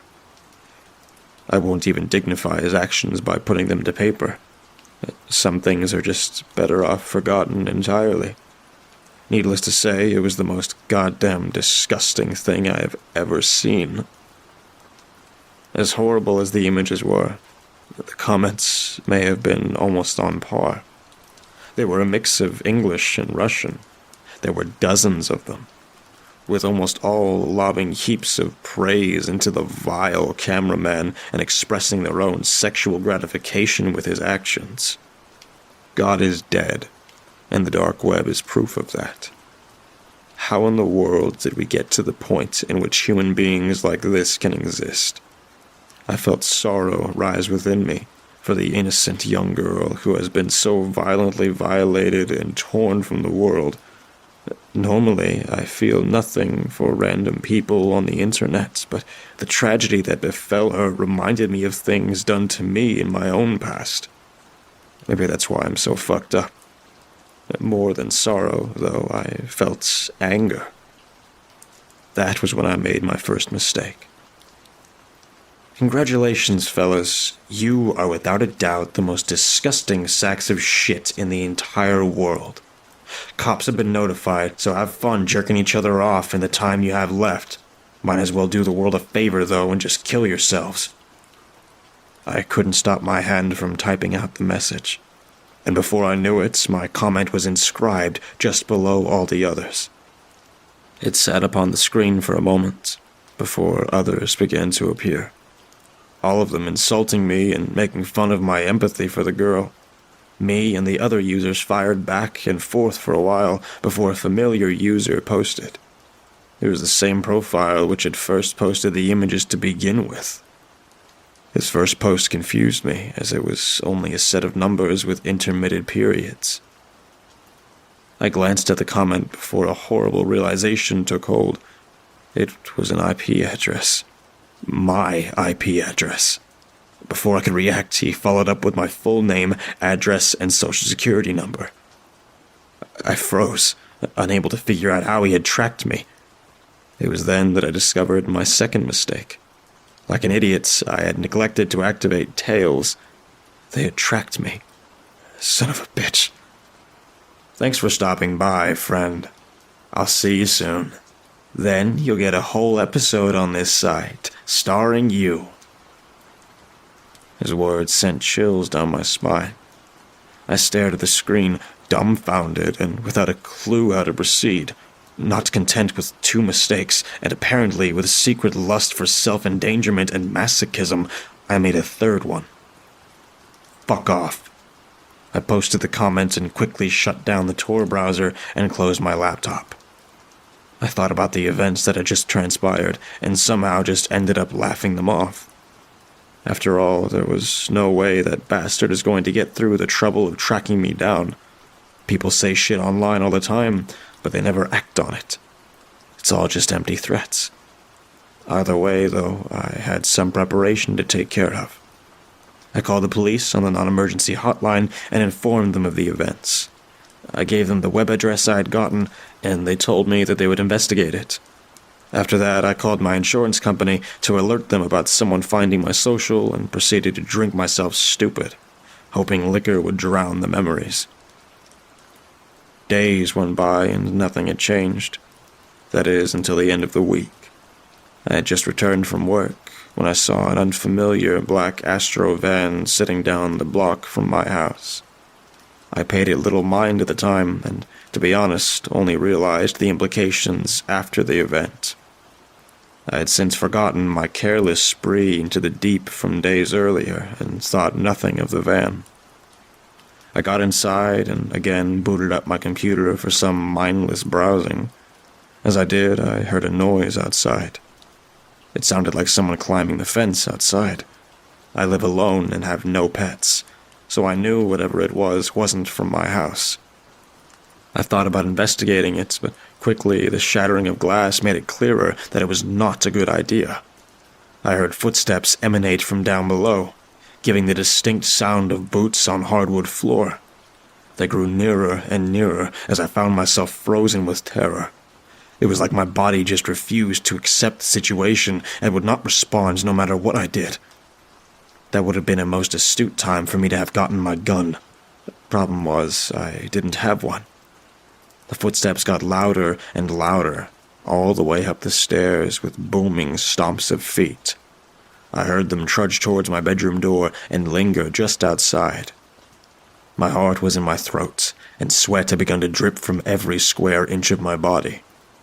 The door slowly creaked open, and in stepped a man with dark clothing and a simplistic porcelain mask. He walked inside, brandishing a suppressed pistol in his right hand. He grew closer and closer, and then he walked right past me. I don't know why they never bothered to check the closet. It's always the first place I look. I guess maybe he was too distracted by the doll, which sat at my desk, hood up with headphones on to complete the decoy and lull in the approaching predator. I guess that inflatable sex doll came in handy after all. He stepped towards the dummy, and I emerged from behind like a tiger from the jungle, silent and with ravenous hunger. I could feel the saliva begin to pool within my mouth as he reached the prop. He put a hand on the dummy, and I put my hand on his throat. He struggled, like they all do, but I quickly had stripped the firearm from his grip.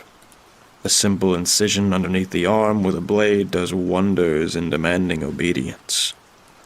All it takes is a slit to the ulnar nerve, and the arm becomes essentially useless. The unbearable pain it causes is also a bonus.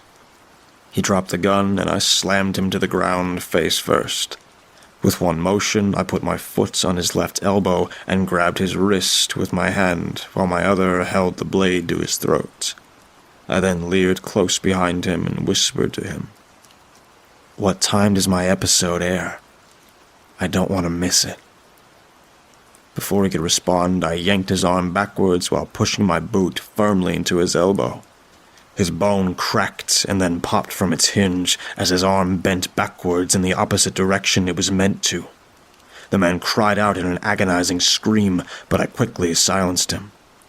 He writhed upon the ground and moaned pitifully as the blood began to drip from his mangled arm.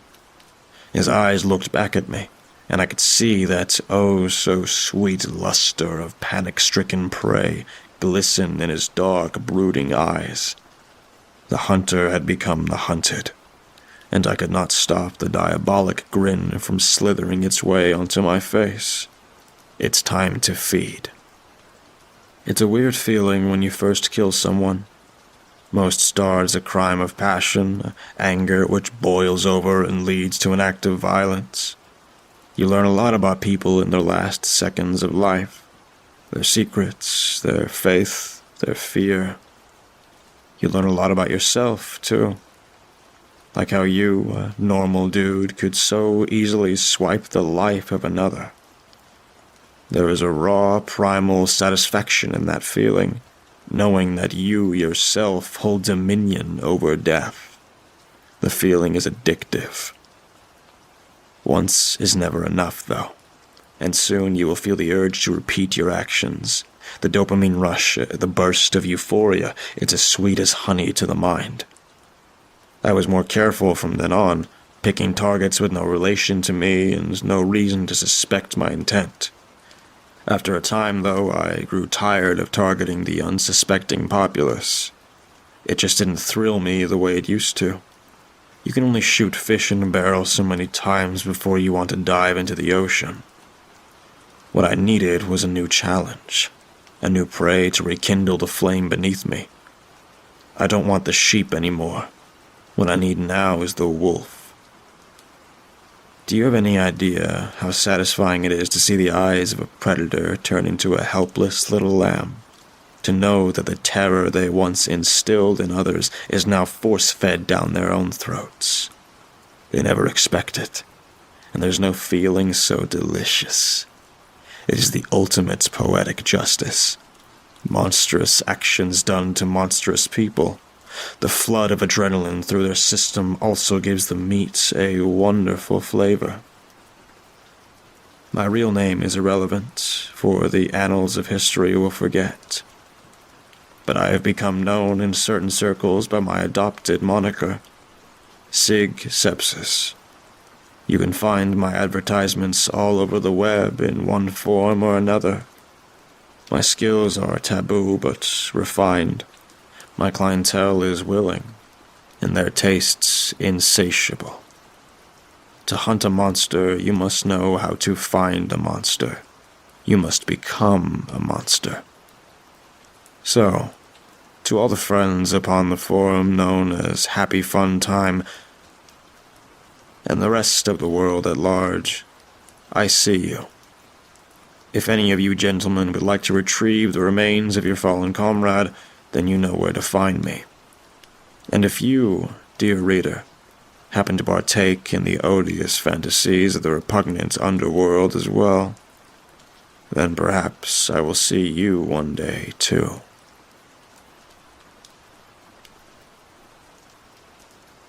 Remember when deep web stories were the fad? Every week you'd find a new tale of someone going too far in the deep web, finding something terrifying, and ending up getting attacked for speaking out against it. This story is a bit similar. The difference is, I still love the deep web. Let me explain.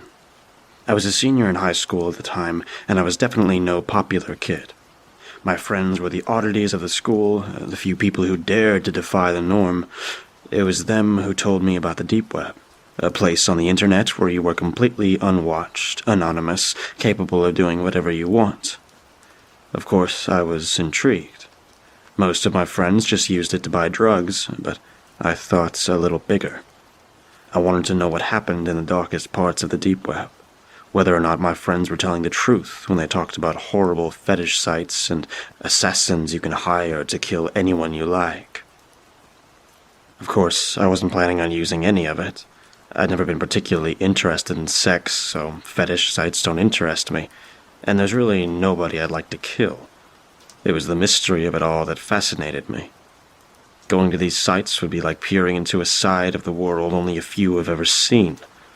Like a wholly new experience. At the time, I was tired of the monotony of life. I'd get up at the same time every day, go to school, attend the same classes, talk to the same people, go home, play some games, do homework, go to sleep, and then it'd repeat. I wondered if other people got tired of that. Anyway, it took me a while to actually dive into the deep web. As fascinated as I was, I had been warned of what could happen to me. I read the stories I talked about, too. Who isn't afraid of being threatened by hackers or stalked by some creep you piss off online? That kind of shit kept me from actually going on the deep web, until the day I manned up and decided it was time to break the monotony. It was time to delve into the underbelly of the internet, time to see a world I had only dreamed of. For the first week or so, it was fucking boring. It was just drug sites and stuff where people exposed government secrets or whatever. Nothing as dark as I expected. I don't even do drugs, so that was useless to me. And I wasn't into politics. There wasn't really much I was into back then, so I was disappointed. The only reason I kept going was my sheer desire to experience the world I thought existed on the deep web. That world was darker than any drug site. That world had murder, torture, fucked up porn for fucked up people, and all sorts of nasty shit. I eventually got my wish. Just when my apathy towards the deep web got to its highest point, I found what I was looking for. The site didn't have a name. I thought it was a broken link for a bit, since it only led me to a black screen. Right before I could click out, however, a chat box opened on the screen. Someone using the name admin typed in the chat box saying, "Congratulations, you found the worst place on the fucking net." I stared at the screen, more bemused than afraid. It took me a moment to type back, "Cool." That's all I said. What else was there to say? I'm here to see your finest torture porn. A moment after, the admin replied, "You want in?" I hesitated. All those horror stories flooded back into my head, but it was too late to chicken out. This was what I came for.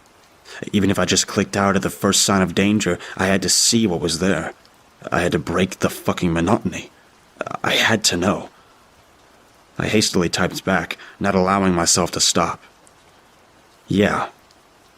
The chat box closed, and I was led directly to what looked like a video with another chat box next to it. There were about 5 other people there, each eagerly waiting for something. The video was in black and white and showed a small room. The only thing inside was a wooden chair, until after about 5 minutes of waiting, the door to the room opened. A man was shoved inside, blindfolded and naked, save for a pair of black briefs. He was followed by a woman, this one dressed all in black, her face covered by a mask. In an instant, the chat room went wild. I almost closed the window to spare myself, knowing immediately where this was going. But again, I told myself that this was what I wanted. Maybe not the torture, but the window into the very worst parts of the world. The woman pulled a knife from her pocket and cut off the man's blindfold as she shoved him into the chair. He didn't struggle for a moment, and once his eyes were visible, I could see why. It looked like he'd been drugged. Resisting was impossible. I frowned, glancing to the side. This was fucked up. I knew this was fucked up. My conscience told me to call the cops, or at least to click out, but I forced myself to watch. She turns to the camera, pointing the knife at the man's throat. One of the people in the chat typed, "One of the fingers. Cut off one of his fingers." I clenched my hands into fists, taking in a sharp breath. Was this really fucking happening? Was I gonna just watch as this guy got mutilated? As a small crowd of people watched in glee? I felt like throwing up. A feeling that only worsened when the woman nodded and turned to the man, grabbing his limp hand and carefully slicing off one of his fingers. Blood spurted from the wound, and the man moaned in pain, but he couldn't fight back. Breathing heavily, I hovered my cursor over the X, planning on getting the fuck out of there. But I didn't. The woman looked unimpressed, as if she thought the people in chat could do better. Another person called for a slice up the man's arm, and she complied. He was bleeding heavily now, clearly in deep pain, but these people were fucking sick. They were cheering her on from chat, suggesting new and painful tortures for her to inflict. Eventually, I stopped feeling sick. It was starting to grow on me. By the end, the man was on the ground, covered in blood and breathing heavily. I watched this for about half a minute. The people in chat were starting to die down. They inflicted enough pain. They had their fun. It seemed like things were wrapping up. Funny, I thought, how it was over just when I was getting into it. I smirked. This was exciting. This was better than any game I could play. Much better than any fucking class I could attend. Better than sitting with a group of fucking nobodies pretending like I cared for a goddamn second about them. This was the world I wanted to see. This was darkness. This was the underbelly. This was reality. Fucking end him. Slit the throat. I typed in chat for the first time. She nodded for one last time, bringing the man to his feet before slowly dragging her blade across his throat, sending more of his blood spurting out. Once it was done, she dropped him, and he fell to the ground, limp. He was dead. The people in chat started complimenting the torture, talking about how it had been another good time, starting to set a date for the next showing. On screen, the woman left the room, leaving the corpse behind. Of course, I hastily wrote down the date for the next showing. This was going to be part of my life now. I was going to be part of something bigger. I was going to command these people's deaths. What a rush. So, yeah, I still love the deep web. I'm in college now, and now I'm even more immersed in the deep web. I've seen shit some people would freak out about just knowing exists. I've fucked around every sick porn site known to man. I've finally broken the monotony of life. Inspirational, right? How one high schooler defines the boredom inherent in his life by discovering his true passion. I love the deep web.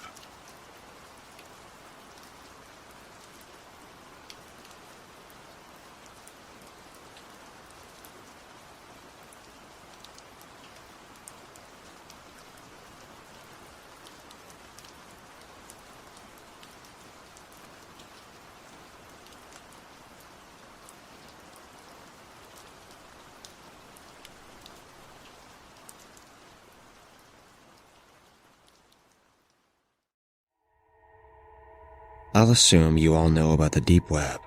Well, what you've heard is true. It's not a great place. While some people are there to score weed or firearms, or even out of sheer curiosity, others, well, they're obviously not up to anything good. But I'm not here to talk about those sickos. I'm here to talk about what lies beyond that point, the more cryptic and unexplainable part of the internet. The part that nobody's really supposed to see. There was an infographic that cropped up a while ago. Not sure when. The 8 levels of the internet. Maybe you've seen it. As interesting as it was, it's completely bunk. I'm sorry. But polymetric falsical derivation means nothing. And the pre-march system. I guess somebody's a fan of Warhammer. No. There's no quantum mechanics involved here. However, that doesn't mean it was an easy place to find. Now, I'm not going to begin to tell you how to get there. It's unlikely that you'd be able to, even if I did. I'm not tooting my own horn here, I just don't have a life outside of this. I was warned, of course. Everybody told me I wasn't going to like what I saw, that I wouldn't even understand it. Now I'm passing off that warning to you. Don't try to look for this. There's no official name for this place, or at least I haven't seen one. There were rumors, however. These ranged from an Illuminati chat room to a virtual holding cell for an experimental AI gone rogue. In reality, it's a lot worse. After a lot of painful process of breaking down firewalls, encryptions, solving bizarre philosophical riddles, and following hidden links, I was finally directed to a blank page with one line of text and a text box underneath. Quid Chiaris, Latin for what do you seek? I remember feeling surprised, but in retrospect, I didn't know what I was expecting. I'll admit, I was a bit stumped here, partially because I don't know the answer to that question. I had no objective. I just wanted to see if I could do it. I tried some generic answers at first. I typed in the truth and enlightenment, Matrix shit. And nothing happened. I tried a bunch of answers, but none of them worked. I was getting frustrated at this point. Maybe this was a gag page. Maybe I really hadn't figured anything out. If only. I tried something off the wall. Not sure how this came to me or why I thought it would work, but I typed in, what also seeks me. And now that I think about it, this thing might have been an AI. To my surprise, the page went blank. Like, fully blank. I waited. After about 5 minutes, I was directed to what looked like a forum. No, not even that. It was more basic. Just a list of links over a brownish-yellow background. The links themselves were indecipherable. Just seemingly random sequences of characters, symbols, and letters. A lot of them I had never seen before. It almost looked like an alien language. Obviously, just a code I didn't understand. At this point, expectations were off the wall. Each link was a shot in the dark. I clicked on the first one. It loaded up a live feed of what seemed to be the Paris catacombs. I watched for a while, but it was ultimately uneventful. I moved on to the next link. It was a shaky video in a dark setting, but I could make out men in tactical gear. They were in a house, opening doors and sweeping each room. Eventually, they kicked one down to reveal a creature. Tall and humanoid with scaly skin. It was gnawing on a dismembered arm. They tried shooting at it, but it escaped out the window. The video stopped there. Well, I was floored. What the hell was this? It looked too real to be unreleased film footage. I was officially intrigued. Maybe this was worth the months of headaches and bloodshot eyes after all. I couldn't stop now. I started working down the list of links. With each click, everything got more and more bizarre, more disturbing. I stumbled upon a document called the Paragon Project, detailing trials of human experimentation that would lead to superhuman levels of strength and durability. It was an apparent success. Looked official, too. There was an essay on space-time alimonies, glitches in reality, and apparent pictures of alternate dimensions. There were detailed explanations regarding Area 51, the Bermuda Triangle, assassinations, disappearances, and the true nature of the Holy Grail. One of the more upsetting ones was a document referring to a world-ending bomb. A nuke that's 720,000 times stronger than the one dropped on Hiroshima. I don't want to know why we would need that. I found contingency plans for different kinds of apocalypses. Nuclear war, biological weapons, viral outbreak. Some more peculiar ones were called the Marianas Trench abnormality, the bluntly labeled strange man on the 15th floor, and one simply referred to as blackout. Recovered logs of skinwalker hunting expeditions, 911 transcriptions from residents of a town in Texas that went missing in 1977, and even the journals that belonged to the people involved in the Dyatlov Pass incident. They didn't go insane because of the snow. I spent hours on there, looking through pages and pages of things I felt like I wasn't supposed to see.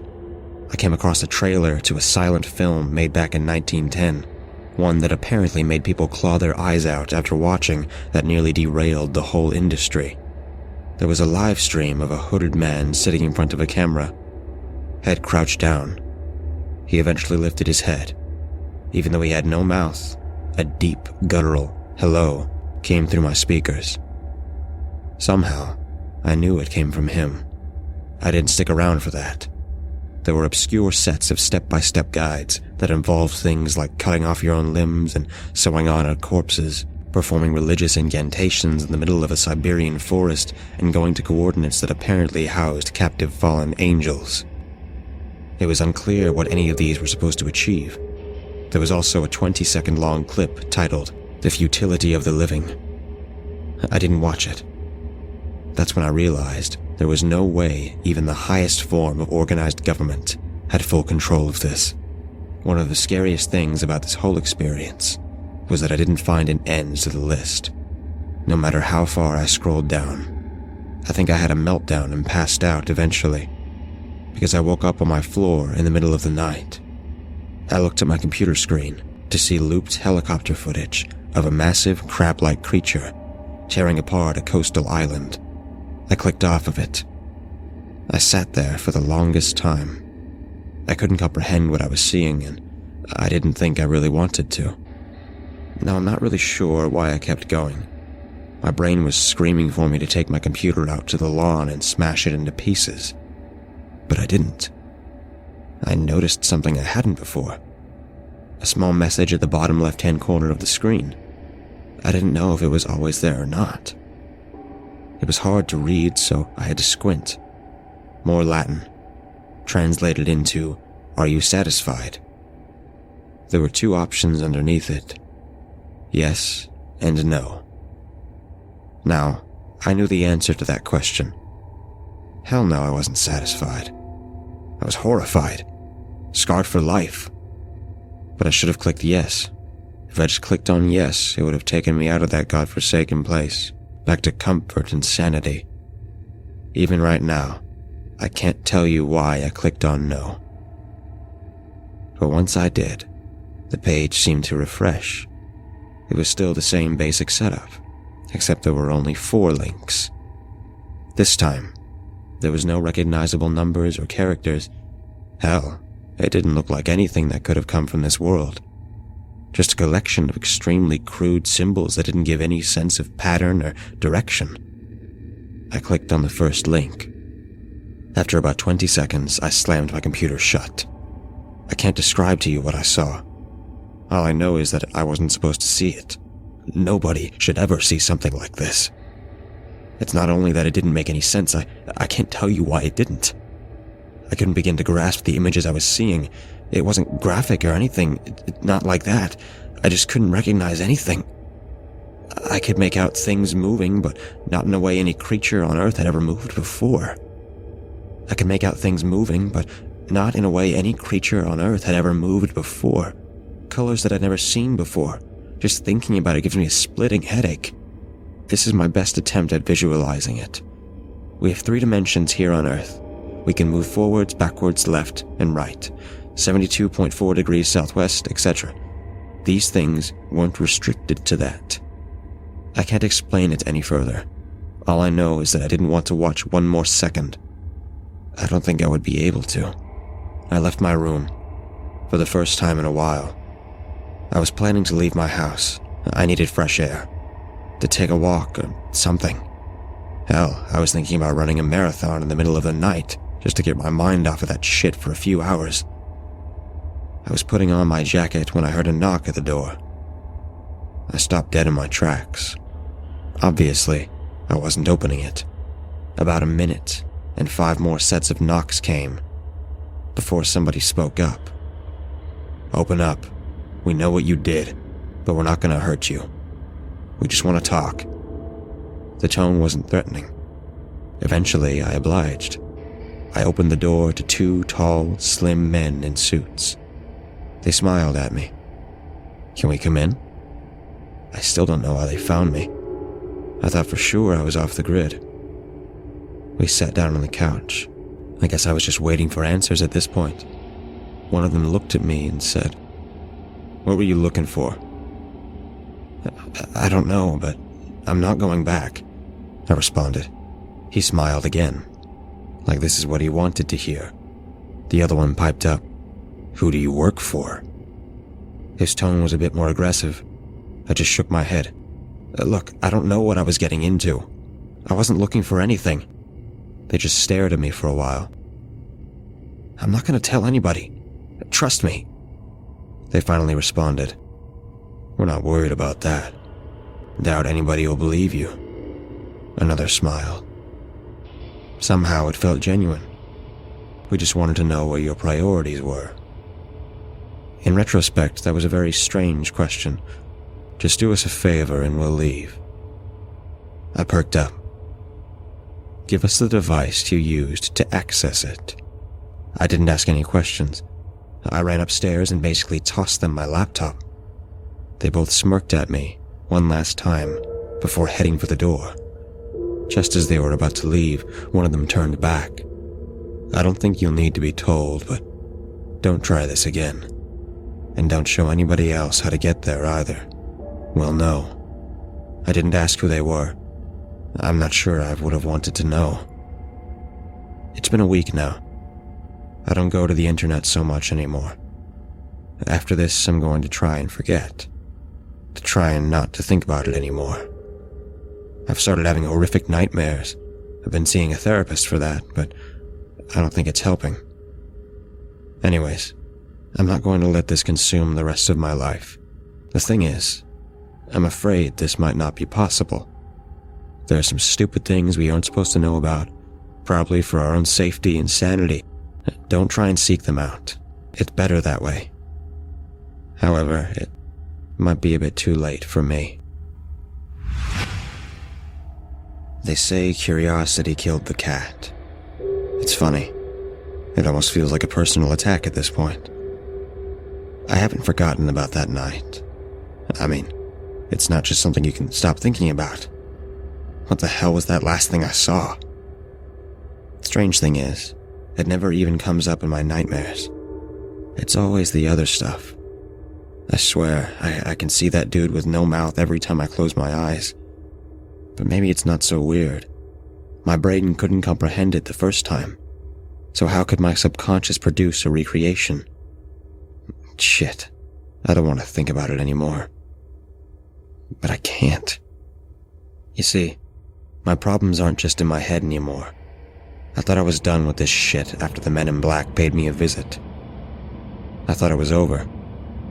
In retrospect, that was just wishful thinking. No, it was delusional. After what I saw, I guess it just doesn't work like that. I guess the world just isn't that simple.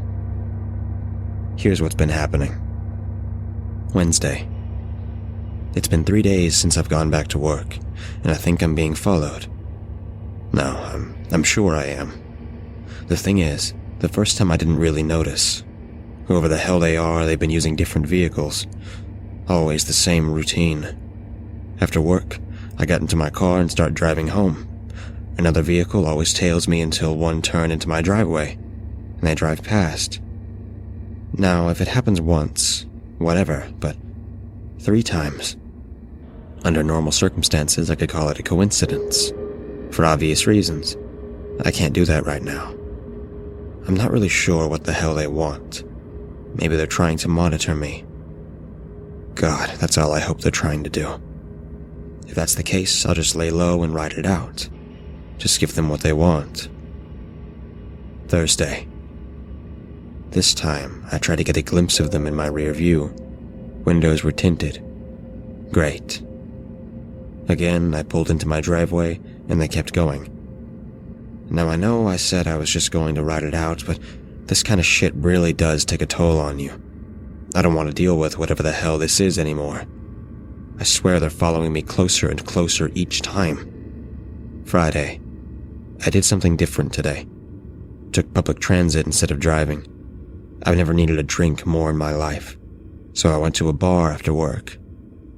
I guess this was more of an experiment, to see how closely they've been tracking me. If they're bothered by the waiting, then they can go fuck themselves. I'm still living my life, although I couldn't keep my eyes off the windows the whole time I was there. After getting sufficiently wasted, I flagged a cab down, and surprise, surprise, there they were, right behind us. But here's what I didn't expect. It was the same car from yesterday. Looks like they gave up on the Incognito Act. Not sure how I feel about that. Damn it. Something else has changed. They didn't just keep driving this time. After the cab dropped me off, I turned around to see that damn car parked, half a block away from my house. I just went inside. The hell was I supposed to do? Calling the cops didn't even occur to me, but to be honest, I didn't think that would have helped. It's been 3 hours now, and they're still there. I haven't been watching them the whole time, so I don't know whether or not they're actually in the car. Not fun to think about. There's no way in hell I'm sleeping tonight. It's about 2 a.m. now. I just got a text message. Private number. Here's what it said. Leave your house. Don't use the front door. They're still there. Come to the all-nighter diner about 5 blocks away. Don't think about driving. They'll know. Be quick. They're coming in soon. Don't get followed. Leave your lights on. I froze after reading this. They're coming in? For who? For what? Who the hell's texting me? Now, I don't know what you would have done in this situation, but I took the warning. I was paranoid as hell at this point. Buzzed and tired, I put on a jacket and went out my back door. I also took a backpack with my other laptop in it. Not sure why, but I felt like I needed to. I waited for a second before I climbed my own fence. When I was sure nobody had noticed, I started heading towards the diner. After about 40 minutes, I finally got there. Would have been shorter, but I pretty much ducked into the bushes every time a car passed. I scanned the patrons, a table of drunk college kids, a few truckers, and a dude in a hoodie typing away on a computer in the back. He didn't look threatening. Actually, he was pretty scrawny. I made an educated guess. I walked up to his table and sat down. He looked up at me. Hi, what do you want? You texted me. There was a brief pause. I got worried for a second. Is it not him? But he broke the silence. Right. They follow you? No, I don't think so. He nodded. All right. Then he laughed, like this was supposed to be funny. Man, you screwed up, didn't you? Hard to disagree with that. What were you doing anyways? What were you trying to find? Nothing, I swear. I just did it for the hell of it, I guess. He just stared at me in amused disbelief. Ah, well, that's fucking lame. Would have been cool if you were a spy or something. He chuckled again. Look, who are you? How did you know that they were after me? Who are they, anyways? I pelted him with questions. All right, settle down there. I'm not going to tell you who they are. I don't know either, but I will tell you that they don't have good intentions. Fantastic, I thought. Well, how do you know about them? He paused. They came after me. One second I'm reading about demons and the moon. The next, I'm getting my door kicked in. This was months ago. I skipped town. I was confused. Wait, what do you mean? They tried to kill me, dude. I couldn't believe this. And you were just viewing the links? That was it? You teach other people how to get there or something? He raised his eyebrow. No. Why do you ask? I was floored. They didn't do that to me, I said. They just came by, took my laptop, and gave me a warning. Now it was his turn to look shocked. Really? He seemed to think about something for a while. He then proceeded to ask me what they looked like. Just men in suits, I responded. What did they ask you? Was his follow-up question. Again, I just told him. But then I remembered the last thing they said to me. They asked me what my priorities were. A weird-ass question. His face went blank for a second. Yeah, strange, ain't it? What followed was an uncomfortable silence. I finally asked him the thing that had been on my mind ever since that night. That page with just the 4 links. What the hell is that supposed to be? He raised his eyebrows and told me he didn't know what I was talking about. This is where things got strange. After I told him a rough explanation of what I saw, his expression changed completely. I could make out a sudden flare in his demeanor. What did you type at the prompt? He asked me. What also seeks me? I answered. I was thoroughly confused at this point. Isn't that what you did as well? He just shook his head. No. He then shut his laptop and stood up. Where the hell are you going? I inquired. We've been here too long. Look, I know you have questions, but I can't answer them for you. Go to a motel tonight or something. And just like that, he was gone. What was I going to do? Stop him? I still have no idea who the hell this guy was. The only thing I got out of him was his name. Jackson. And even that's probably fake. Tired as hell and still a little bit drunk. I left the diner and tried to stay hidden as I looked for a nearby motel. Obviously, this wasn't fun.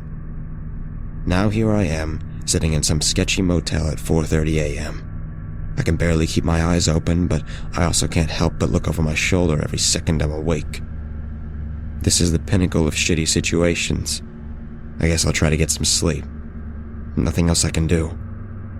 I'll figure it out in the morning. Saturday. Well, I guess it's been Saturday for a while, actually.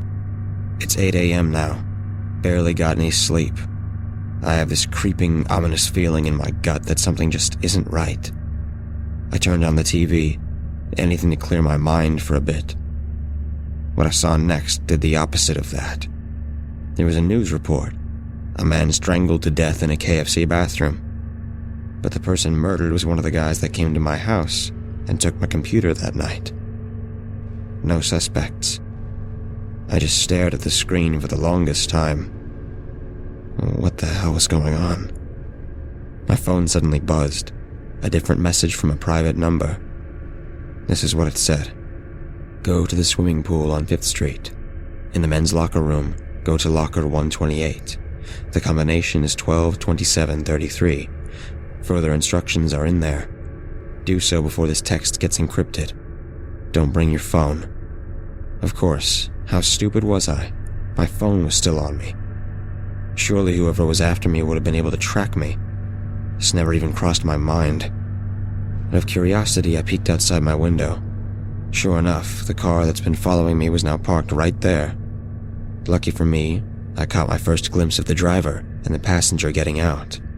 They were both wearing gloves, and one was holding a briefcase. They're walking towards the entrance now. After I've emailed this to myself and a friend, I'm going to need to think quickly. I've already dropped my phone in the toilet, and I'm going to need to get rid of this laptop next. But people need to know that this happened. If you hear from me again, it looks like I found a way out of this. What a goddamn shit show this has been. I'm currently on a plane headed to Scottsdale, Arizona. I haven't actually been out of the state in 6 years. I thought I would eventually, just didn't expect it to be under these circumstances. Anyway, let me back up a bit first. This is what happened. Right after I disposed of the laptop, I heard my lock being tampered with. Somebody was trying to pick it. Now, I've never been great under pressure, so you can imagine how I was feeling, but the human mind is an interesting thing. When you think you're at the end of the line, your will to live really ramps up. The balcony, I thought. Only way out of this. Without hesitation, I ran out and climbed over it. Fortunately, I was on the second floor, so I didn't break my leg. Now came a decision. Run or hide. Both didn't seem too promising. Shit, I thought. I was panicking. That's when I spotted Salvation, a cab parked out on the other side of the lot. I bolted for it. I tapped on the window, startling the driver. "Mr. Horvat?" he asked. Well, no, it wasn't, but I nodded anyways. He said, "You said 8:40, didn't you?" He looked at me in confusion. "I finished early. Let's go." There was anxiety in my voice, but I tried to hide it. Last thing I needed was for this guy to think I was a lunatic and drive off. I got in, told him the address, and we got out of there. As we left the lot, I looked back. The two men I saw coming out of the car were now on the balcony where I just was. I could tell that there was a dead stare directed right at me behind their sunglasses. Despite all of this, relief washed over me. It was short-lived, however. I relayed the message I got in my head. Do so before this text gets encrypted.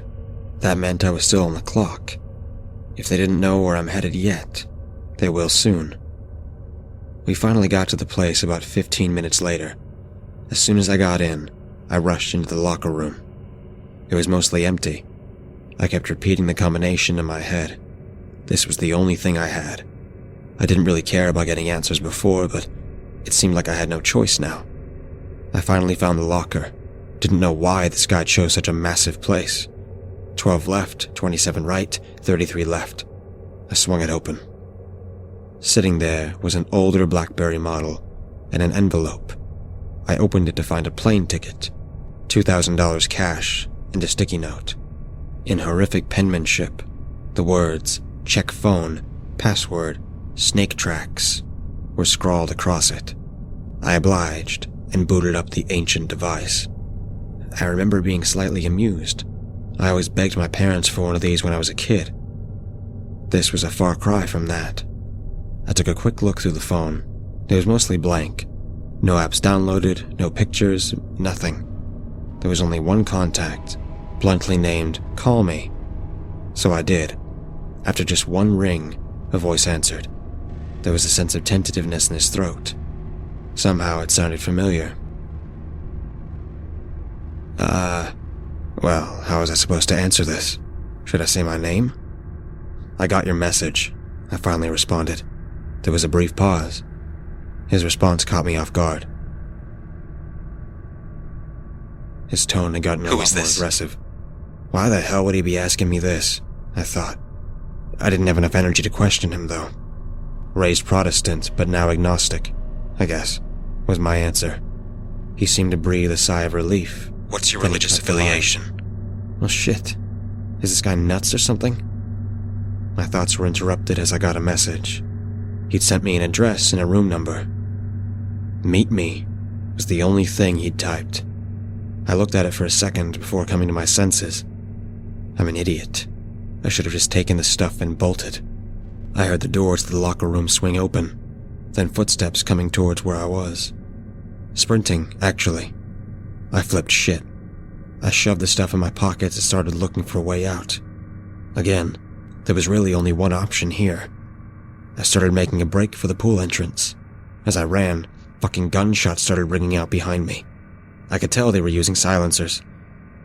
But boy, that doesn't do a whole lot when you're only 40 feet away. I suddenly felt a sharp pain to my side. I saw a bullet penetrate a locker right up ahead. God, that didn't miss by much.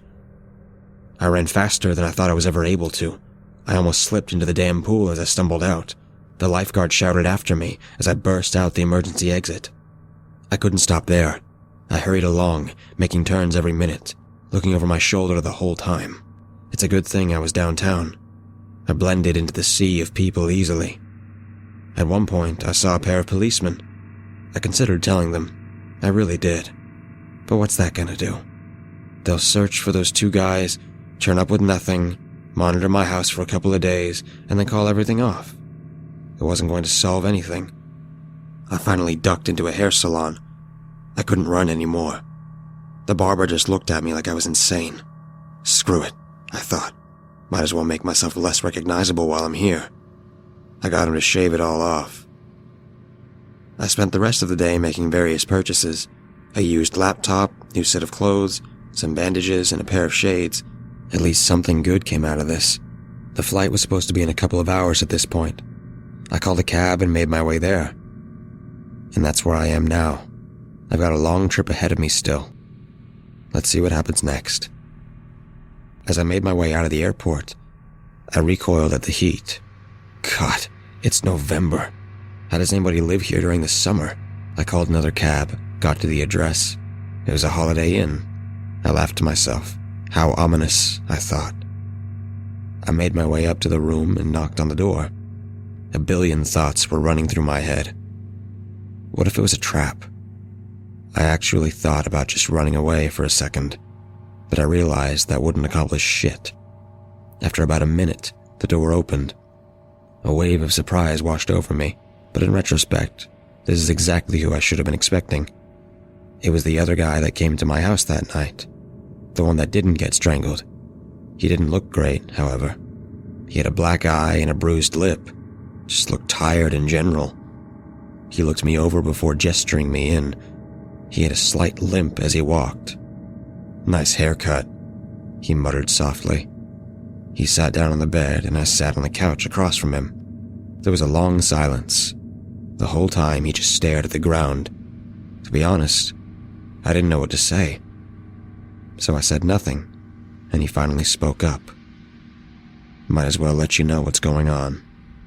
He then proceeded to let it all out. About 4 years ago, there was an incident in the Paris catacombs. I got chills after hearing this.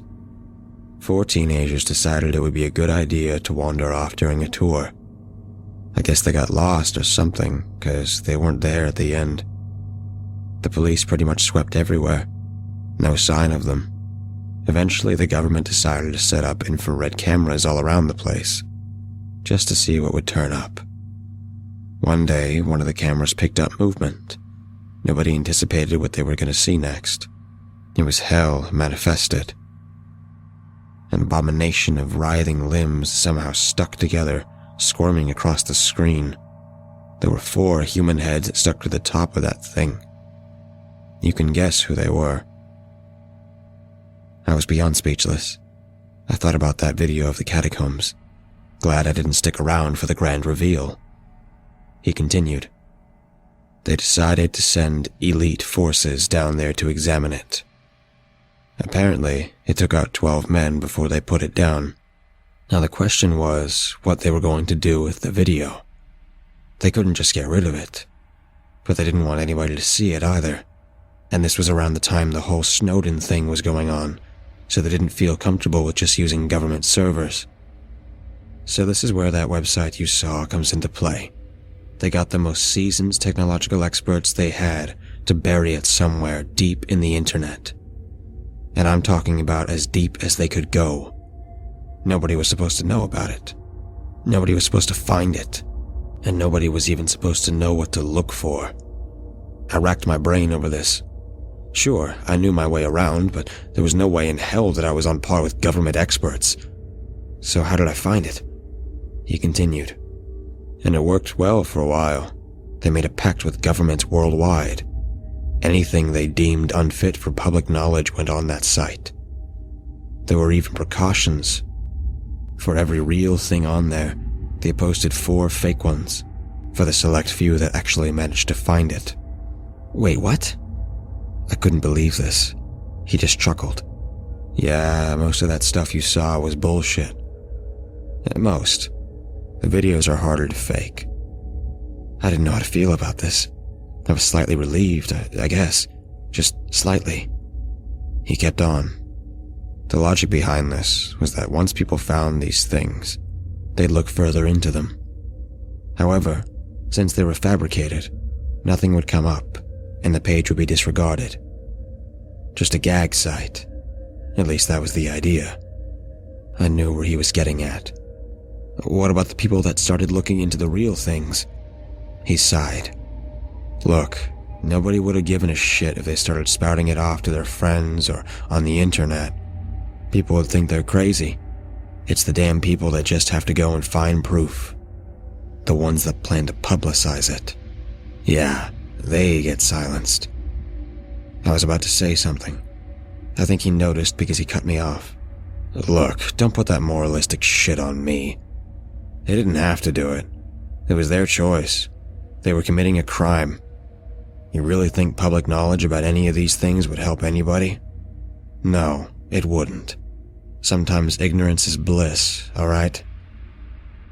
To be honest, I had to agree. But here's where things really went to shit. He went on. Before, there would be maybe 2 breaches a month. And then it skyrocketed up to 20, and then 50. They looked into it. Apparently there were rumors circulating around the deep and dark web. A rumor about a page that held secrets nobody was supposed to see. They decided to find out how easy it really was to access this place just from reading forums and shit. It took the experts about 20 minutes to find it, just by solving weird fucking riddles and then following these concealed links that would spawn from them. And then there was the final prompt. What do you seek? You've seen it, no? I nodded. Apparently there's a lot of different answers that could work. Anyways, it didn't make any sense. Everybody that was supposed to know about this was grilled. Somebody had to be doing this, right? Nobody fessed up. Honestly, everybody seemed genuine when they said they didn't do it. They knew the consequences. After a brutally in-depth investigation, nothing was resolved. And then it hit them. Back in 2010, they had also finalized an experimental AI. I'll spare you the details, but it went off the rails. Nobody could control it. As soon as they thought they could corner it into a virtual trap, it just disappeared. It didn't come up again. Until now. He paused after that, like he was waiting for me to connect the dots. So, you think that this AI resurfaced and is now directing people there? I asked. He says he doesn't think that's the case. He knows it is. It's the only feasible explanation, he says. But why? I don't know, he responded. I was starting to get a hunch now about why this was happening to me. These people, they aren't after me because I saw those links, are they? He just nodded. It's what I saw after. And you think this AI has something to do with it? Another nod. Well, what did I see? He took a second before speaking. I couldn't tell you. There's some things that I don't even know about. All I can tell you is that there are some groups, some people out there, beyond any government that are after this kind of stuff, this forbidden knowledge, and somehow they know that you've seen it, and they want to know what you know. And they came after you as well? I asked. Yeah, they know we talked to you. A wave of guilt came over me. Did I get that guy killed? However, that guilt quickly turned to frustration. Well, what the hell am I supposed to know? I don't know what the hell it was I saw. A dry chuckle came out of him. Well, they don't care, do they? They'll jump at anything. And who do you work for? The government? I firmly asked. The question had been on my mind since I got here. Sort of, was all his response was. He got up, taking out a pair of car keys. We gotta figure this out. We gotta go. Go where? I asked. Vegas. In any other situation, I would have been ecstatic. We went outside and he led me to an older, beaten-up sedan. Inconspicuous, he said with a smile. I could tell he was just trying to lighten the mood. The drive was long and arduous. We barely spoke. My brain was fried at this point, so I didn't bother asking more questions. I did remember one particular conversation we had, though. Listen, if anything happens to me, there should be a file on the BlackBerry named Contingency. Everything you need to know will be on there. I remember feeling flustered. What? What could happen to you? I responded. I don't know. Just in case, I guess. Don't lose that phone. In reality, I know there were a lot of things that could happen. I just didn't want to admit it. He woke me up when we arrived to McCarran. I was confused. You have plane tickets? Don't need them, he responded. He got out of the car and I followed him in. What happened next was strange. He just walked past everyone. The check-in, security, everybody. They didn't even pay attention to him. Not to me either. That's when I started to wonder who the hell this guy really was. As we walked past the various stores and restaurants set up near departures, he took a sharp turn. I stumbled keeping up. He walked towards an unassuming door set up right between two shops. He swung it open and I followed. We walked down a bunch of corridors, turning every so often.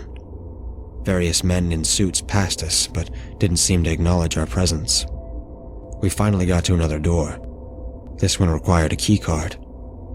He took one out and scanned it. I didn't realize how huge this place really was, until I thought about it after. We must have passed at least 15 other hallways. Anyway, the door opened up to what looked like a long flight of stairs. We trekked down for about 5 minutes before we got to what looked like another terminal. Now, it didn't look futuristic or anything, just a regular damn terminal. Surely there's no planes taking off here, I asked. He said I was right. That's when I noticed the train tracks. Now we wait. And he sat down on a bench. Well, great. I've given up trying to piece this together in my head, so I didn't even bother asking what this place was.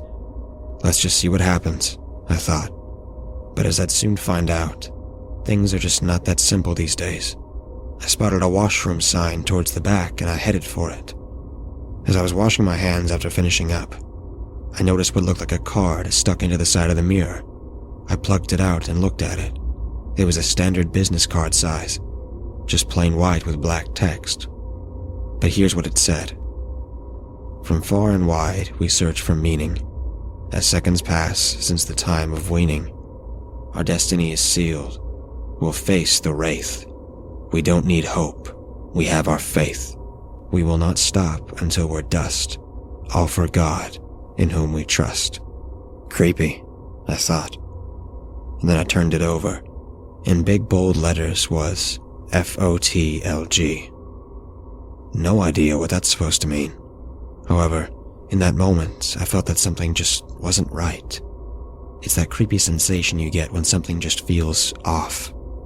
I needed to tell him, whoever the hell he is, about this. I opened the door and he was gone. I searched around the terminal for a bit, but he was nowhere to be found. Hell, there was nobody else here. The place started rumbling slightly. The train was coming. Well, I sure as hell wasn't getting on by myself. I looked around a bit more before I heard footsteps coming down the stairs. Great, I thought. He's back. Then I realized it wasn't just one pair of steps. There were multiple. Instead of seeing a familiar face, I was greeted with 4 of what I assumed to be men. I couldn't tell because their faces were covered with a burlap sack that had eye holes carved out, kind of like the one Scarecrow wears in Batman Begins. The only difference was a symbol that seemed to be spray painted on where the forehead should be. It was simple, a vertical semicircle with angular arrows going through it. As I recall, the rest of their getup was normal. just plain street clothes. I was frozen, and then I realized that one of them had liquid dripping off his glove. Dark liquid. The next few moments were a blur. I remember the train pulling up, and those guys started to run towards me. I started bolting for the train. It was a weird one. Only one section and one set of doors. I don't think I saw a driver. As I ran up to it, the doors opened automatically. I remember frantically looking for a shut button, but there wasn't one. I just stared in horror as those freaks got closer and closer.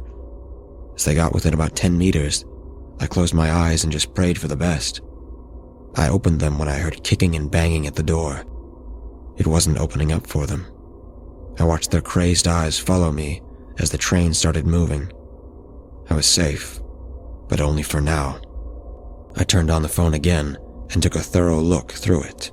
Sure enough, the text file he mentioned was there. Guess I'll read it soon, after I'm done with this. Now, I don't know where I'm going, and I don't know what's waiting for me there. My head's pounding. All I know is that I should have just stayed on Google. I'm not sure what to think anymore.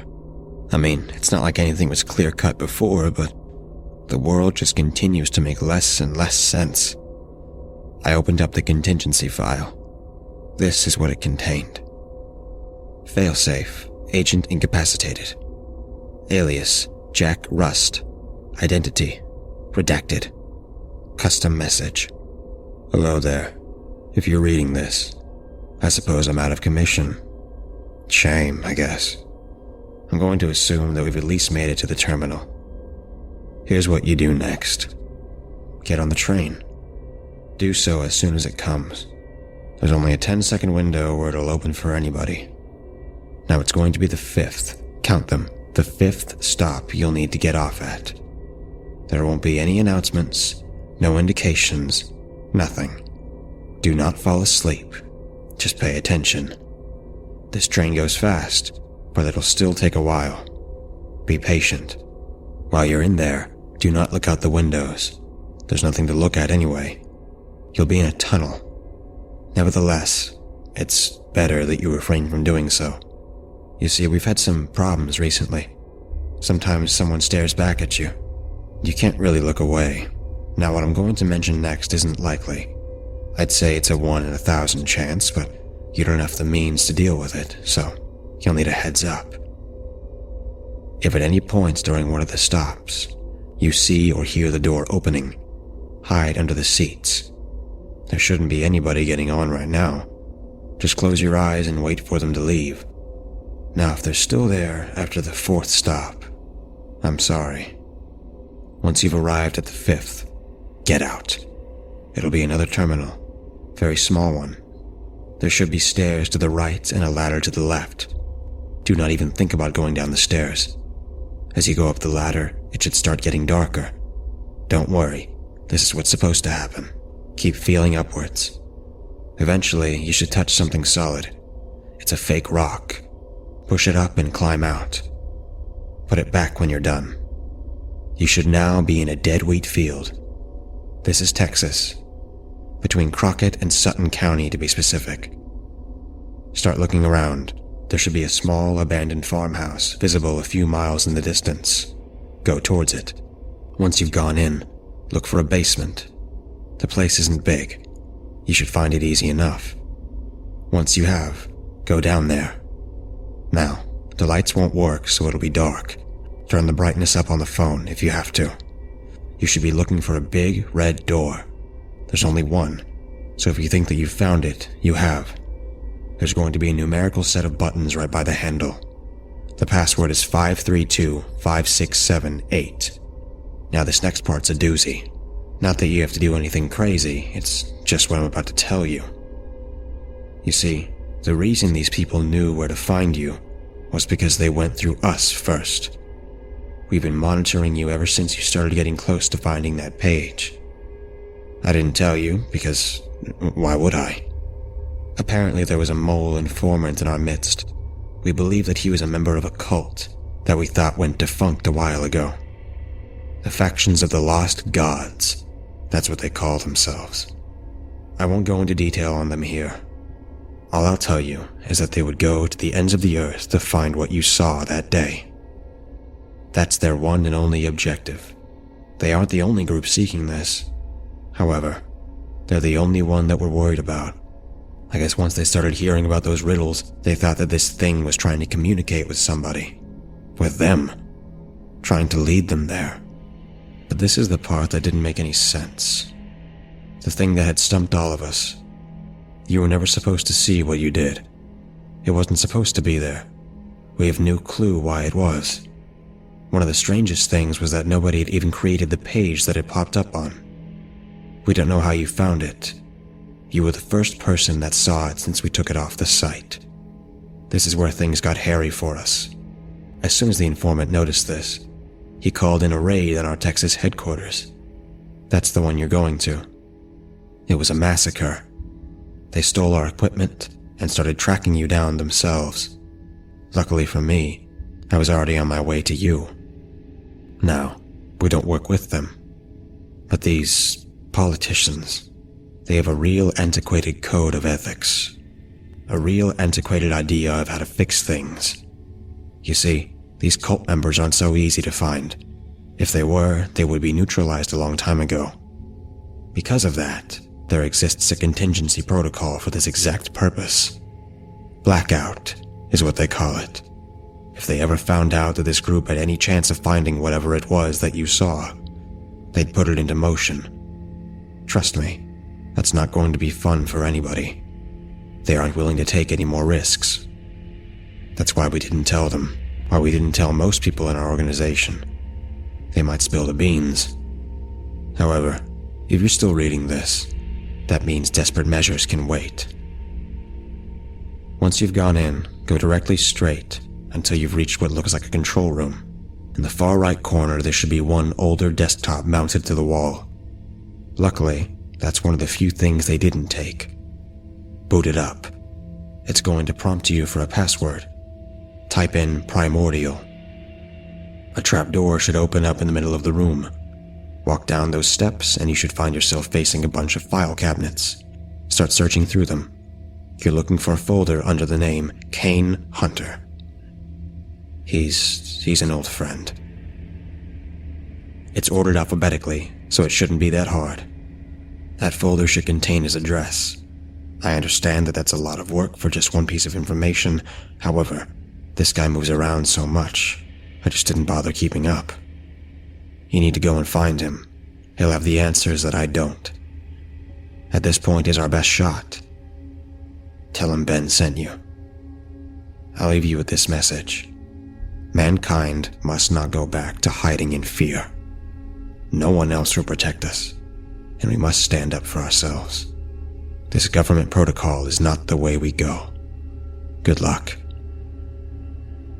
That was the end of the message. This was a lot to take in, to say the least, but it sounded like I had a job to do. Luckily, nothing else got on the train with me. It took a while before I finally got to the basement down in the farmhouse. As soon as I walked in, a wall of stench hit me. I reflexively gagged. A massacre. Those words rang through my head.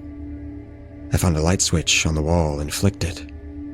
As the stale, incandescent light washed over the place, I understood what he meant. It was a massacre indeed, and nobody was there to clean it up. Holding my breath, I stepped over the decaying, uniformed corpses. As much as I would try to avoid looking at them, I couldn't stop myself from glancing down every so often. I was about to pass out once I reached the control room. I followed the instructions and found the folder. As soon as I did, I got the hell out of there. Once I was back outside, I read through it. Kane Hunter was 45 years old, and he lived in Hong Kong. Shit, I thought. I was starting to hate traveling. It took me a while to find a road. I eventually managed to hitchhike into a town.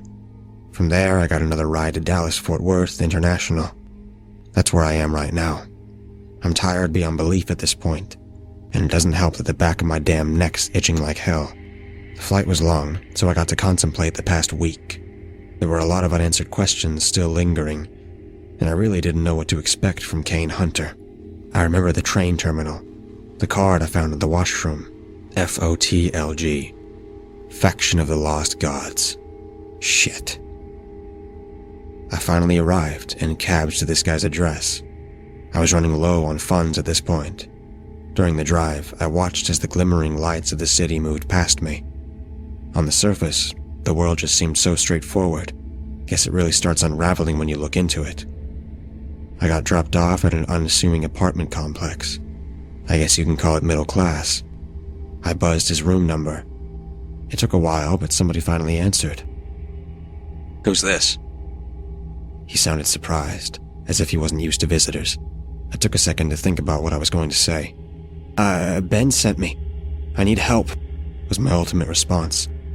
Almost instantly, I heard the front entrance unlocked.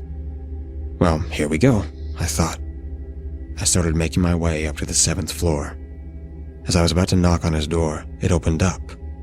A rather unkempt middle-aged man pulled me into his room, looking extremely anxious. He paced around as I took a seat. He finally stopped, turning to me.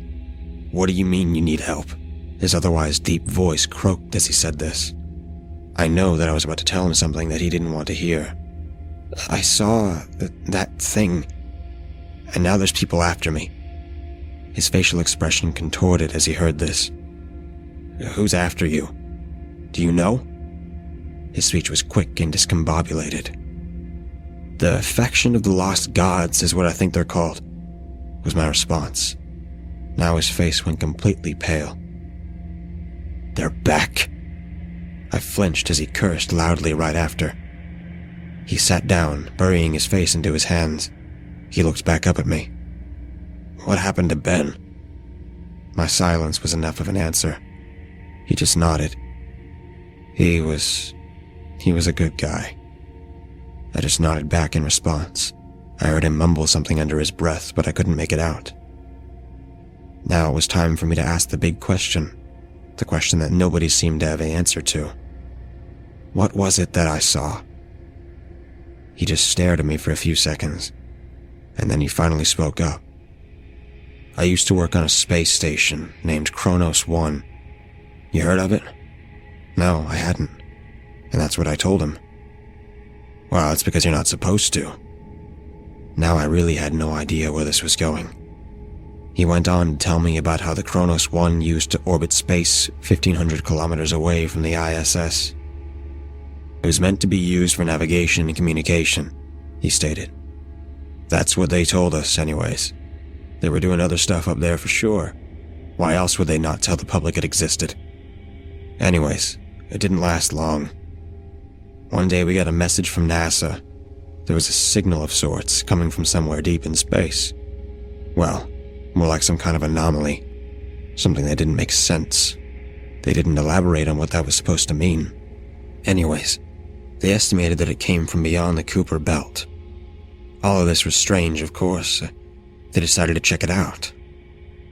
He paused, letting off a quick sigh as he did so. They sent an interstellar probe towards that signal. It was estimated to reach there in about 9 hours. And it just so happens that about 9 years later, I'm back up in space after taking hiatus on Earth. While there, we get another message. The probe had reached where the signal had approximately been emanating from. They were going to transmit a feed for us to watch. I raised my eyebrow. He just chuckled at my confusion. Yeah, we've come a lot farther in terms of space technology than the public is led to believe. At this point, I don't think you should be surprised. Anyways, everybody's crowded around the monitors waiting to see what the hell the probe picked up. Keep in mind that there were only 10 people in the room at the time. It was too tight to fit more, so we were going to be the first ones aboard who would see it. The transmission eventually blinked onto the screen. He stopped, rubbing his temple as he did so. It almost seemed like it hurt him to think about. Everything went by quick. It only took a few seconds for the screaming to start. People were banging their damn heads on the floors and walls. It was chaos. Everybody lost their minds after seeing what was on that monitor. The only reason I survived was because I didn't actually get a glimpse of it. I was still in the bathroom when the transmission came through. I got out as soon as I heard the commotion. I still passed out, though. Guess I'm not so good with blood. All I remember before hitting the floor was seeing a lone person still glued to the screen. He was the only one watching at this point. When I woke up, they started asking me questions, but I had no answers for them. I didn't see it. Wait, so what was the cause of death for them? I asked. Suicide. Mostly blunt force, he responded. Everybody in that room found a way to kill themselves. What the hell? I thought. Was this really what I had seen as well? So what happened to the other guy? The guy you said was still watching? He passed out as well, but only for a minute. Other than that, he said he was fine. Never even really brought it up. When they asked him what he'd seen, he just shrugged and said he didn't know what they were talking about. I knew him, actually. His name was Blake. He'd always been a strange guy. There was another pause. I kept trying to work it out in my head. Kane kept going. But that wasn't the end of his story. I perked up. He got fired soon after. He seemed to just stop caring about anything that was going on around him. He'd make these strange, dark outbursts every so often, and it would scare the hell out of everybody he worked with. He was going insane. After his last day, he went off the grid.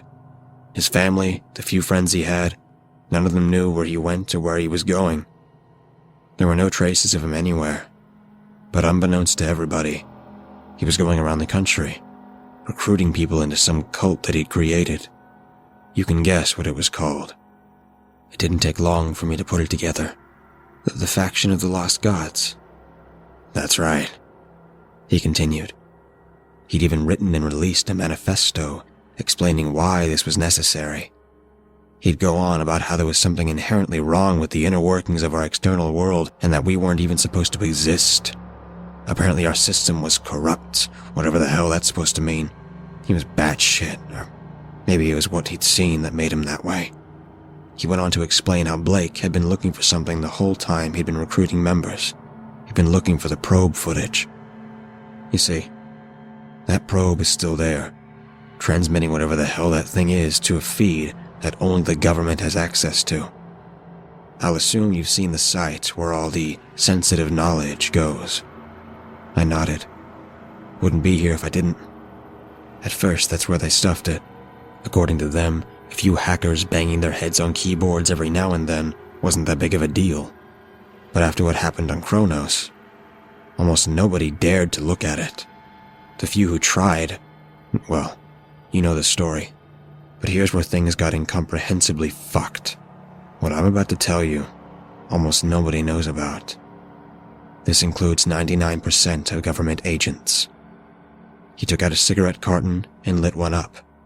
He took a long, heavy drag before continuing. After about 6 months, I went back to the Kronos.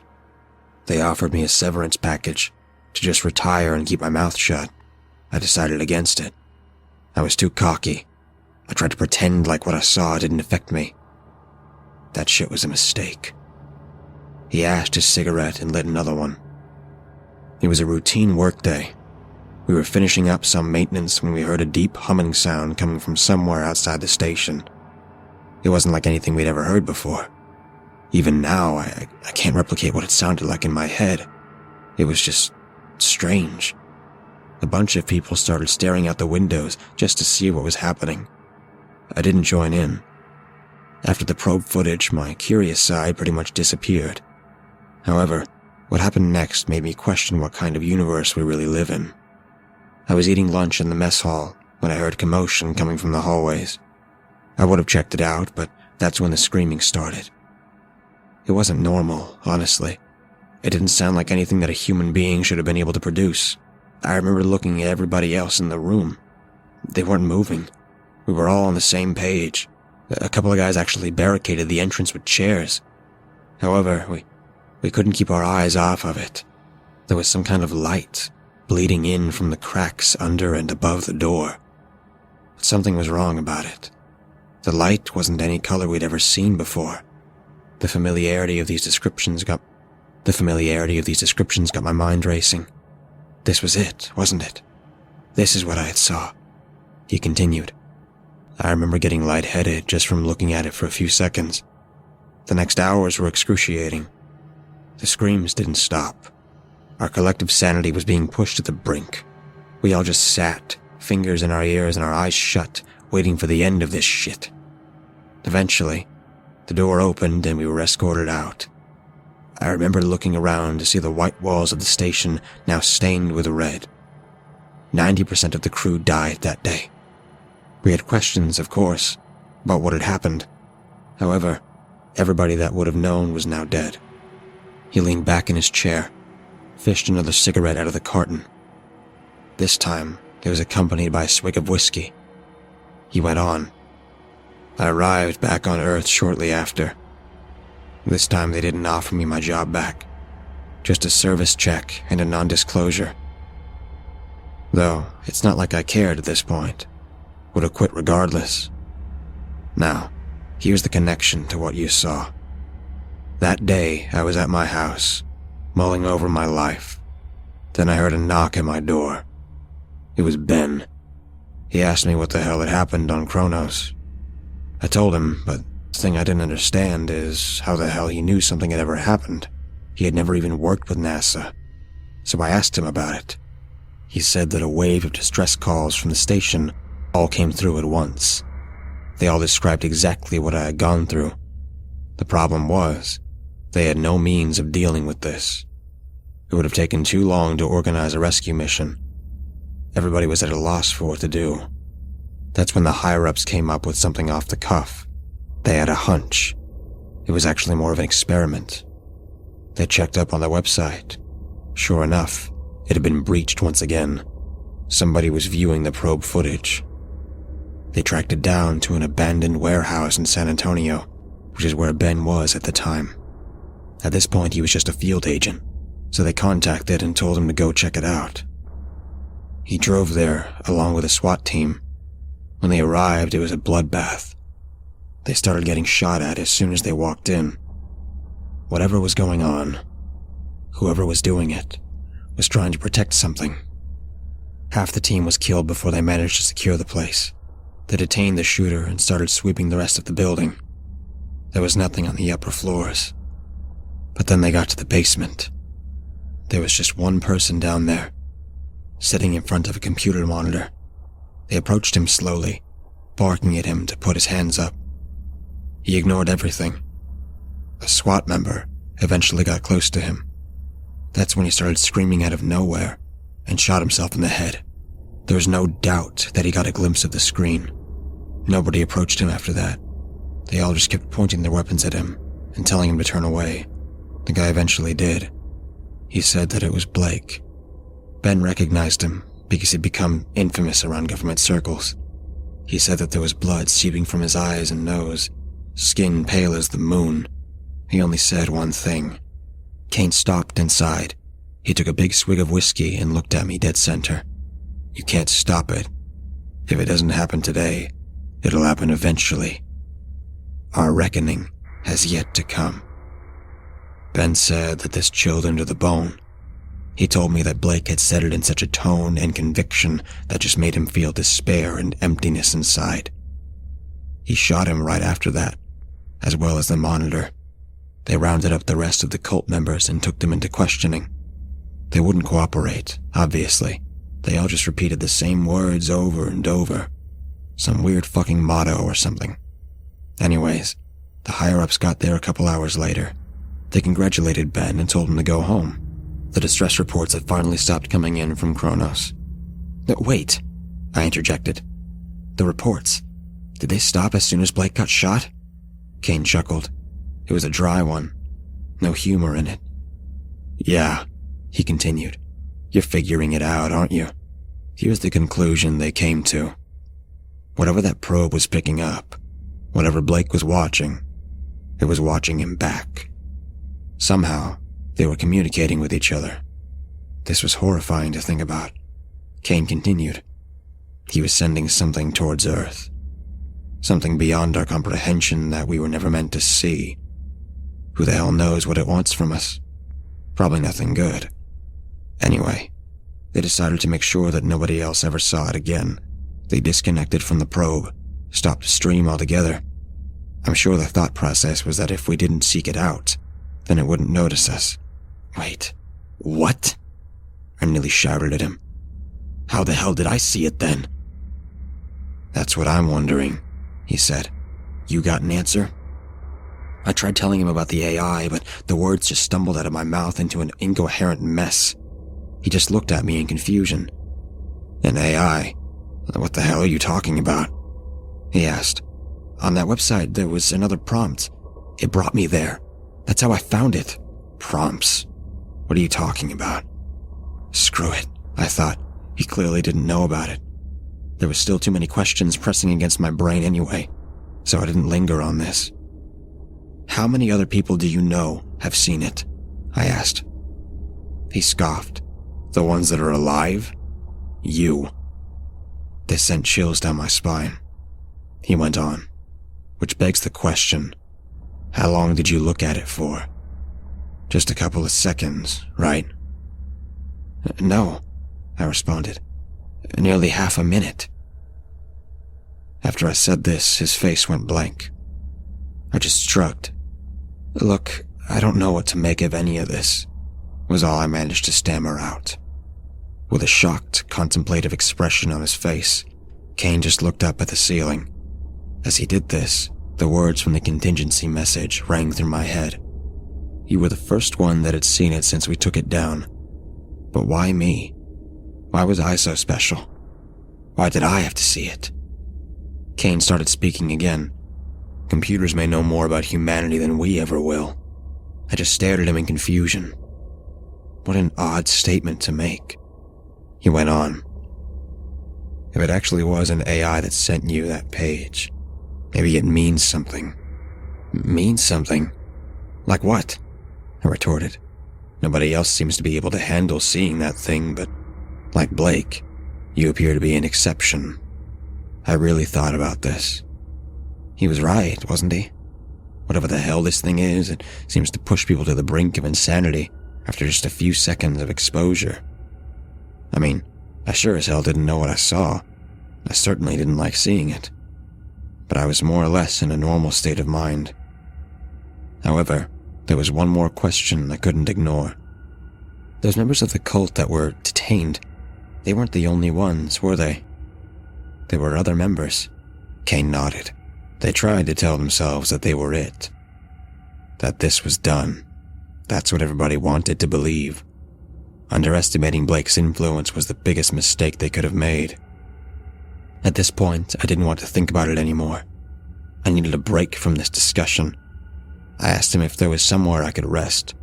He told me there was a spare mattress in the closet. I needed to sleep, but not before I finished getting this out. A million thoughts are still running through my head as I write this. Ben said that this guy was our best shot, but nothing's been resolved. Hell, what was he supposed to do? Maybe this blackout contingency was necessary. If everything I've heard is true, it might be the only option. God, this itch on the back of my neck is killing me. Anyway, it looks like I'm going to have to make a decision soon. Kane and I just heard somebody trying to open the door. He took a look through the peephole and told me that there were people with weird masks on standing outside. This is not good. You know how they say that time flies when you're having fun? Well, that also applies when you think you're about to be smoked. It didn't take long for them to break down the door. The thing is, jumping out the window wasn't an option here. I tried opening a vent in the washroom, but they were already inside the apartment. I remember seeing Kane fish a pistol out of a kitchen cabinet before getting bodied by some behemoth of a man. This all happened in what felt like seconds. The last thing I saw before I blacked out was the butt of a rifle coming towards my face. I awoke sometime later, face down on a dusty floor in a dim, empty room. My head was pounding. I was restrained, but there was nowhere to go. One door leading out, and it was dead-bolted. I turned my head to see Kane pacing on the other side. Look, I didn't lead them here. I tried to reason with him. He looked pissed. Oh, I don't doubt that, he responded. Not on purpose, at least. They know that I can't help them. We've tried a while ago. He followed up with a sigh. This is fucked. I turned away from him and started feeling around the walls. I was under the delusion that there was some secret way out. A delusion it was. After my futile attempt at escape, I just sat down in a corner. There was no good ending to this, I thought. Kane seemed to read my mind because he chimed in. You know, you can't tell them how to get there. He looked at me again. This time his demeanor was dead serious. You can't let that thing loose over here. That's not an option. Initially I was annoyed. He was asking me to take what was surely torture and then death, but then I thought about it. This was bigger than me. There was no way out of it. The door suddenly swung open. About 5 people stepped in, all sporting those damn bags over their heads. 2 had shotguns. You're awake. Good, said the one at the front. I instantly recognized that voice. Was it really? He slipped it off, revealing a big shit-eating grin. It was Jackson. It didn't have to be like this, you know. He could have just told me how to get there. I thought back to the conversation we had in the diner. I clearly told him what I had entered at the prompt. Did that not work for him? But I put that thought out of the back of my head. At that moment, I was nothing but angry. Like it would have mattered. You psycho fucks would have ruined the world regardless. He just sighed. Ruined? Look, I don't expect you to understand, only to cooperate. But this world, it isn't right. It was a mistake. So you just follow the orders of some crazy dead guy, huh? Kane laughed. Sounds like you guys are the mistakes. One of the men walked up and whipped the shotgun barrel across his face. There was a terrible cracking sound as he fell to the floor. He started coughing up blood. Why don't you guys just kill me? I can't help you. Wouldn't help if I could, he muttered as he sat against a wall. Jackson chuckled. No, this is something we all need to see. The more people who start witnessing, the better. It's the greatest salvation anybody could ask for. He was just bloviating nonsense at this point. I didn't feel like arguing, however. There was no changing his mind. I had questions, though. How'd you find me? Huh? It doesn't make any sense. He walked over to me and reached behind my ear. I felt a sharp pain at the back of my neck, and he pulled out what looked like a tiny computer chip. So that's what that was. I just let out an exacerbated sigh. Funny enough, this wasn't our doing, he said as he flicked it away. What the hell are you talking about? I spat at him. But then I thought about it. When those guys were shooting at me in the locker room, I swear I felt something hit my neck, but in the moment, you just don't care. Jackson smiled as he saw the horror on my face. We can thank those guys for that. It's just a shame that they won't be here to see it. Everybody always resists. Only the lucky ones truly get it. I recalled Ben's message. A lot of groups are after this, but we're only afraid of one. Who were they? I asked him. Don't know, he replied. It never mattered anyways. I was reliving the whole journey in my head at this point, thinking about where I messed up. How'd you get to the terminal? You needed a key card. Jackson pulled one out of his pocket. Oh yeah, I forgot. They killed everybody who had one. I was beyond frustrated at this point. Not even just at him. This whole damn situation. The thing that you want to send over here, do you even know what it is? He paused for a second. A look of pure contemplation was plastered across his face. I'll tell you what Blake told me. It's not for us to know. We don't belong here, and every second we remain, the universe deteriorates. We need to correct this. It's funny. These guys actually thought they were after something good. Blind faith, huh? I retorted. You guys are pathetic. Jackson scrunched his nose at this. His expression contorted into one of pure rage. That's enough. He gestured to the 2 men standing beside him. They started dragging me out of the room. As we left, I could hear Kane screaming at me, screaming that I couldn't give in. I tried wrestling the shotgun away, but it was a pathetic attempt. There was nothing I could do. They tossed me into another room. This time it was larger. I guess the rest of the cult was also in there, because about 15 people stood, lining the perimeter of the room, all with those bags over their heads. There was also a computer set up in the middle, wires running everywhere. They forced me into a chair in front of it and strapped my legs down. "Go ahead," Jackson's voice echoed from behind me. "Everybody's waiting." I refused at first. I really did. But I guess that's what they were expecting. First came the waterboarding. Don't know if you've experienced it, but it definitely wasn't pleasant. However, it also wasn't enough. What came next almost was, however.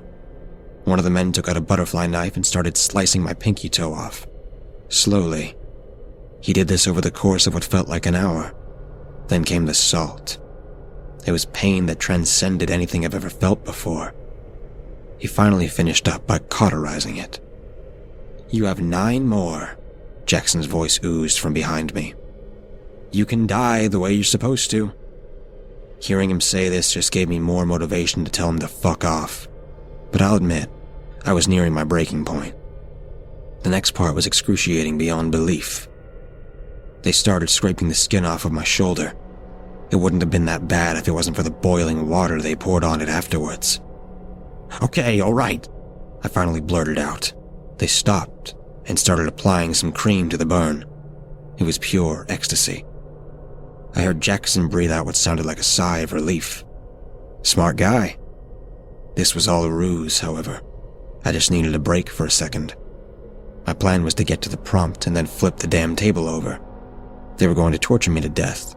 I was going out with a bang. The human spirit is hard to break. A billion thoughts ran through my head as I went through the whole fucking process again. Memories of family and friends, better times. I solved the riddles and encryptions until that damn question popped up again. Quid Chiaris. I was about to enact my spree of destruction when I noticed something. Something small in the corner of the monitor. It was hard to read, so I had to squint. It was text, just 2 words, in English this time. "Don't worry." I just stared at it for a second. What the hell was that supposed to mean? That's when I came to a realization. I recalled what Ben had told Kane. It was only Blake sitting at the computer in the basement. He was the only one watching. Everybody who saw this thing went insane and killed themselves. Somehow, the AI also knew this. I smiled to myself. I felt somebody poke at my back. "Don't tell me you've changed your mind. We can change it back." Jackson's voice rung out. "Don't worry," I responded. I answered the prompt question. What also seeks me? The familiar list of links soon appeared in front of me. I started scrolling down, clicking on various links until a familiar question appeared in the corner. I clicked yes. And just like that, there they were. The 4 links. I leaned back in the chair. Well, there it is. First link's the one you're looking for. I watched as they all gathered around me. "This is the first time you're going to see it?" I asked. I could see Jackson nodding out of the corner of my vision. Blake did make one mistake. He thought that we weren't ready. We were always ready. They unstrapped me from the chair. Jackson put his hand on my shoulder in appreciation. "You don't know this, but you just did something good." "Spare me," I responded. "Is Ben still alive?" I needed to know. Jackson nodded. "Well, where is he?" "What does it matter at this point? I just want to tell him to brace himself. I owe him that at least." Jackson sighed. He took out a piece of paper with an address and a postal code scribbled onto it and handed it to me. "Good luck with that." He gestured to a couple of our members. "Follow him out, in case he lied again." They obliged. I could barely hold in my grin as they walked me out. They closed the door behind them and trained their shotguns on me. There was only one thing I could do at this point. I just waited, listening intently. There was a few muffled voices before silence. I started counting. 1, 2, 3, 4. And then came the screams. Even though I was expecting it, I still flinched. Kane was right. Those sounds should not have come out of a human being. The two guys guarding me flipped shit. One of them ran inside, and the other stumbled on his feet. He was looking back and forth between me and the room, so I disarmed him easily and shot out his kneecaps. I guess he hit his head hard on the floor because he went limp. That's when the cacophony of gunshots started ringing out from inside the room. It lasted about 10 seconds and was followed by silence. With a shotgun in hand, I walked inside. Bodies were lying, haphazardly scattered across the room. Pieces of the burlap sacks they were wearing were now stuck to the blood-stained walls. The monitor was face down on the floor, shards of screen everywhere. There was only one squirming figure left. Jackson. Guess he really was dedicated to this. He was muttering something incomprehensible, and he snaked his way towards a stray pistol. I thought about finishing the job for him, but that'd just be putting him out of his misery. Instead, I went around the room and took the clips and shells out of every weapon. He gave me one last look before I left. His skin was paler than snow, arms and legs trembling, expressing a mix of shock, dismay, and confusion. It looked as if he was pleading for something. I just flipped him off and closed the door behind me. This is what he wanted, wasn't it? I walked down to the room where Kane still was. I'd picked up the key from one of the bodies. At this point, the cream on my shoulder, as well as the adrenaline, was wearing off. A wave of pain hit me at once. I stumbled a bit before I got to the door and unlocked it. Kane jumped when I walked in. He seemed relieved at first and then horrified. "Did you?" The words faltered out of his mouth. I just shook my head. He exhaled in solace. He wanted to take a quick peek inside the room before we left, just to make sure. Jackson was still in there, twitching violently in the corner, facing away from us. That was the last I ever saw of him. "This'll be a pleasant surprise for everybody," Kane said, before closing the door. We got out of there after that. Turns out we were in the basement of some abandoned factory outside city limits. We hitchhiked back into town. We got back to Kane's apartment, where he decided to buy me a plane ticket back. "Least I can do," he stated. "So, where to?" "You said you were from Delaware." I looked down at the address in my hand. "No, I need to go to Vegas first." Kane chuckled. "Drinking away this whole experience, huh? Understandable." He started booking the ticket. "Do you want to see him?" I asked. As he was finishing up, he raised his eyebrow. "See who?" "Ben." He paused, staring at the ground for a second before answering. "No, not really." He looked back at me. "Tell him I wish him the best, though. Tell him to be careful." He said it in such a somber tone. I could tell he just wanted to be done with this whole thing, to never think about it again. Seeing Ben wouldn't help that. He gave me some cab money before we exchanged goodbyes. I had to ask him one last thing before leaving. "You think that's the end of them?" He thought about it for a second before answering. "It has to be." I started heading for the airport. I gotta say, it feels weird walking around with a toe missing.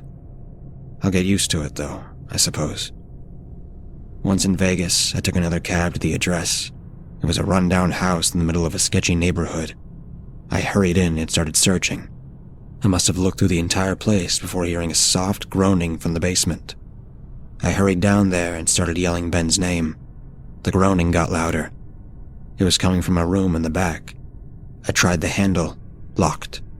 I eventually just knocked it down. Dust blasted me in the face as I walked inside. Ben was lying there, on a dirty mattress in the middle of the room. He had bruises all over his face and looked like he hadn't eaten in days. There were packets of instant ramen strewn all over the floor. He turned over to look at me and smiled. "Knew you could do it," he uttered out. I looked around the room. There was a small television set, smashed onto the floor. "Yeah, they wanted me to watch it on the news." He grinned again. Like hell I was. I picked him up and led him out of the basement.